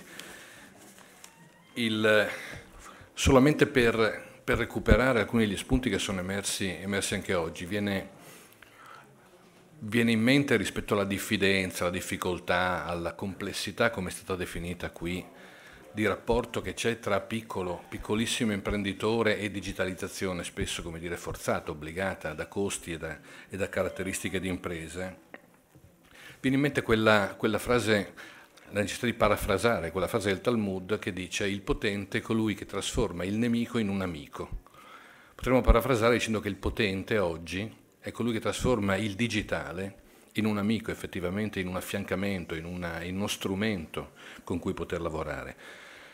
E viene ancora in mente quella frase di Wyszynski quando dice che se non lo fai tu, lo fa qualcun altro. Anzi, aggiunge, lo sta già facendo. Inviterei adesso Massimiliano Ventimiglia, Renato Mattioni e Andrea Granelli ad accomodarsi qui con me per questa seconda parte.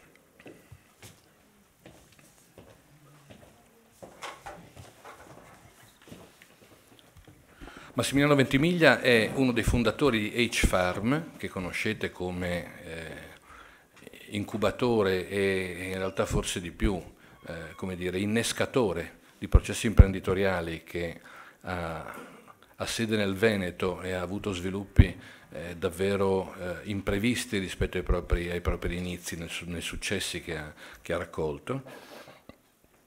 È uno degli iniziatori e gli sviluppatori di Travel Appeal, quindi siamo in un ambito, in questo caso, turistico. È un esperto di marketing e di comunicazione che ha sviluppato però ulteriormente il proprio percorso, lo ha evoluto ora in una dimensione in cui si impegna a favore di imprese e di sviluppo di imprese, ma con un occhio, una responsabilità e a una produzione di valori sociali per la comunità, con un'iniziativa che si titola Onde Alte. Ora passo la parola a Massimiliano Ventimiglia. Ok, allora grazie, buongiorno. Intanto buongiorno grazie per avermi invitato, sono molto felice, insomma, ho sentito già molti contenuti interessanti, immagino che la mattina sia stata molto molto bella. Allora, io proverò a dare il mio contributo a questo pomeriggio dedicato all'innovazione e cerco di darvi una prospettiva, una lettura che in qualche maniera non è necessariamente la più immediata.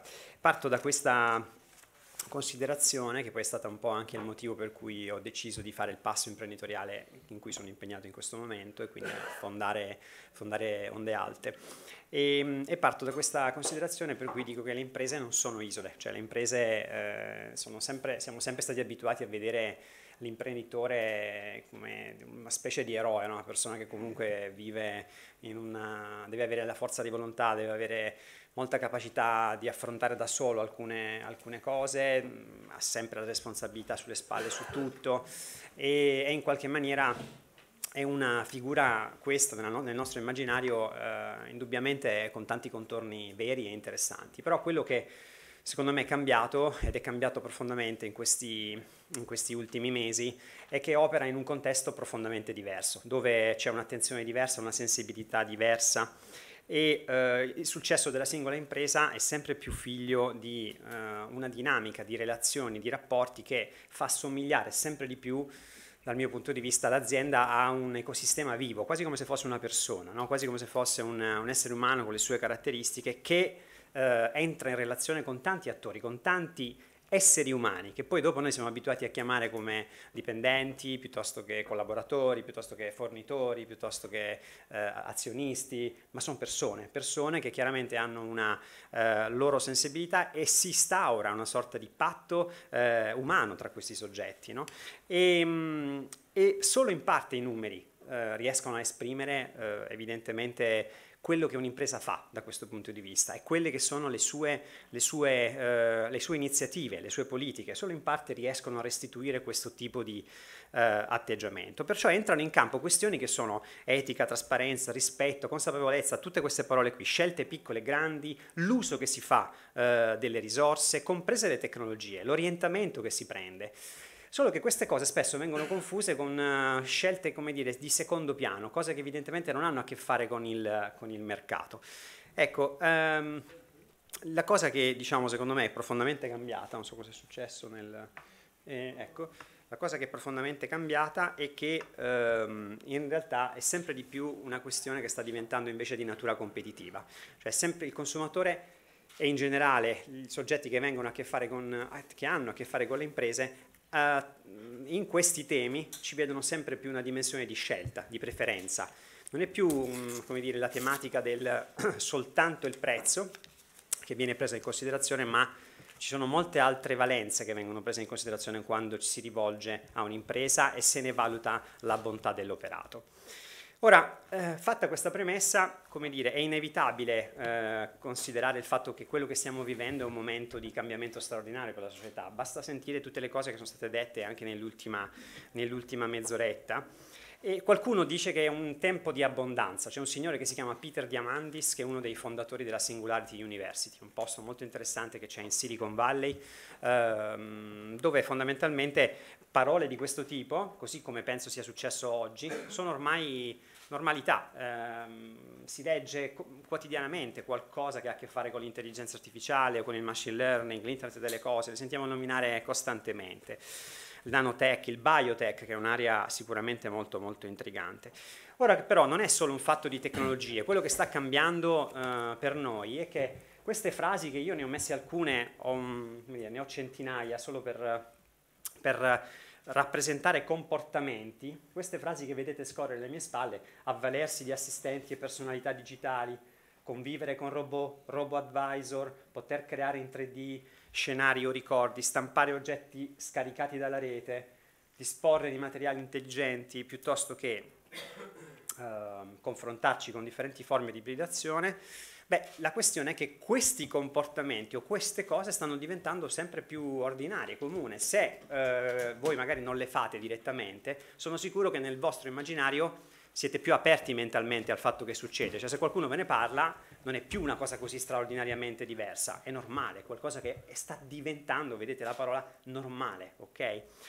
E perché queste cose stanno succedendo? Perché effettivamente ci sono delle innovazioni pazzesche lì fuori, ci sono delle cose incredibili lì fuori. Io qui ne ho messa una selezione per motivi di tempo. Non so se avete già sentito parlare di Duplex, che è questa tecnologia che Google sta per immettere nel mercato. Ne avete sentito parlare? Chi è che ne ha sentito parlare? Bene, allora merita probabilmente un approfondimento. No, bene, diciamo, però merita un approfondimento. Esatto. Bene, allora praticamente vi faccio sentire una clip, se l'audio funziona, ci assiste, vi faccio sentire una clip e prestate attenzione, dopo pochi secondi, insomma, dopo un pochino, alla voce maschile che telefona per fare una prenotazione, ok? Poi la commento dopo. Non ci siamo con l'audio però. Aspetta, vediamo se dipende da me. I auricolari ci sono al massimo, quindi in teoria.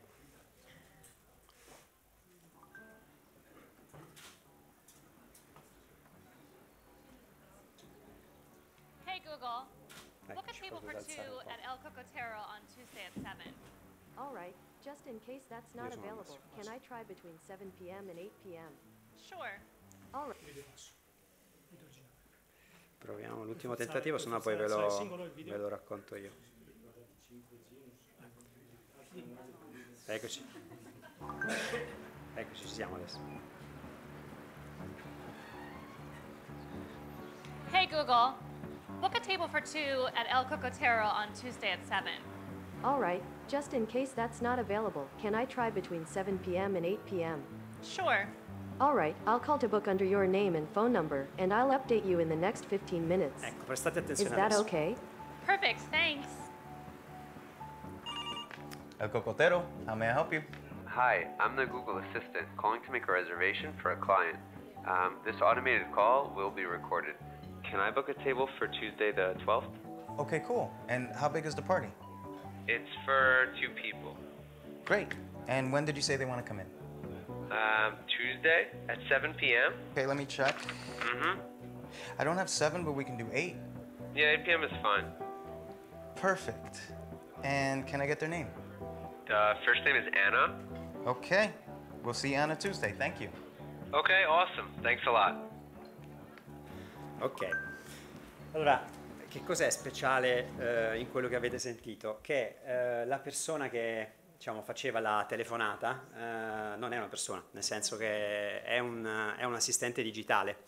E avete visto che in realtà lo hanno sviluppato sicuramente con le capacità di un'intelligenza artificiale di capire alcune cose, ma lo hanno anche reso più umano. Avete visto che faceva perché altrimenti non suona realistico, quindi diciamo stanno imparando da noi anche come sembrare noi, che è la cosa abbastanza intrigante. Quando Google ha presentato questo progetto sono come dire, divampate moltissime polemiche, perché vi potete immaginare le dimensioni di ragionamenti sull'etica o gli aspetti legali che si possono muovere intorno a questa vicenda.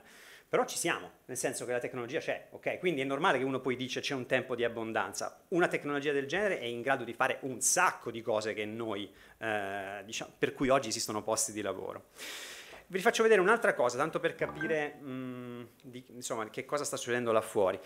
Magari non avete sentito parlare di Waymo, però sicuramente avete sentito parlare chiaramente di Google, che oggi ha cambiato nome, si chiama Alphabet, è una holding company sotto la quale operano tante divisioni, tante unità. Quella che si occupa dell'autonomous driving si chiama Waymo, ok?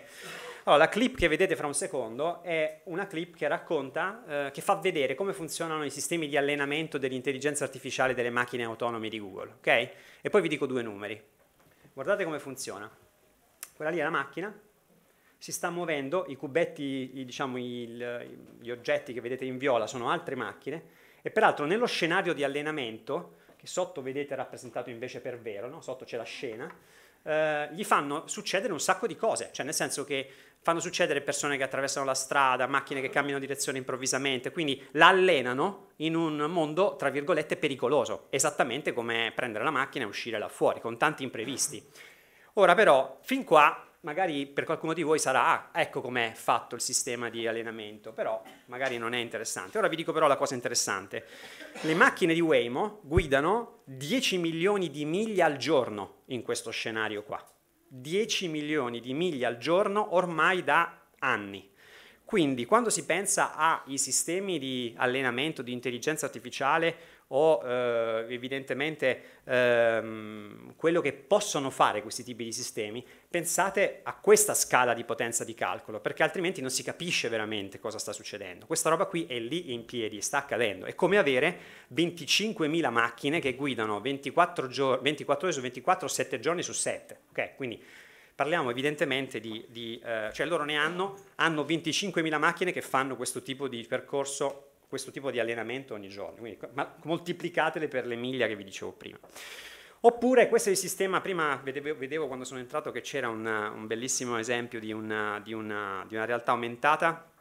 Questo viene usato veramente alla NASA per allenare, formare gli apprendisti. Quelli che vedete come cerchietti non sono realmente sullo Space Shuttle, ma sono fondamentalmente proiettati dagli occhiali che ha quel ragazzo addosso, quindi un sistema di allenamento della forza lavoro, di training della forza lavoro usando la realtà aumentata. Questa è Wing che da 6 anni ha sviluppato un sistema per le consegne di pesi ultraleggeri, circa 4 kg, okay? Quindi fino a 4 kg in distanze anche per aree isolate. L'hanno sviluppato vicino in Finlandia e sono pronti sul mercato, sono andati live. Quindi loro oggi hanno una flotta di droni che per le aree isolate portano merci fino a 4 kg ovunque, in sistema automatizzato, ha un long time battery life e quindi fondamentalmente riesce a fare questi tipi di anche questo ha sconvolto gli aspetti legali, perché dichiaro spazio aereo, che cosa succede se c'è una problematica di privacy, ha camera, non ha camera, e gli avvocati che fanno un mestiere complicatissimo in questo momento, l'hanno sempre fatto, ma in questo momento sta passando di livello di complessità, sono lì che in qualche maniera cercano di capire come dare una forma umana a una vicenda che è fuori controllo, va un sacco veloce, ok? Questa è Aeronox, un'altra società interessante, 8.000 metri quadri di base di pianta di lavoro, lavorano 26.000 piante l'anno di produzione, per capire che cosa fanno i bracci metallici, nel senso che i bracci robotici, no? Questo è un esempio straordinario di meccatronica, no? Per cui muovono le piante, lavorano sulla pianta singolarmente, esattamente come i sistemi di precisione applicati nell'agritech, no? che non buttano più, per esempio, le sostanze che vanno a curare la pianta a pioggia, in logica predittiva, ma lo fanno foglia per foglia, perché hanno la capacità di capire lo stato della pianta, no?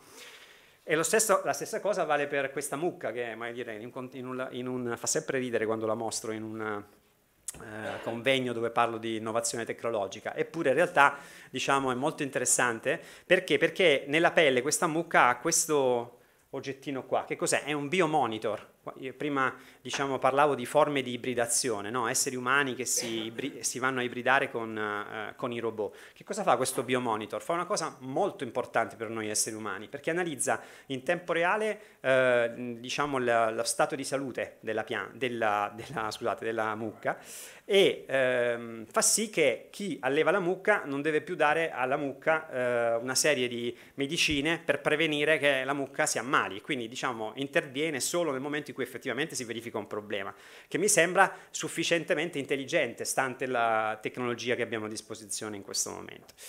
Ecco, un ultimo esempio è questa startup che si chiama Green City Solution, una startup di Berlino in cui io ho investito, e fondamentalmente loro che cosa fanno? Hanno creato questa sorta di albero smart che lavora con il muschio, una cosa molto naturale, e un po' di IoT, e assorbe l'inquinamento equivalente di 275 alberi. Okay? Quindi molto interessante per i contesti urbani. Questo signore magari lo conoscete un po' tutti, Bill Gates. Anche lui di recente ha fatto un lavoro molto interessante dove ha identificato le tecnologie che saranno particolarmente impattanti per noi in questi anni. E io poi ne ho volute selezionare un paio soltanto per motivi di tempo e ve le faccio vedere subito. Questa animazione è un po' lunga. Queste poi dopo commento solo un paio. Una è la robot dexterity, cioè la capacità dei robot di fare handling di oggetti. Anche se suona difficile, in realtà guardate questo filmato che lo capite in un secondo. Cioè la capacità dei robot di maneggiare sostanzialmente degli oggetti per poter fare delle azioni che a noi sembrano facili, ma in realtà per i robot sono molto molto complessi.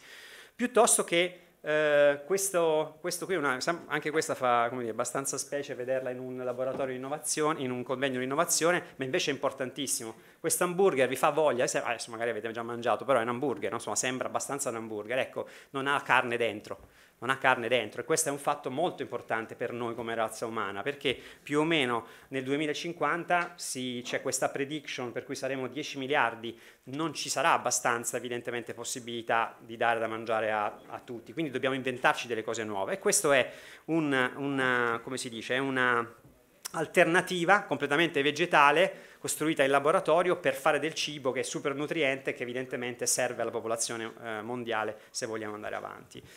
L'ultima che vi mostro è anche questa molto interessante, è un motore sviluppato da una tecnologia, sviluppata da una società che si chiama Climeworks, anche qui faccio vedere un video che è meglio, che è in grado di assorbire, di risucchiare la CO2 nell'aria, perché un'altra tematica molto fondamentale è che non basta soltanto abbassare le emissioni, ma dobbiamo anche evidentemente assorbire le emissioni. Sono arrivati a un costo per tonnellata ormai di $100, quindi diciamo abbastanza interessante. La cosa che non tutti sanno è che Climeworks è una società svizzera e che ha 2 piante di produzione in Italia, di cui la seconda è stata aperta poco tempo fa in Puglia. Quindi magari anche questo è una cosa che è interessante. Ora, come dire, arrivo a un punto centrale del mio intervento. Le nuove tecnologie sono ovunque, avete visto, cioè stiamo parlando veramente di cose straordinarie che si possono fare. Ecco perché si parla di abbondanza. In certi casi diventano pure, come dire, un tema interessante come riflessione dal punto di vista sociale. Non so se sapete che in Francia da settembre 2018 hanno fatto il banning dei telefoni, nel senso che non si nelle scuole, nel senso che non si possono più utilizzare, che è un tema molto...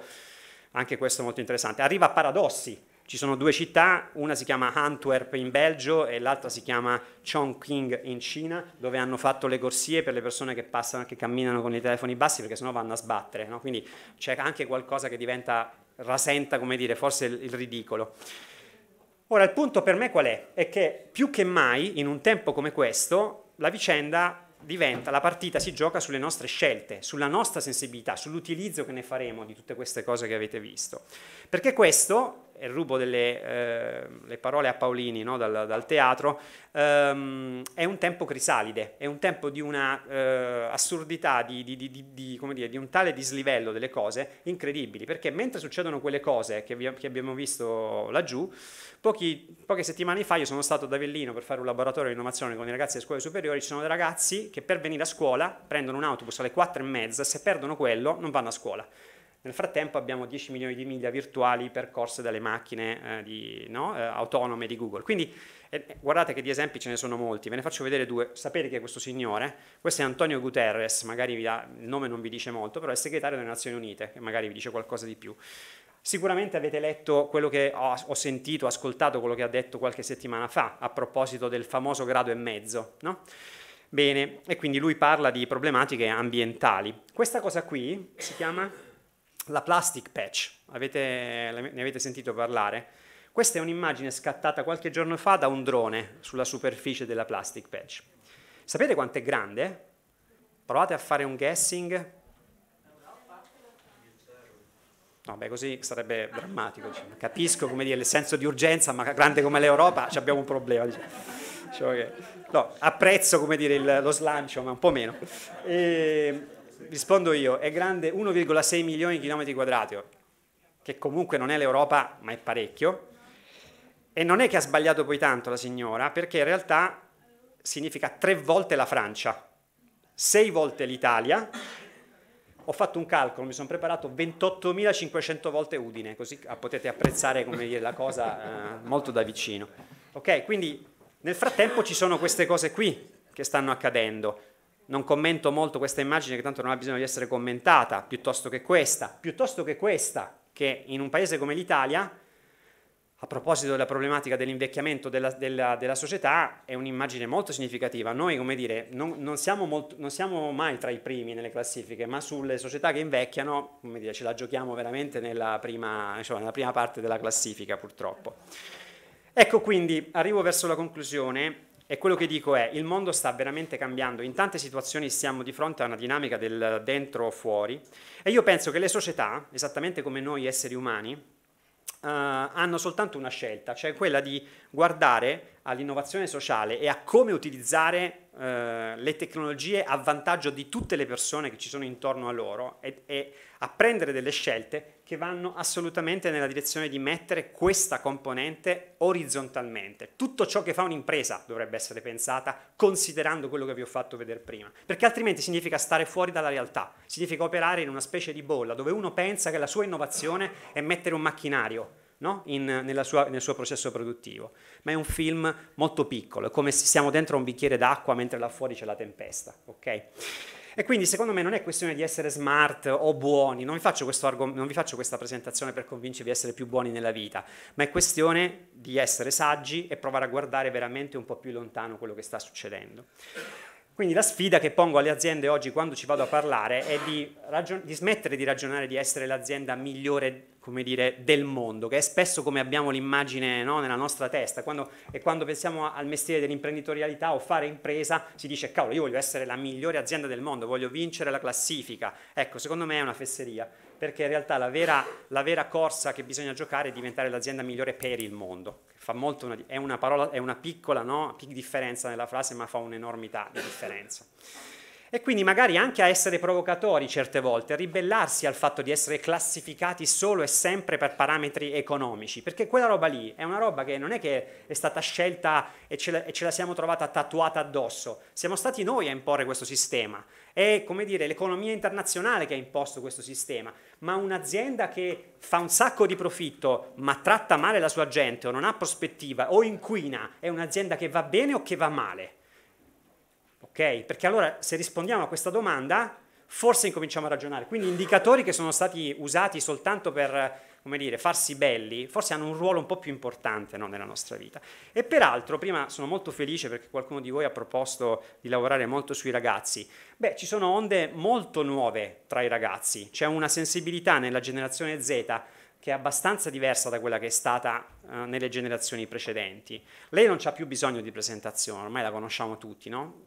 Beh, ha fatto un bel, si può dire qui che ha fatto un bel casino, no? Credo che ha fatto un bel casino e forse dobbiamo essergli grati abbastanza. In tutto il mondo ormai si muovono comitati spontanei per il clima, ma non è soltanto lei. Ho scelto due cose, sempre per motivi di tempo perché devo chiudere in pochi minuti.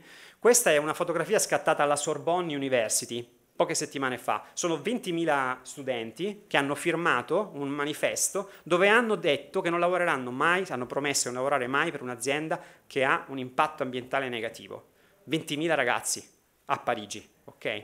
Questo signore qui, questo ragazzo, si chiama David Hogg, è uno dei leader del movimento March for Our Lives. Non so se ne avete sentito parlare, ma sicuramente avete sentito parlare del problema per cui si batte e perde il sonno, che è il banning delle armi negli Stati Uniti, visto che nelle scuole come in quella in cui va lui ammazzano i ragazzi con una certa facilità. Questa fotografia dice parecchio, non la commento perché secondo me contiene molto, come dire, di quello che è il senso di quello che sto dicendo. Ecco, chiudo e vi ringrazio per l'attenzione dicendo che sicuramente stanno succedendo cose incredibili lì fuori. E di sicuro non ci sono mai state opportunità come oggi, e queste cose di cui sentiamo parlare, l'industria 4.0, l'intelligenza artificiale, io ho provato in pochi secondi a farvi vedere qualcosa che succede a livello internazionale, ma sicuramente prima di me e dopo di me sono sicuro che gli esempi non mancano.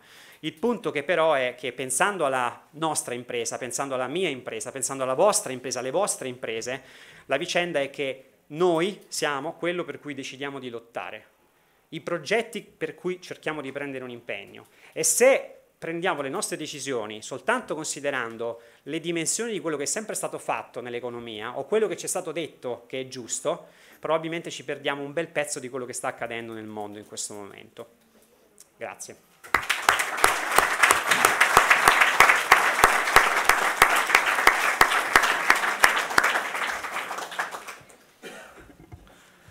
Grazie Massimiliano Ventimiglia. Se c'è qualche domanda per lui e per questi temi che, ricordiamo, hanno poi effettivamente anche un impatto sul consumatore. Prego, professor Abramo.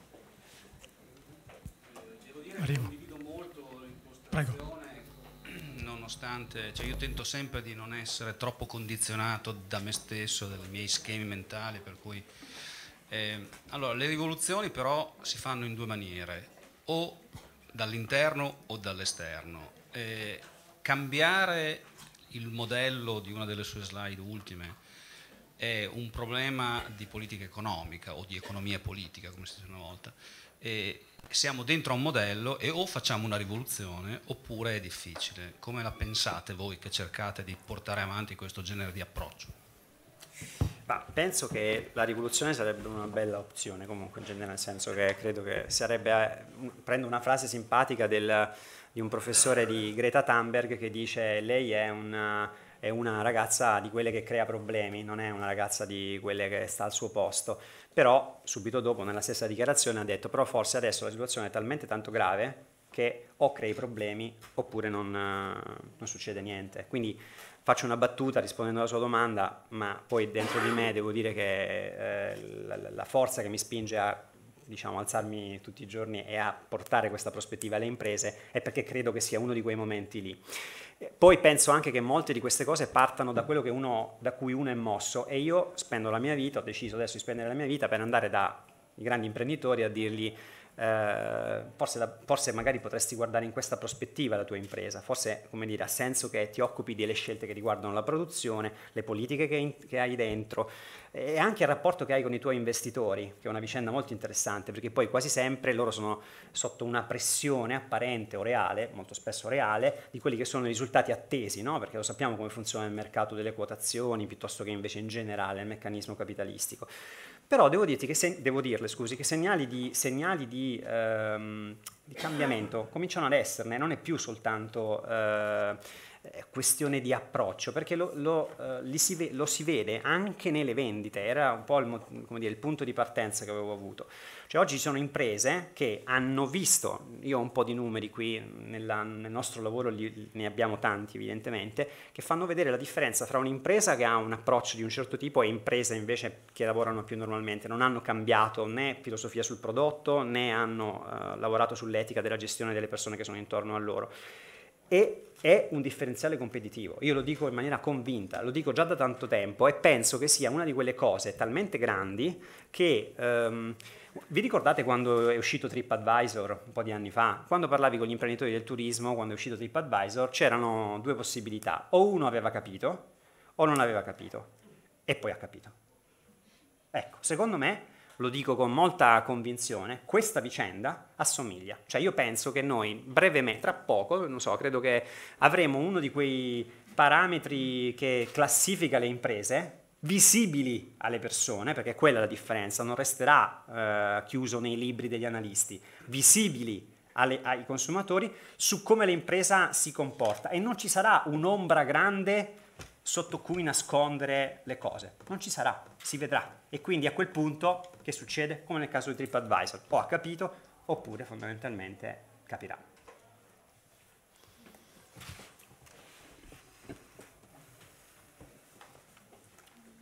Beh, innanzitutto complimenti perché ha posto in essere dei problemi fondamentali che sono striscianti in questo consesso, ma in tanti altri consessi, che è il problema di carattere etico.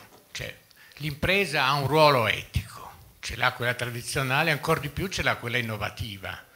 E allora, in questo senso, nessuna azienda è è un'entità a sé stante. Mi viene il richiamo John Donne, un poeta del Seicento, che dice che nessun uomo è un'isola.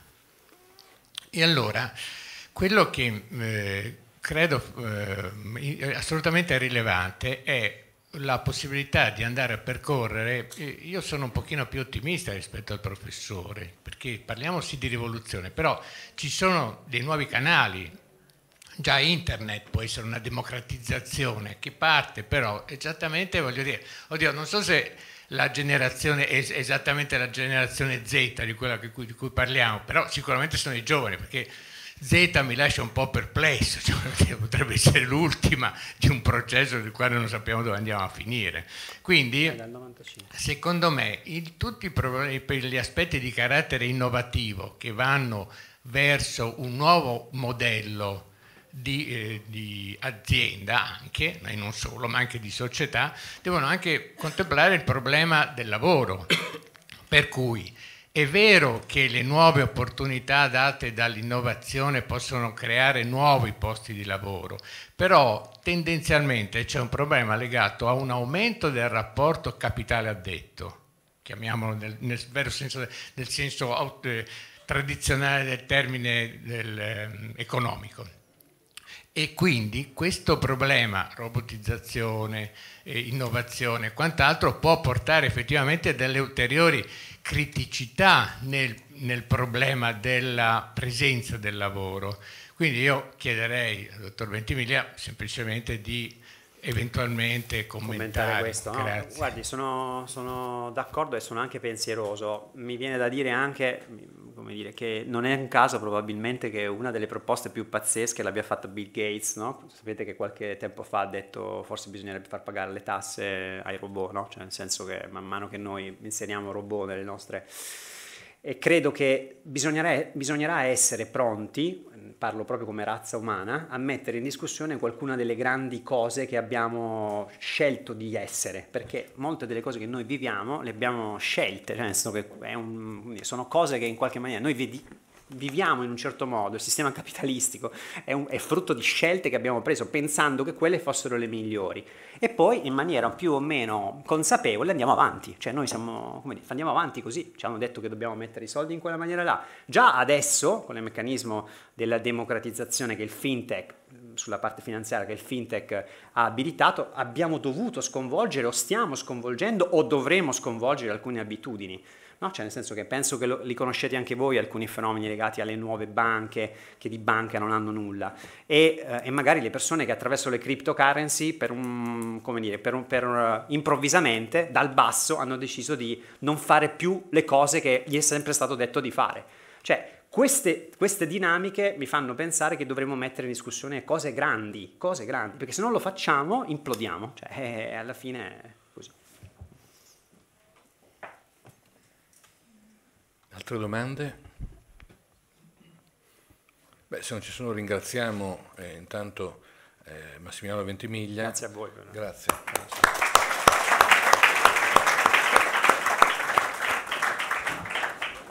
E passiamo la parola a Renato Mattioni. Renato Mattioni è il direttore centrale delle reti associative di Confcommercio Nazionale. Cioè è persona quindi che ha a che fare, ovvero è promotore di concetti di rete in una politica che è quella sia collaborativa che relazionale, che è una di quelle, come dire, che si considera il nuovo capitale di questa epoca.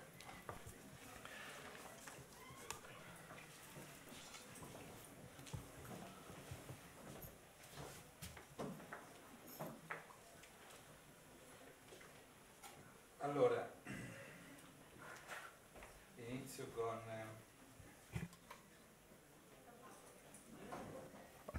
Ho cambiato taglio, quindi inizio con un libro che vi consiglio di leggere, che se vi capita, un libro della Mondadori, 2013. L'autore si chiama Affinati e il titolo è L'elogio del ripetente. Questo significa che nell'innovazione, talvolta spinta, ripensata, come dire, fino a questo punto anche in qualche modo ideologica, quindi che pensa alla responsabilità. Alcune delle slide che vi farò vedere rapidamente, insomma, ripetono questi sistemi. Nell'elogio del ripetente c'è un pezzo che mi è piaciuto molto e che talvolta racconta il rapporto che abbiamo noi sistemi di mezzo, società di mezzo, corpi intermedi, realtà a servizio delle imprese, spesso, e che è la realtà purtroppo crescente e non, come dire, che si rivolge a noi. Oggi, racconta Affinati che faceva il professore parlando dei colloqui, oggi i genitori degli studenti sono ragazze fragili, col trucco troppo vistoso e vestiti non appropriati, giovanotti ricoperti di tatuaggi, commesse dall'aria scarmignata, operai in tuta, hanno le facce stanche, l'aria indaffarata, lo sguardo spento. Molto spesso litigano davanti al figlio formulando la classica frase dell'educazione sbagliata. Di che cosa ti puoi lamentare? Non ti abbiamo fatto mancare niente. Questa sostanzialmente è un po' la sindrome che abbiamo anche noi quando ci troviamo di fronte a un sistema delle imprese che è un pochino diverso da quello che c'è. Intanto riprendiamo l'idea dell'innovazione, no? L'innovazione prima, Biblioteca di Alessandria, era potere, era rara. Sono andato in chiesa, al Duomo, ho visto gli angeli, no? E il Tiepolo era un innovatore. Ma cosa scriveva l'innovatore illusionista, il pittore? I pittori devono procurare di riuscire nelle opere grandi, cioè in quelle che possono piacere ai signori nobili e ricchi, perché questi fanno la fortuna dei professori e non già l'altra gente la quale non può comprare quadri di molto valore. L'innovazione, in questo caso pittorica, era un'innovazione che costava, che era logica di potere. Questa innovazione diventa un'innovazione di dimensione quotidiana. Queste secondo me sono le due innovazioni più importanti del nostro periodo. Il primo è il frigorifero, con il quale ho un rapporto più stretto rispetto a mia moglie, e che è quello che dà la discontinuità nei confronti dei tempi della natura, del giorno, della notte e delle stagioni. L'altra rivoluzione è quella dello smartphone, quindi l'innovazione che ci portiamo dietro. Guardate, una delle cose che mi colpiva anche quando facevo il segretario generale della Camera di Commercio è quando arrivano le start-up. La prima cosa che fanno le start-up, intanto non si iscrivono in Camera di Commercio perché non si iscrivono come ditte, ma fanno le start-up, stanno nell'iperuranio. Seconda logica, inventano un'app. Adesso, se voi vedete premi innovazione, in realtà è questa logica, insomma, che declina in maniera semplice un servizio su un servizio. È stato già detto prima, l'innovazione vera nel nostro contesto, il nostro pensiero, è che è una innovazione distruttiva. La vera innovazione è un'innovazione che fa una logica di discontinuità e questo significa che una realtà di rappresentanza come la Confcommercio, ma questo può valere per la Confindustria, la Confartigianato, le Camere di Commercio, sappiamo benissimo che quando l'innovazione diventa pervasiva, chiude una stagione del fare impresa, distrugge un modo di lavorare, distrugge talvolta lavoro, distrugge idee di imprese. Diciamo che il cambiamento in cui il sistema imprenditoriale si trova di fronte è quello di avere una produzione che diventa una produzione ormai e anche una logica di terziario di servizio sempre più personalizzata, sempre più on demand, è stato detto. Le filiere produttive si rimuovono ormai per rete, normalmente, cose che avete già sentito. I confini labili diventano tra settori, infatti come sappiamo anche la dimensione dell'appartenenza, della logica, anche se siamo in un periodo storico neocorporativo, no? La difesa sostanzialmente di un sistema imprenditoriale che è fatto di 6 milioni di imprese, per il 96% hanno meno di 9 dipendenti, per una dimensione, come dire, crescente. Sono imprese che sono diventate, soprattutto su alcuni nostri settori, penso all'attività legata, come dire, alla FIPE, quindi a pubblici esercizi, una forma di ammortizzatore sociale, quello che l'azienda talvolta produttiva, manifatturiera o dei servizi avanzati per cambiamento ontologico o di mercato manda fuori, il sistema del terziario lo riprende, lo rimette in gioco con grandi difficoltà. Ci sono storie molto difficili che se uno ha una sconfitta come dipendente rischia di avere una sconfitta anche come imprenditore.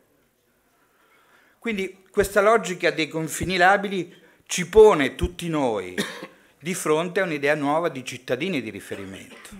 Guardate che una delle intuizioni che sono state fatte politiche e in qualche modo sono ancora in corso è proprio questa identificazione del sistema imprenditoriale come un blocco sociale. No, ormai lo scivolamento del ceto medio è noto per tutti. Qual è stato il nuovo ceto medio a partire dagli anni 90? È stato il ceto degli imprenditori. Io ho avuto per hobby una trattoria per 12 anni a Milano, anche se l'accento mi tradisce, e la mia vicinanza a questa attività è sempre stata una vicinanza di mestiere, non è stata mai una prossimità fisica. Quindi, come dire, la mia identità nella quale declino la mia appartenenza come cittadino, come sistema economico, come settore, non è più quella del luogo dove sono, ma è del mestiere. Io lavoravo con gli altri ristoratori per cambiarci i camerieri, per avere il cuoco diverso, per avere un problema insieme sui dehors. Quindi questa dimensione declina in fondo una nuova idea di appartenenza che sgretola questo ceto medio. E il ceto medio è stato del sistema imprenditoriale, a partire da quello del terziario di mercato, che era un ceto medio nel quale il macellaio che stava vicino a me, dove ci andava Fef, parlavano della barca. Ecco, uno ce l'aveva in mezzo, non ce l'aveva più piccola. Uno era un mare lontano, uno era un mare vicino. Ma c'era, come dire, una forma di comunità, una forma di, come dire, di identità d'orizzonte, che era in fondo l'etica del rischio, no? Era quelli, insomma, che tutti i giorni devono aprire la Claire e che quindi rischiano del proprio rispetto a quelli che hanno il 27. Questa era la distinzione precedente. Da una parte chi rischia, da una parte chi invece ha la rendita, piccole e grandi. Che cosa è successo? La grande crisi, che poi è stata una crisi sostanzialmente strutturale che va adesso, ha sgretolato questo mondo. E all'interno di questo mondo, che era prima un ceto che aveva lo stesso tipo di orizzonte, ci sono stati, come si dice con qualche retorica adesso, i perdenti della globalizzazione, della nuova globalizzazione, della nuova ripresa, debolissima, e quelli che invece ce la fanno. La fatica quindi di tenere tutti insieme, come dire, il treno è l'unica vera fatica nella dimensione in cui le società si riconoscono sui flussi. Guardate, la rivoluzione profonda che ha fatto sulle classi dirigenti Freccia Rossa è incredibile. Ormai c'è una classe dirigente pendolare che va da Bologna. I nuovi contratti tra Bologna e Milano non prevedono la residenzialità milanese, e così uguale quella tra Torino e Milano. È come se fosse tra Rho e Milano, tra una cittadina di provincia con situazioni molto più diverse di Roma e Roma città. Quindi sostanzialmente la forma di un lavoro, un'imprenditorialità che ha perso un po' l'orizzonte, di una precarizzazione dell'altro lavoro e il cambiamento identitario di un pendolarismo diventa, come dire, una forma nel quale, oltre al corporativo, vince il nomade, quello che si sposta. Quindi cambia la dimensione spaziale. È la società dei flussi, e questo è importantissimo per chi fa impresa, soprattutto sui nostri settori. Per chi fa impresa sul turismo. Noi abbiamo una realtà, lo sa bene il Presidente D'Abbozzo, che è fatta sul sistema che ormai produce circa il 57% del PIL del Paese e dell'Europa, che si è riorganizzato per cui 35-36% sono negozianti, commercianti storici, dalla grande distribuzione alla distribuzione di prossimità, a un quasi 65%, 60% di altro lavoro, altro terziario, con una parte importante, identitaria, del terziario turistico, del cosiddetto market territoriale. Allora, qual è il lavoro del centrocampista? Perché quelli che faticano, cioè il centrocampista c'è sempre, no? Le grandi piattaforme, Google, stesso Amazon, sono dei centrocampisti, cioè ci semplificano la vita. I centrocampisti, diciamo, sociali, sono quelle realtà di mezzo che vanno dai partiti politici, all'associazione, alle bocciofile, al non profit, al sistema delle camere di commercio, a quella della rappresentanza, tutto questo mondo, in cui il valore collettivo diventa un elemento che ricompone, come dire, una forma di responsabilità e di presenza. Una realtà che voi ricorderete negli anni 90, alla fine della Repubblica dei Partiti, per dirla con Scoppola, comincia a surrogare la politica. Finita quella stagione, dove prendono classe dirigente? La prendono tra gli industriali, tra i commercianti, tra gli artigiani. Lo vedete nei piccoli comuni, nei grandi comuni. C'è stata una surroga. E questo, pochi anni dopo, sia nella logica della disintermediazione, quindi da protagonisti al rischio di scomparsa. E il processo di disintermediazione non è iniziato solo con, diciamo, la stagione di Renzi, ma continua tutti i giorni con il fenomeno crescente sul quale ciascuno di noi che ha a cuore l'idea che una squadra di calcio non può giocare soltanto con attacco e difesa, ma ha bisogno anche di qualcuno che faccia gioco e anche che difenda e faccia gioco allo tempo stesso. Bisogna trovare sistemi e metodi che l'innovazione in qualche modo ci porta avanti, ci suggerisce. Qui dicevo, questa è una cosa che sta particolarmente a cuore, che è complicata, ma non è complicatissima. Io so bene, io sono uomo di provincia, perché sapete, un conto nascere su un condominio, dove convivi con altri, un conto stare sulla casetta, isolato, il giardino, eccetera. Quindi nasci con un prototipo, un conto vivere alla provincia dove ci si conosce tutti, un conto stare sulla metropolitana dove tutti guardano lo smartphone. Però questa logica della fine del territorio dobbiamo per noi farlo diventare un elemento di forza. Il territorio diventa un territorio simbolico, non è più un territorio definito dai confini, non ci sono più i confini. Non ci sono più, lo sapete bene voi che siete, come dire, gente di confine. Non esiste più una logica nella quale il comune, forse in qualche parte dell'Italia centrale, in cui c'è ancora il castello, la chiesa, ma è una logica assolutamente superata. Questa è una società che non ha più confini, non ci sono più confini comunali. Ma scusate, avete visto che le città metropolitane non sono mai partite perché non hanno mai definito lo spazio vitale. Ma qual è lo spazio della vostra vita? A Corso Buenos Aires, io parlo di quello che conosco a Milano, i negozianti di Corso Buenos Aires sono cittadini a tempo. Il 90% viene da fuori, ma fuori dalla provincia di Milano. Fanno i pendolari dell'impresa, non hanno l'attività sopra. Quindi questa dimensione del ripensamento delle persone, dei city user, del turismo, diventa una logica nel quale fare impresa in questo periodo storico dell'innovazione pervasiva e soprattutto di un cambio sociale importante è un elemento che dobbiamo tener conto. E certo che quindi la rappresentanza deve cambiare sistema. Guardate, una cosa che mi ha colpito, che ci è stato chiesto da alcune aree del nostro paese un aiuto per fare un accordo con le poste italiane per i POS. Il POS è obbligatorio. Obbligatorio, ma come succede in questo paese spesso non c'è la sanzione. Allora, il reddito di cittadinanza, che sarà probabilmente utilizzato quasi sicuramente con una carta di credito, se vuole essere un'opportunità per tutti, soprattutto su alcune piccole attività del sud, devono avere il POS. E non c'è.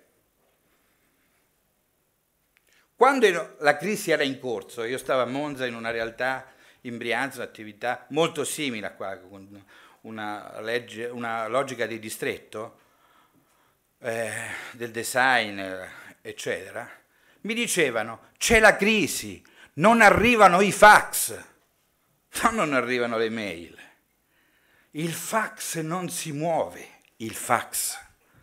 Quindi questa logica del far convivere queste due anime, cioè l'impresa responsabile, innovativa, avanzatissima, eccetera, è un'impresa che fatica a stare sul mercato, che però presidia le nostre città, le nostre province, soprattutto le periferie. Ecco, qui è una logica, se volete, davvero qui, di uguale dignità, di cittadinanza non solo economica, simile.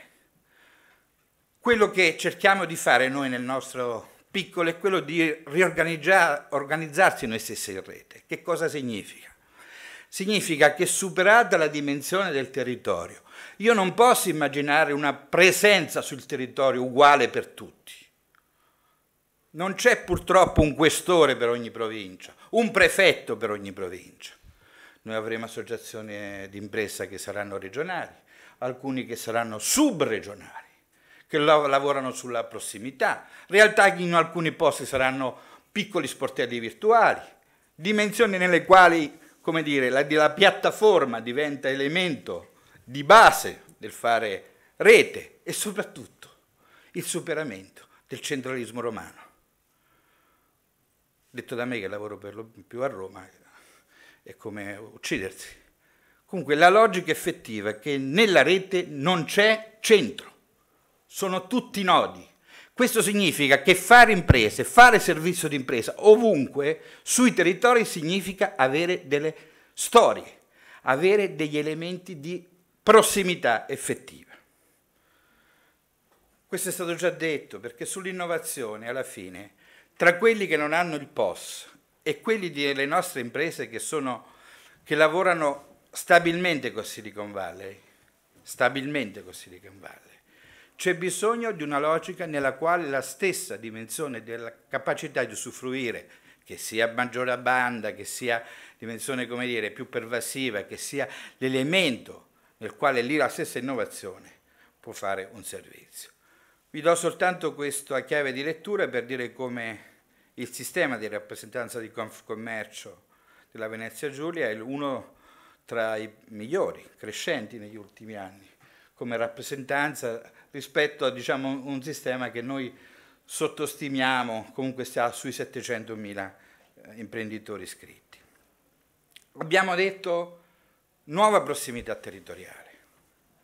La nuova prossimità territoriale viene anche da alcune indagini che stiamo facendo sul tema del turismo, ad esempio una abbastanza nuova con il turismo dello shopping, che è un tipo di turismo molto legato alle altre attività, come dire, del terziario di mercato.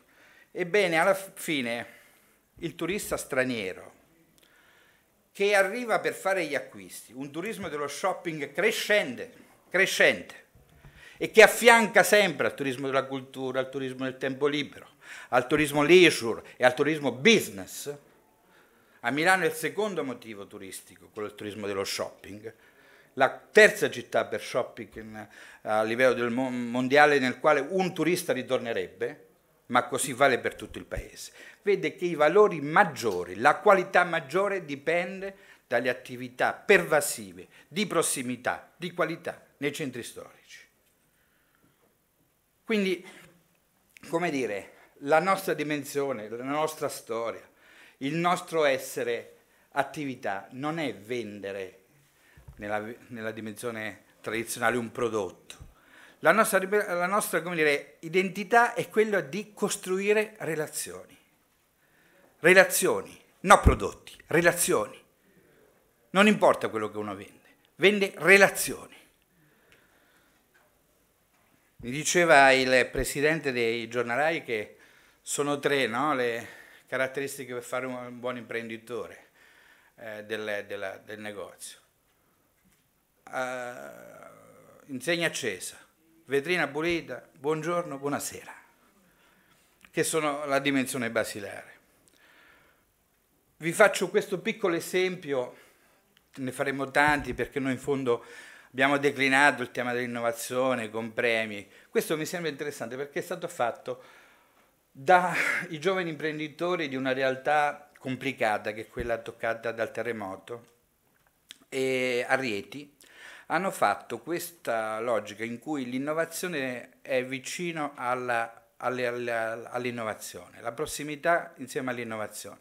Praticamente hanno messo insieme per il corso di Rieti un numero di un'ottantina di commercianti, i quali sono dotati di piccole antenne, e quando passano le persone con il cellulare in maniera random gli arrivano le notizie, le notifiche dei prodotti e delle promozioni che fanno dentro al negozio. Come questo ci sarebbero moltissime iniziative.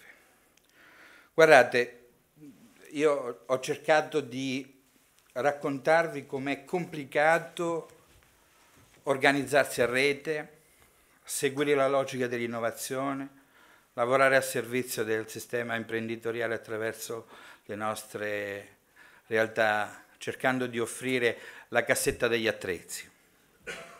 Io credo che alla fine la questione sia quella che vincono adesso gli ibridi. E l'ibridismo è quello di, certo, utilizzare tutti i sistemi innovativi, ma non dimenticando chi vive ogni giorno di relazione umana, di chi all'interno delle nostre città c'è tutti i giorni. Vi dicevo che una delle storie che mi piacevano è che voi conoscerete l'impresa che si chiama Cassina, che fa delle sedute di grande qualità. Ebbene, la seduta che ha avuto più fortuna si chiamava Maralunga. La Maralunga viene dal nome della segretaria di Cassina perché era alta e si chiamava Mara. Venne disegnata da Magistretti nel 70, se non ricordo bene. Quando Cesare Cassina, che era un pochino nervoso, vide questo divano, questa seduta, non gli piaceva, sembrava non comoda. Quindi si arrabbiò e dette un cazzotto ad una dei due schienari, questo schienale cadde giù. E Magistretti, grandissimo genio del design, dice: ma che bella! Se voi vedete la Maralunga è ancora fatta così, è la più venduta della Cassina, ed è uno schienale dritto e uno storto. Una logica di perfetto ibrido nella vita, è una dimensione ibrida. In fondo, per ciascuno che fa impresa tutti i giorni, che ha problemi di cassa e cassetto, che ha problemi con i dipendenti, che viene vessato quotidianamente da uno Stato che non possiamo chiamarlo amico, da una dimensione burocratica, sebbene la bravura di Infocamere, che è quella che tiene la rete del registro delle imprese, ha una dimensione di fatica quotidiana, Voi sapete cosa significa avere un ristorante, un bar, aprire un'attività di abbigliamento tutti i giorni, i turni, un piccolo supermercatino, anche una start-up che sta nel garage di casa. Che fatica, no? Che voglia di rischiare tutti i giorni, di non arrendersi mai. Guardate, uno dei lavori principali è dire arrenditi. Quando vengono nel nostro sistema confidi a chiedere l'ennesima garanzia, arrenditi. Cioè non va, ripensati, no? E quindi su questa logica assoluta probabilmente quello che funziona è il cambiamento di prospettiva. Quello che fa l'innovazione, anche nell'impresa minuta, più piccola, più di prossimità, è il cambiamento di prospettiva. È come quella storiella di due amici che erano amici di Baldorie, di cui uno muore e va di là. L'altro era convinto che sarebbe andato all'inferno per tutta la vita fatta di Baldorie. Quando muore il secondo, trova il suo amico abbracciato da una ragazza bellissima. E gli dice: ma scusa, l'inferno è questo? No, la pena è per lei.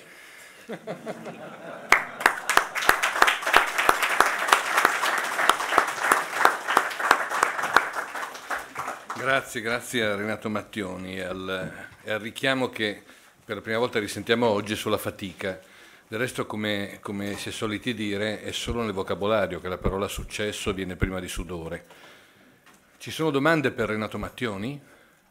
E per questo invito così forte anche a riconsiderare le reti da un lato, ma la disponibilità e la necessità di collaborazioni e di riporre al centro il valore relazionale che comporta qualunque attività. Perché se non ci fossero, passerei la parola a Andrea Granelli.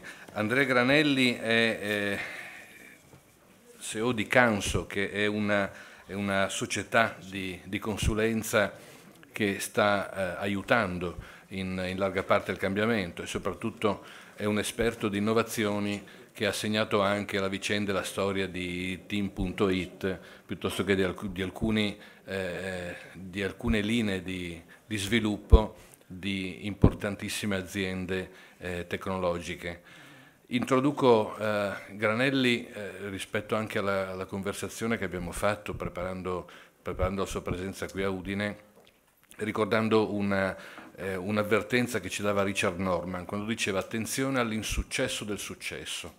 Cioè Norman avvertiva che quando facciamo un'attività che ci porta ad avere un buon risultato, tendiamo consapevolmente o inconsapevolmente, a focalizzarci, a considerare qual è stato il modo in cui ci siamo comportati per raggiungere quel successo. Tendiamo a riprodurlo quel successo, quell'azione, tale quale, quel metodo, quel comportamento. Lo facciamo normalmente ogni momento e in ogni fase della vita rispetto all'attività che abbiamo fatto. Granelli comprendo che invece ci invita, come ci invitava Norman, a considerare che già mentre raggiungevamo quel successo il mondo attorno a noi era cambiato, stava cambiando e sarebbe cambiato ulteriormente, quindi avrebbe richiesto un altro, diverso comportamento, una capacità da parte nostra, come dire, di resettare, fermarci, guardare, capire cosa sta succedendo, come è cambiato il contesto intorno a noi e quindi formulare un altro tipo di comportamento. Andrea Granelli. Bene, allora le slide non le vedo ancora ma arriveranno, ma buongiorno a tutti. Allora è tardi, nel senso che oggi è stata una giornata molto intensa, molto bella devo dire, penso che i tanti relatori vi hanno caricato di moltissimi stimoli. Io quello che cercherò di fare è di parlare di qualche cosa di specifico che avevo concordato, quindi il tema come questa innovazione oggi esiste in una dimensione concreta e come può essere portata nel punto vendita, perché si possono fare molte cose. Però volevo dare, così anche fosse utile, un paio di riflessioni e un po' di integrazione della giornata, per provare a tirare, non dico le somme perché la cosa non è possibile, però per dire come affrontiamo questo mondo dell'innovazione così esagerato, così tanto, no? Perché oggi siamo passati dal machine learning alla augmented reality, eccetera. Delle volte sembrano cose anche molto lontane da noi. Allora io farei queste considerazioni. Prima vi cito un aneddoto, intanto che appunto arriva la presentazione, è questo. Abbiamo visto anche i droni, sembra che ormai il mondo sia definito, vada in una certa direzione. Una recente innovazione è stata adottata da un ricco signore che ha fatto un matrimonio di sua figlia, un matrimonio VIP in un'isola americana, e ha soldato un gruppo di falconieri che hanno bloccato i droni che venivano mandati dai fotografi per fare le foto. Non si voleva che... E quindi dei droni addestrati hanno battuto i droni, hanno battuto dei falconi addestrati e dei falchi addestrati hanno battuto i droni. Questo è un caso, io credo, molto interessante nella sua simpatia, perché attenzione a pensare che tutto è definito, che tutto sarà macchine, che è finito il mondo. Non è così. Noi stiamo vivendo un periodo molto breve, qualche anno, 10 anni, 15 anni, dobbiamo vederne di cose. C'è purtroppo questa dimensione che potremmo chiamare oscura problematica, per cui non basta dire che una cosa funziona, è veloce, efficiente, ci sono anche effetti collaterali. Questi effetti collaterali non funzionano. Esiste la pigrizia, l'uomo non è un uomo razionale. Vi leggo una frase molto divertente del 1850 che venne scritta sulla stampa quando venne scoperto il telegrafo, quindi venne collegato il primo cavo intercontinentale, il telegrafo, e i giornali di quel tempo dissero: con questa nuova innovazione, il telegrafo, i popoli si parleranno, non ci saranno più incomprensioni, saranno finite le guerre. Ci viene un po' da ridere effettivamente, no? E non penso che noi oggi stiamo vivendo in un mondo migliore, più felice, più tranquillo, non credo che sia questo. Quindi c'è un grande problema anche di orientare l'innovazione. Siamo sicuri che molte delle cose che abbiamo visto sono proprio le cose che servono a tutti noi? Non lo so, io credo che questo sia un grande problema politico. L'innovazione oggi è guidata dalle aziende che mettono i soldi perché sanno che li faranno gli utili. C'è un mondo che invece ha bisogno di innovazione, che magari è un po' meno eclatante, un po' meno roboante, ma forse più utile. Allora, questa è una considerazione generale. Io qua non vedo le slide, c'è un motivo? Scusate, che così, per non fare il giro, se no mi viene il torcicollo. La tecnologia, come vedete, nonostante dovrebbe essere sotto controllo, ma poi c'è un po' di... Abbiate pazienza. Il doppio schermo, eccoci. Allora, quindi, che cosa vorrei fare io, intanto che partono le slide, che cosa vorrei fare io sostanzialmente? Vorrei condividere con voi... Vorrei sostanzialmente vedere come alcune di queste innovazioni che ci sono già oggi possano aiutare il mondo del commercio a competere in modo migliore. C'è un mondo molto rilevante che non è solo realtà aumentata, realtà fisica, machine learning, è un mondo che permette di vivere meglio i luoghi, permette di migliorare l'esperienza di relazione di cui parlava prima Renato, cioè l'importanza che in un punto vendita c'è una relazione, non c'è solo uno scambio commerciale. Allora, si tratta però di costruire un meccanismo per cui gli imprenditori vengano esposti a questa dimensione, capiscono che c'è tanta innovazione che non è solo appunto l'e-commerce, piuttosto che eBay, piuttosto c'è cose molto pratiche, a partire, eccoci qua, siamo tornati. Allora, due temi io vorrei affrontare molto rapidamente, poi le slide le lascerò, per chi fosse interessato, quindi passo anche molto rapidamente. Il futuro del negozio è il ruolo delle città ed è importante mettere insieme i due mondi. Il tema della rigenerazione urbana è fondamentale, il mondo del commercio deve giocare un ruolo più forte. Se voi pensate alla parola smart cities, questa parola è stata sostanzialmente catturata dal mondo industriale, che ha visto le città come luogo per mettere reti. Poi non era neanche chiaro bene le reti quali fossero, che cosa servissero, perché ha considerato che la ricchezza si produce nelle fabbriche e nelle campagne e la città è il luogo del consumo. Non è così. La città è il luogo anche della produzione di ricchezza, l'economia terziaria è prevalentemente urbana. Quindi uno dei grandi temi è che tipo di infrastrutture servono non tanto ai cittadini per muoversi meglio, per muoversi in ambienti meno inquinati, ma sostanzialmente per rendere, per esempio, il commercio e l'artigianato più forti. Questo è il tema. Solo che questa dimensione è considerata un po' meno sexy e quindi se ne parla di meno. Allora, vado rapidamente, chi sono io non interessa, chi è curioso poi lo vedrà. Allora, diciamo che le città stanno ritornando a essere il tema centrale dell'economia. Un tempo la città era il luogo del consumo e dove la gente dormiva, non era un oggetto di economia. Oggi non solo il fatto che la popolazione della città aumenta ed è una variabile impressionante, ma nella città accade tutto, i grandi problemi e le grandi opportunità. L'Italia ha delle città particolari, dove la gente vive, sono anche oggetti artistici, sono centri storici. Questo è fascinoso per il turismo, ma è anche molto complicato, perché vivere in una città d'arte è complesso. A Roma, per esempio, fanno dei buchi per fare la metropolitana e poi li richiudono, e innovazione dove c'è la tradizione. Questa è la sfida anche del commercio, fare innovazione nella tradizione, migliorare il mestiere del commerciante senza snaturare la sua attività. Questa è una partita più delicata. Come sa chi si occupa di edilizia, è molto più difficile restaurare un edificio che tirare giù le mura e farlo nuovo. Però se noi riusciremo saremo migliori, perché saranno città vere, città identitarie, non anonime. È una partita che richiede che l'imprenditore cresca sulla cultura digitale. Io ho visto, nella mia esperienza, di rapporti con la digitalizzazione, due grandi, potremmo dire, errori che anch'io ho fatto, quindi stiamo tutti imparando il processo. Il primo è pensare che si debba affrontare l'imprenditore da solo. Tu devi diventare l'esperto del digitale, sei un analfabeta. Anche la parola è oscena, analfabeta, alfabetizzazione digitale. Ma siamo sicuri che dobbiamo essere noi imprenditori a imparare da solo o ci si può mettere insieme?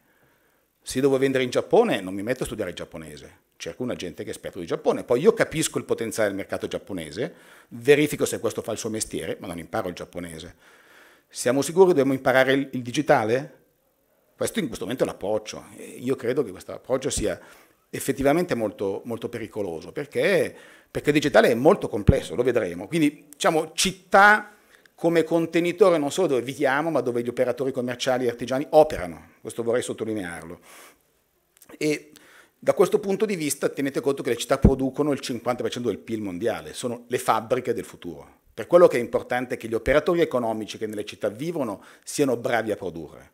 Per questo che i temi delle smart city, piani di infrastrutturazione digitale devono vedere come ruolo attivo gli imprenditori della città, che non siedono su questi tavoli, non discutono di larga banda, di sensoristica, di naming, di big data, di open data, non fa parte dell'attività classica di un imprenditore perché non la vede come roba sua. Ecco, io credo che questa cosa vada sostanzialmente cambiando. E quindi si tratta di prendere questa parola, vedete anche le immagini, questo è un esempio di un recente evento sulle smart cities, sempre molto futuribili, molto lontane dal nostro mondo. Cioè c'è una dimensione di smartness, di essere smart, che deve essere legata alle nostre città, al nostro modo di vivere, ai nostri canoni di mobilità, alla nostra voglia di contemplare anche la bellezza degli edifici, la lentezza dell'andare a piedi. E noi ci stiamo fatti troppo drogare dal modello americano. Quindi credo che si debba costruire una via italiana a questi temi. Allora, tutto questo però si abilita dell'argomento di questa chiacchierata sul digitale. Allora io vorrei condividere alcuni concetti molto veloci sul digitale. Primo, il digitale è tanta roba, è molta roba, non è solo social, telefonini e e-commerce. Per questo che ci poniamo la domanda, ma è possibile che un imprenditore possa seguire tutte queste cose? Cioè abbia punti di vista per essere in grado di scegliere i prodotti giusti e decidere? Francamente non lo so. Questo potrebbe essere un tema associativo. Le associazioni di categoria potrebbero farsi carico di capire la tecnologia man mano che evolve e dire agli imprenditori: guarda che adesso i droni sono maturi. I droni, facciamo il caso specifico, fino a qualche anno fa non esistevano nel mondo commerciale, erano oggetti militari, lo sono tuttora, e incominciarono ad essere giocattoli. Notizia dell'anno scorso, 60.000 geometri usano i droni, 60.000 geometri in Italia, è un numero non piccolo. Perché? Perché hanno capito che fare un estimo di un terreno complicato, scosceso, è molto più veloce col drone che non... Improvvisamente una tecnologia futuribile, quasi gadget, è diventata utile. Allora, questo passaggio chi lo fa? Lo fa l'imprenditore? Si mette a leggere? Glielo dice la software house amica sotto casa? E vedete qua, c'è realtà aumentata. Oggi ne abbiamo viste alcune, droni, stampa 3D, tutto il tema dei pagamenti, la robotica, la neuroscienza. Cioè, è un mondo, la cyber security, è un mondo molto complesso. Quindi il primo rapporto che io credo, la prima questione che un imprenditore si deve porre sul digitale è io come mi aggiorno. Supponiamo che io oggi esca da questa giornata molto intensa sapendo quello che capiterà e fra 6 mesi chi mi aggiorna sui 6 mesi prossimi? Perché è lì che nasce l'opportunità. E guardate, questo è un esempio molto semplice, 1946, il primo elaboratore, ENIAC, questo qua faceva solo calcoli, pesava come vedete 30 tonnellate, quando lo accesero si spense un quartiere. Di fianco lo smartphone, duetti, fa calcoli molto meglio di questo, più altre cose. Sono passati solo 70 anni. Cioè, la domanda è, ma fra 10 anni che cosa ci sarà? Che cosa avrò in mano? Gli imprenditori che guardano un po' avanti perché fanno investimenti, perché proteggono le proprie attività, vogliono lasciarle ai figli, qualche idea sul futuro se lo devono porre. È un mestiere imprenditoriale. Per quello che non è delegabile questo, non basta avere il ragazzino esperto, dobbiamo cambiare la nostra mentalità. Ed è una sfida, naturalmente bisogna dedicare tempo, ma si può fare. Poi è chiaro, il mondo tecnologico ama parlare in latino, così non si capisce nessuno e ci fidiamo di loro. Ecco, se noi magari un po' di cultura ce la facciamo, è tutto molto comprensibile. Anzi, dobbiamo pretendere che ci venga spiegato in modo comprensibile. E quindi il digitale è molte altre cose, oltre al social e-commerce, è interazione, le vetrine possono diventare interattive, è tridimensionalità, adesso non c'è tempo per farvi vedere dei filmati, ma questa è una mostra, è una galleria d'arte dove c'è un oggetto tridimensionale che gira bellissimo, con i bambini che lo guardano, con un piccolo proiettore. Qua parliamo di innovazione a basso costo che c'è oggi, ma perché non ripartiamo dalle vetrine? Cioè, impariamo dal digitale quello che il digitale sa fare bene e copiamolo sul fisico. Il digitale fa 3 cose. C'è un home page, ogni sito ha un home page, la vetrina è l'home page, è il punto d'aggancio. Lavoriamo sulle vetrine. Secondo, il digitale misura tutto, misuriamo anche noi. Il digitale personalizza.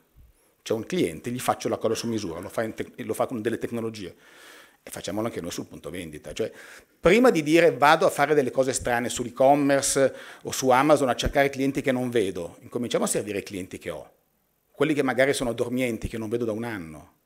Miglioriamo il cross-selling, facciamo vendere di più, usiamo il passaparola. Cioè, c'è molto da fare prima. Molto da fare prima, sulle cose che voi avete, sui punti di forza, prima di cercare di imitare il digitale sulla parte non imitabile. Il digitale è monitoraggio, questo è un esempio molto banale, è un sistema di eye tracking, quindi si usano praticamente sono dei piccoli sensori che guardano la nostra pupilla, si usano sui siti, si incominciano a usare anche sulle vetrine. Questa è un po' più estrema, però è semplicemente un sistema che dice ma la gente sulla vetrina dove guarda? Ecco, qua si vede chiaramente che non guarda i prodotti giusti, l'unica pubblicità che ha un prodotto non viene vista e guarda solo le facce delle donne, quindi, come dire, pubblicità inefficace. Allora, potrebbe essere utile sapere se la vetrina che io faccio è meglio o peggio di quella precedente. Ci sono dei sistemi, ci sono dei sensori, costano decine di euro, che misurano gli smartphone e calcolano il tempo medio davanti alla vetrina. Quindi cambio la vetrina, vedo che la gente si ferma un po' di più, forse migliora la vetrina. Parliamo di piccole cose, è un esempio di misura. Alto processo, questa è un'applicazione recentemente lanciata da Telecom. Questo è una heat map, come si chiamano le mappe del calore, misura l'andamento, in tempo reale, questa è una foto, l'andamento delle persone durante il concerto di Vasco Rossi. Questo sistema di Telecom, che costa anche molto poco, permette di prendere una cella di 150 metri e più, tante celle, quindi io posso vedere nella mia via, davanti al mio negozio, quanta gente passa ogni quarto d'ora, cioè contarle, senza che entrino fuori, di che età sono, di che sesso sono, di che nazionalità sono. Perché la telefonia lo sa, schermando diciamo, i nomi, lo fornisce. E questa è un'informazione importante per i commercianti, sapere chi passa davanti. Io posso cambiare anche le vetrine in funzione di chi passa davanti. E io partirei da queste cose per incominciare a capire intanto il mio luogo, la mia vetrina, i passanti che ho davanti, chi sono, prima di fare cose. E questa è tecnologia specifica. Questa è una stampa 3D sofisticata che rende anche i pavimenti divertenti. Ci sono luoghi, mostre. L'ultima Biennale di Venezia, per esempio, aveva una sala molto bella dove c'era per terra, come moquette, una mappa. E la gente passava a guardare la mappa. improvvisamente anche il banale pavimento che è solo calpestato diventava un oggetto interessante in un luogo. Quindi c'è tanta roba da utilizzare. Questo per esempio è un'operazione fatta con Gucci, diciamo, è un'azienda milanese che si chiama Iannelli e Volpi, che fa carte da parati, leader a livello internazionale, e ha fatto questo sistema on demand. Questa è ibridazione, è una carta da parati fisica, questo è acrilico, banale, però la stampa è scelta dall'utente, che sceglie qualsiasi tipo di oggetto, può fare fotografie satellitari, qualsiasi cosa. Tenete presente che abbiamo fatto un calcolo, per fare una vetrina, quindi trasformare la vetrina in una scenografia teatrale, io prendo una foto, la mando a loro, loro me la dimensionano, me la stampano in acrilico, me la mandano in DHL con la colla a 200 euro. Con 200 euro cambio la vetrina. Ma facendo delle cose impensabili, posso fare una grande forchetta, posso mettere la mia qualsiasi cosa. Come è noto, le vetrine devono catturare l'attenzione. Questo è un esempio di digitale che diventa fisico, perché è fisico come prodotto, potremmo dire tradizionale, ma se non ci fosse il digitale con il print on demand non sarebbe possibile. Sono esempi. Sempre la Iannelli e Volpi ha fatto carte a parati in digitale con anche il velcro. Quindi avendo il velcro io posso staccare questi mobili e spostarli in tempo reale, perché non devo bucare e chiamare un falegname. Uno dei temi di cambiare le vetrine con queste tecnologie, ma sono tecnologie semplici. Questo è un esempio di cosa vuol dire guardare la tecnologia e l'innovazione nel mondo. E poi sono le luci.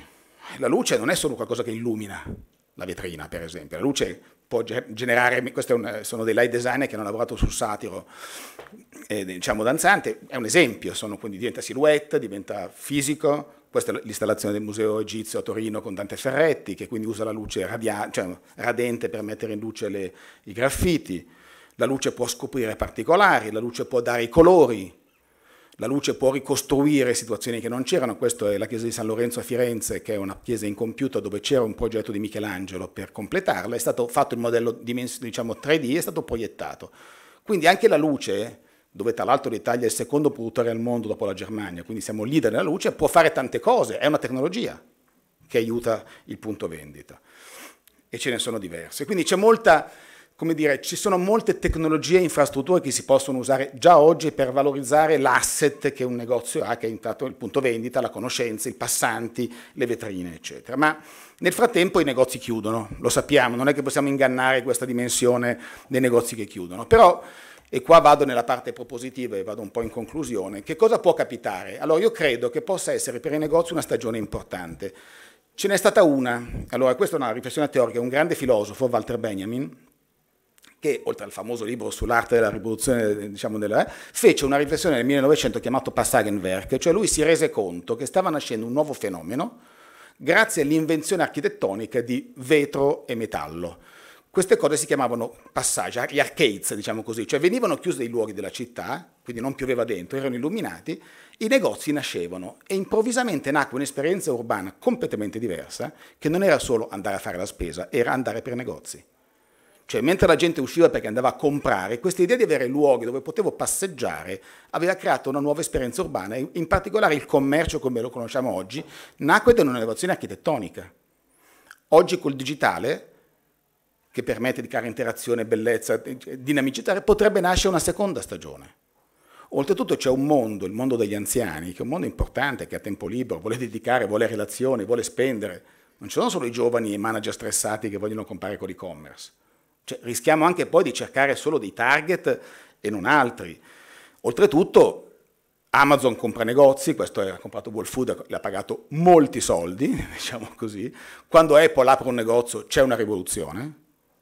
Tra l'altro forse non tutti sanno che Apple ha copiato questa idea da un grande che è Adriano Olivetti, questo è il negozio di Carlo Scarpa a San Marco, 1958. Quindi Olivetti aveva già capito che i negozi non sono solo luogo che si identifica con la merce che espone, non sono negozi magazzino, sono anche negozi dove io vado per appartenere a una tribù, in questo caso la tribù di Apple, scegliere i prodotti, saperne di più, creare il passaparola. È un modo di reinterpretare la funzione del negozio.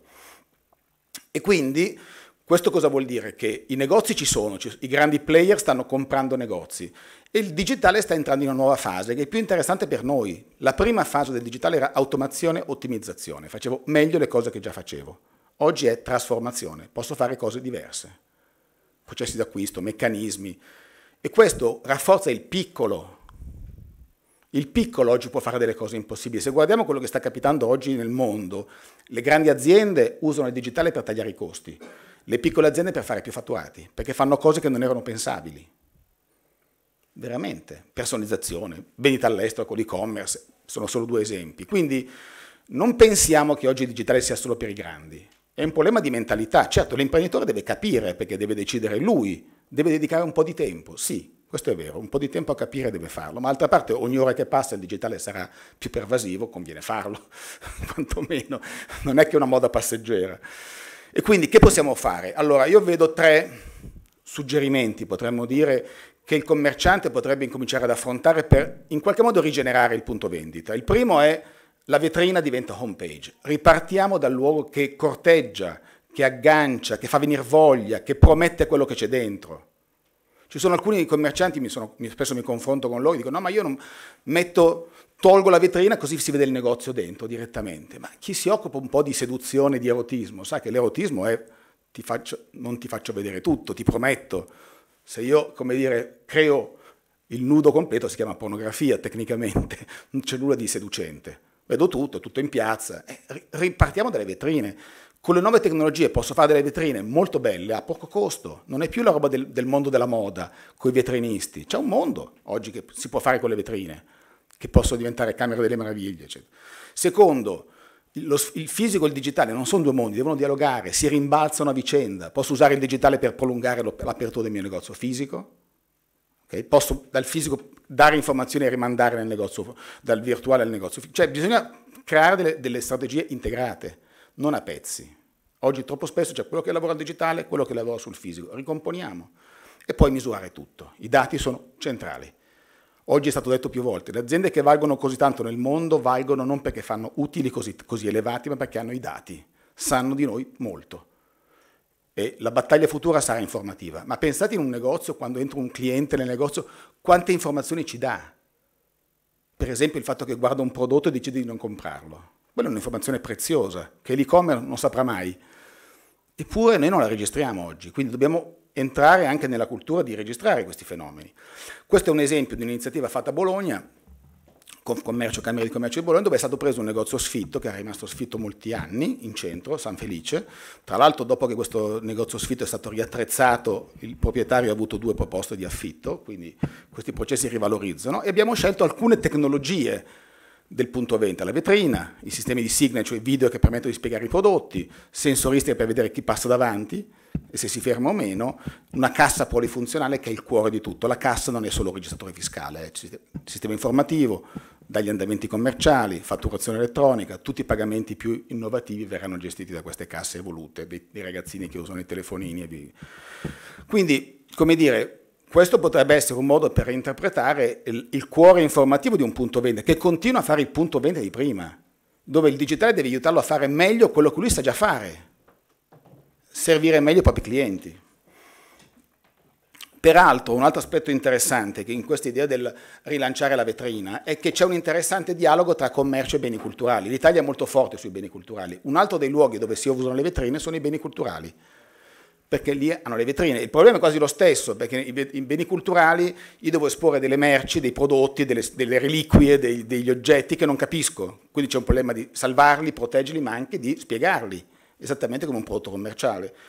Questa per esempio è la Gopion, che è una delle aziende leader a livello internazionale, è milanese, che fa vetrine museali tra le più sofisticate, interattive, ha fatto il vetro della Gioconda. È anche interessante poter dire che il mondo del commercio, dei negozi, ha come ricerca e sviluppo il mondo dei beni culturali, che il mondo ci invidia. È un altro esempio per ridare centralità, se volete, alle vetrine. Io ho partecipato a far nascere un contest che sarà operativo fra un mese in Sardegna tra 2 scuole di design che abbiamo coinvolto, lo IED di Cagliari, a cui ai giovani abbiamo dato 2 temi: il futuro delle vetrine e le vetrine del futuro. Questo è un gioco di parole, ma neanche così tanto. Il futuro delle vetrine vuol dire cosa ne faremo delle vetrine che chiudono e non saranno più riaperte? Facciamoci venire delle idee. Chi ce lo deve dire come riimpiegare i negozi? È un tema dei cittadini o di Confcommercio? Ma io credo che il mondo del commercio possa dire la sua. Il negozio temporaneo che diventa aula didattica è un esempio, la vetrina che diventa kindergarten dove le mamme lasciano i bambini accuditi e possono andare a fare la spesa e dedicare molto tempo a spendere perché stanno di più nel negozio, è un altro esempio, ma ce ne sono tanti. Quindi c'è un tema che dice come sarà la nostra città. Questo è un tema di Smart Cities, pianificare la città del futuro, dire come sarà la città. E poi le vetrine del futuro. Come saranno queste vetrine? Detto ai giovani, cosa devi fare? Cosa devo fare io nella vetrina per far sì che tu alzi la testa della tua vetrina, che è lo smartphone, che è una vetrina, è un vetro, e guardare la mia vetrina? E forse i giovani ce lo possono dire. Chi vive con lo smartphone forse può dare ai commercianti dei suggerimenti per far sì che lui alzi la testa del suo smartphone e guarda le vetrine. Ecco, sono modalità con cui noi stiamo coinvolgendo anche giovani per aiutarci a pensare al futuro. Tutto sommato i giovani saranno anche gli acquirenti del futuro. Allora, diciamo, 3 elementi, vado in chiusura, che io penso vadano sottolineati. Allora, l'educazione, quindi bisogna che gli imprenditori imparino il digitale, capiscano il digitale, non vuol dire saper programmare, vuol dire capire cosa serve, i vantaggi competitivi, e vediamo che non è solo un problema di tecnologia, è un problema di strategia. Cioè dietro la domanda devo fare Facebook, cosa devo fare sul digitale è tema strategico. Perché vengono da me i clienti, come mi differenzio, ci sono cose che non sono in grado di dare, ci sono dei concorrenti più bravi di me, che cosa i clienti vorrebbero che io gli dessi ma non sono in grado di dargli, sono queste le vere domande. Poi la tecnologia viene, dopo. La tecnologia è passiva, è uno strumento che risponde a domande strategiche, non è vado su Facebook, per fare che? È giusto? Non lo so, dipende dai contesti. Il fare insieme è fondamentale, rimettersi insieme. Se io compro un computer lo pago 100, se compro 80 computer li pago 70. Se io sono piccolo, un bravo fornitore digitale non viene da me, sono troppo piccolo. Se siamo in 20, viene da me. Lo sharing dei dati, lo sharing dei contratti di manutenzione. Cioè c'è un grande valore. Allora trasformiamo i DUC, i distretti urbani del commercio, anche in gruppi d'acquisto di gestione del digitale. E questo è un tema. Cioè pensare che il singolo debba gestirsi la scelta, la manutenzione, i contratti, ma che contratti firmate? Siete in grado di valutare un contratto fatto da un fornitore di software? Che competenze avete per valutare? Non dico il prezzo, il contratto, le clausole, come vi fa assistenza, che succede se c'è un errore? E non possiamo chiedere. Allora, se invece c'è una struttura centrale, magari di Confcommercio, che negozia queste cose e crea delle precontrattualizzazioni, è un po' diverso il cinema, se no tutto sulle vostre spalle. Io credo che sia molto, molto complesso. E poi c'è il tema dei dati. Allora, ecco, questo è il tema che stavo ribadendo, cioè il fatto che dietro una scelta tecnica c'è sempre una domanda strategica e alla fine sono 3 le domande: cosa posso fare meglio, cosa devo fare di nuovo, cosa forse vale la pena che non faccia più. Questo prescinde dalla tecnologia, dipende dal fatto che il prodotto non mi conviene, che li perdo dei soldi, che li posso guadagnare di più. Esercitiamoci a dire, vediamo il digitale quasi come un'occasione per fare un check-up strategico. Come va? Come vado? Dove vado bene e dove vado male? Cosa posso fare meglio io? Ma lo devo dire io perché lo sento io, perché conosco i miei clienti, non perché me lo dice la tecnologia. Se no non sarò mai in grado di valutare. Quindi questo tema dell'esercizio, tanto è vero che lanciare un'attività digitale forte potrebbe essere vista come un'attività imprenditoriale, come se facessi un'azienda nell'azienda.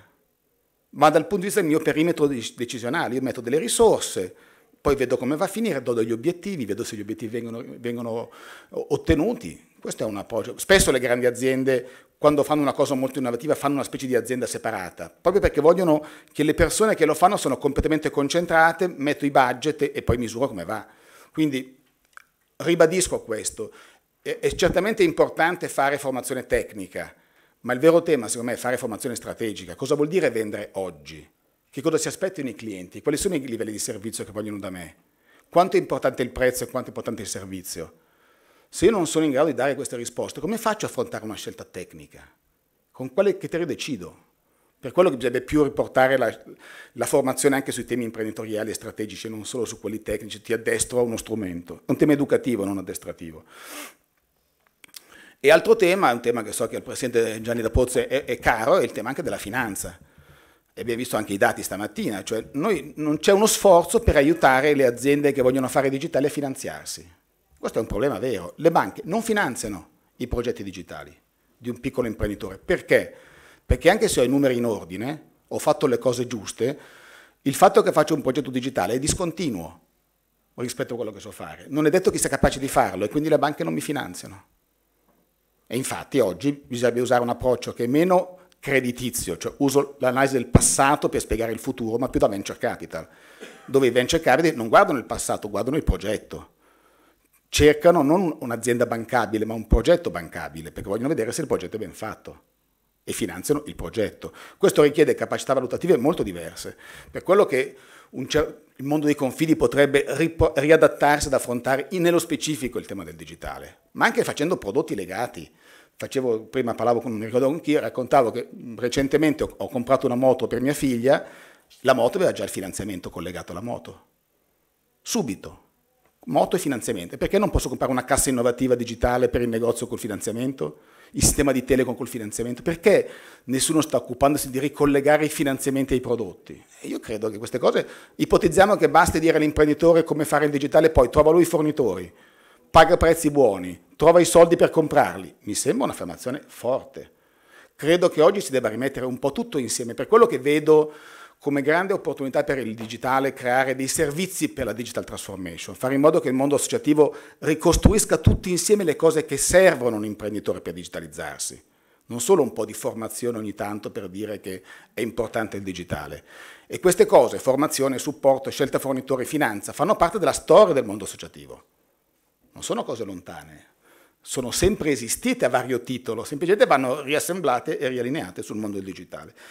I dati, faccio solo un passaggio veloce e poi veramente vado in chiusura, i dati sono molto importanti oggi. Ci sono 3 tipi di dati: i dati del passato, i dati del presente e del futuro. I dati del passato mi fanno in modo che io non faccia gli stessi errori. Chi non fa controllo di gestione, molti, rischiano di rifare gli stessi errori.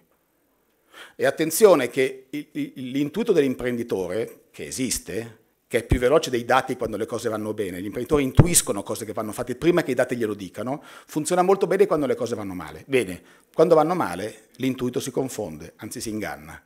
La neuroscienza dimostra che quando le cose vanno male noi ci autoinganniamo, non vogliamo vedere perché le cose vanno male. È pericolosissimo non fare controllo di gestione. Quindi sul passato, sul presente decidere informati, sul futuro anticipare il mercato che cambia prima che cambi. I bravi capiscono dagli indizi, un po' come Sherlock Holmes, il mercato futuro, i comportamenti dei clienti prima che accadano alla grande massa. È lì che si gioca tutto.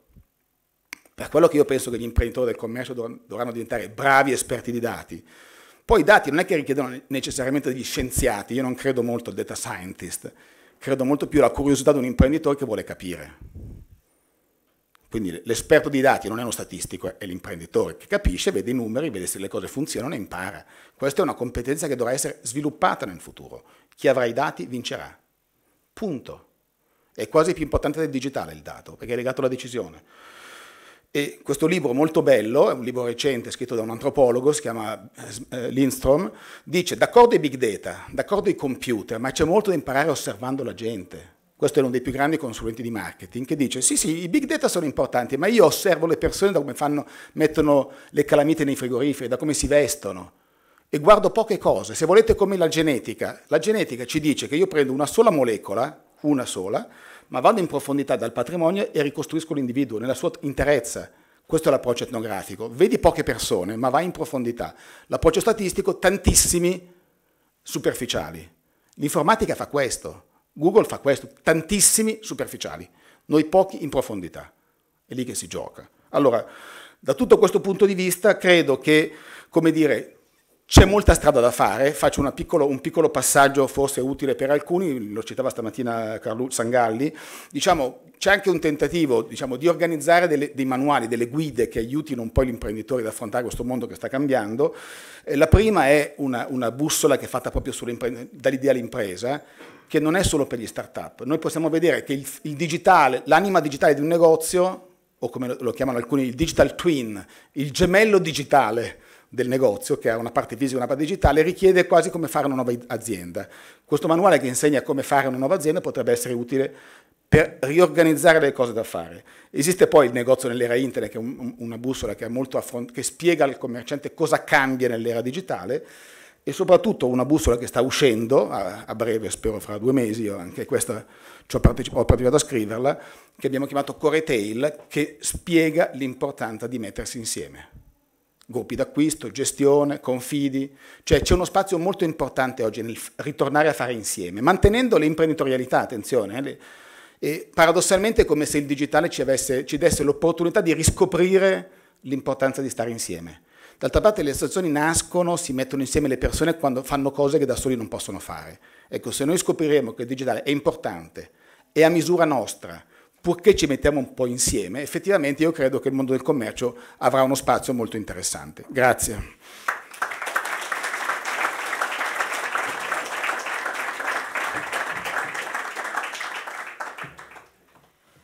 Grazie anche ad Andrea Granelli. Se ci sono domande...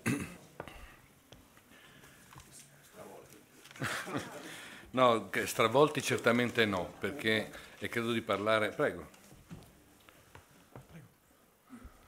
Una domanda riguardo l'innovazione nel modello. Io sto vedendo che sempre più tutto sta diventando servizio e volevo capire fino a dove si può arrivare. Ikea recentemente ci è arrivata con i mobili, qualcun altro ci è arrivata con cose inaspettate ed ecco che anche la cassa di cui prima si cercava il finanziamento, forse quella rata diventa semplicemente un noleggio? Allora, sì, Allora, sicuramente c'è questa tendenza che viene chiamata in economia terziarizzazione, quindi si va da una parte perché il digitale rende mobile, quindi smaterializza la moneta, per esempio, un esempio, quindi c'è una tendenza verso i servizi come oggetti immateriali. Dall'altra è semplicemente il capire che il prodotto da solo non basta. Questo non vuol dire che il prodotto non è importante, che però il prodotto diventa anche servizio. Io non compro un'auto ma compro un servizio di mobilità. Che cosa vuol dire questo, al di là delle parole? Che se poi mi si rompe l'auto, chi mi ha venduto l'auto mi dà anche l'automuletto. Attenzione, capite? Quindi il servizio è sempre integrato con un prodotto, ma aggiunge cose, personalizzazione, riparazione. Questo è il tema. Quindi il futuro è permettere alle persone di personalizzare tutto. La personalizzazione è un servizio. Quindi poi nel caso del software, diciamo così, e nel caso delle banche questo è un problema non banale, no? Perché chiaramente ad oggi il modello bancario è ancora molto legato agli asset, quindi al bilancio. Io compro un oggetto fisico e quindi lo ammortizzo, ce l'ho in stato patrimoniale, compro un servizio no. Questo è un altro dei motivi per cui, oltre al tema dei confidi, cioè il fatto del finanziamento collettivo e della digital transformation, difficile da valutare sul passato, c'è anche il tema della dimensione immateriale. Cioè siamo di fronte a un passaggio dove dobbiamo costruire nuovi strumenti finanziari per il digitale, perché il digitale è il futuro. Cioè, non è che noi stiamo facendo una battaglia di retroguardia, e quindi se gli strumenti attuali, le banche, eccetera, non funzionano, troviamo sistemi intelligenti. Il mondo del fintech va un po' da quella parte, cioè sta un po' affrontando il tema della valorizzazione, della valutazione usando più numeri, quindi meno appesantimenti, diciamo, di filiali, più capace di valutare il credito.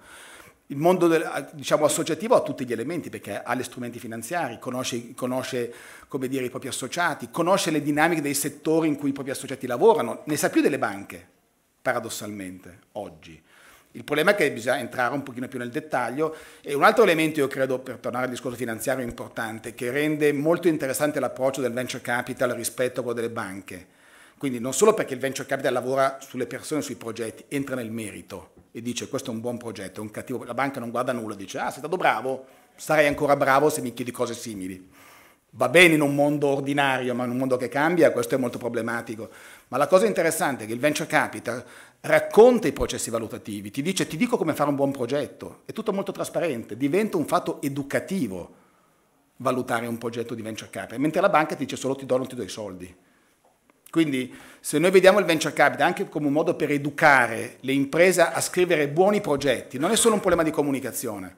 Fare un progetto bene, raccontarlo bene, vuol dire che io ho capito cosa vuol dire un buon progetto, ho capito i punti di forza, ho capito le aree di rischio. Questo serve. Quando io faccio un buon progetto devo capire anche dove rischio, dove sono fragile, che cosa punto. Questo vuol dire una consapevolezza sul business che spesso non c'è. Per quello che io, torno al discorso iniziale, credo che oggi la vera sfida formativa agli imprenditori in un mondo che cambia sia una sfida imprenditoriale e strategica più che tecnica.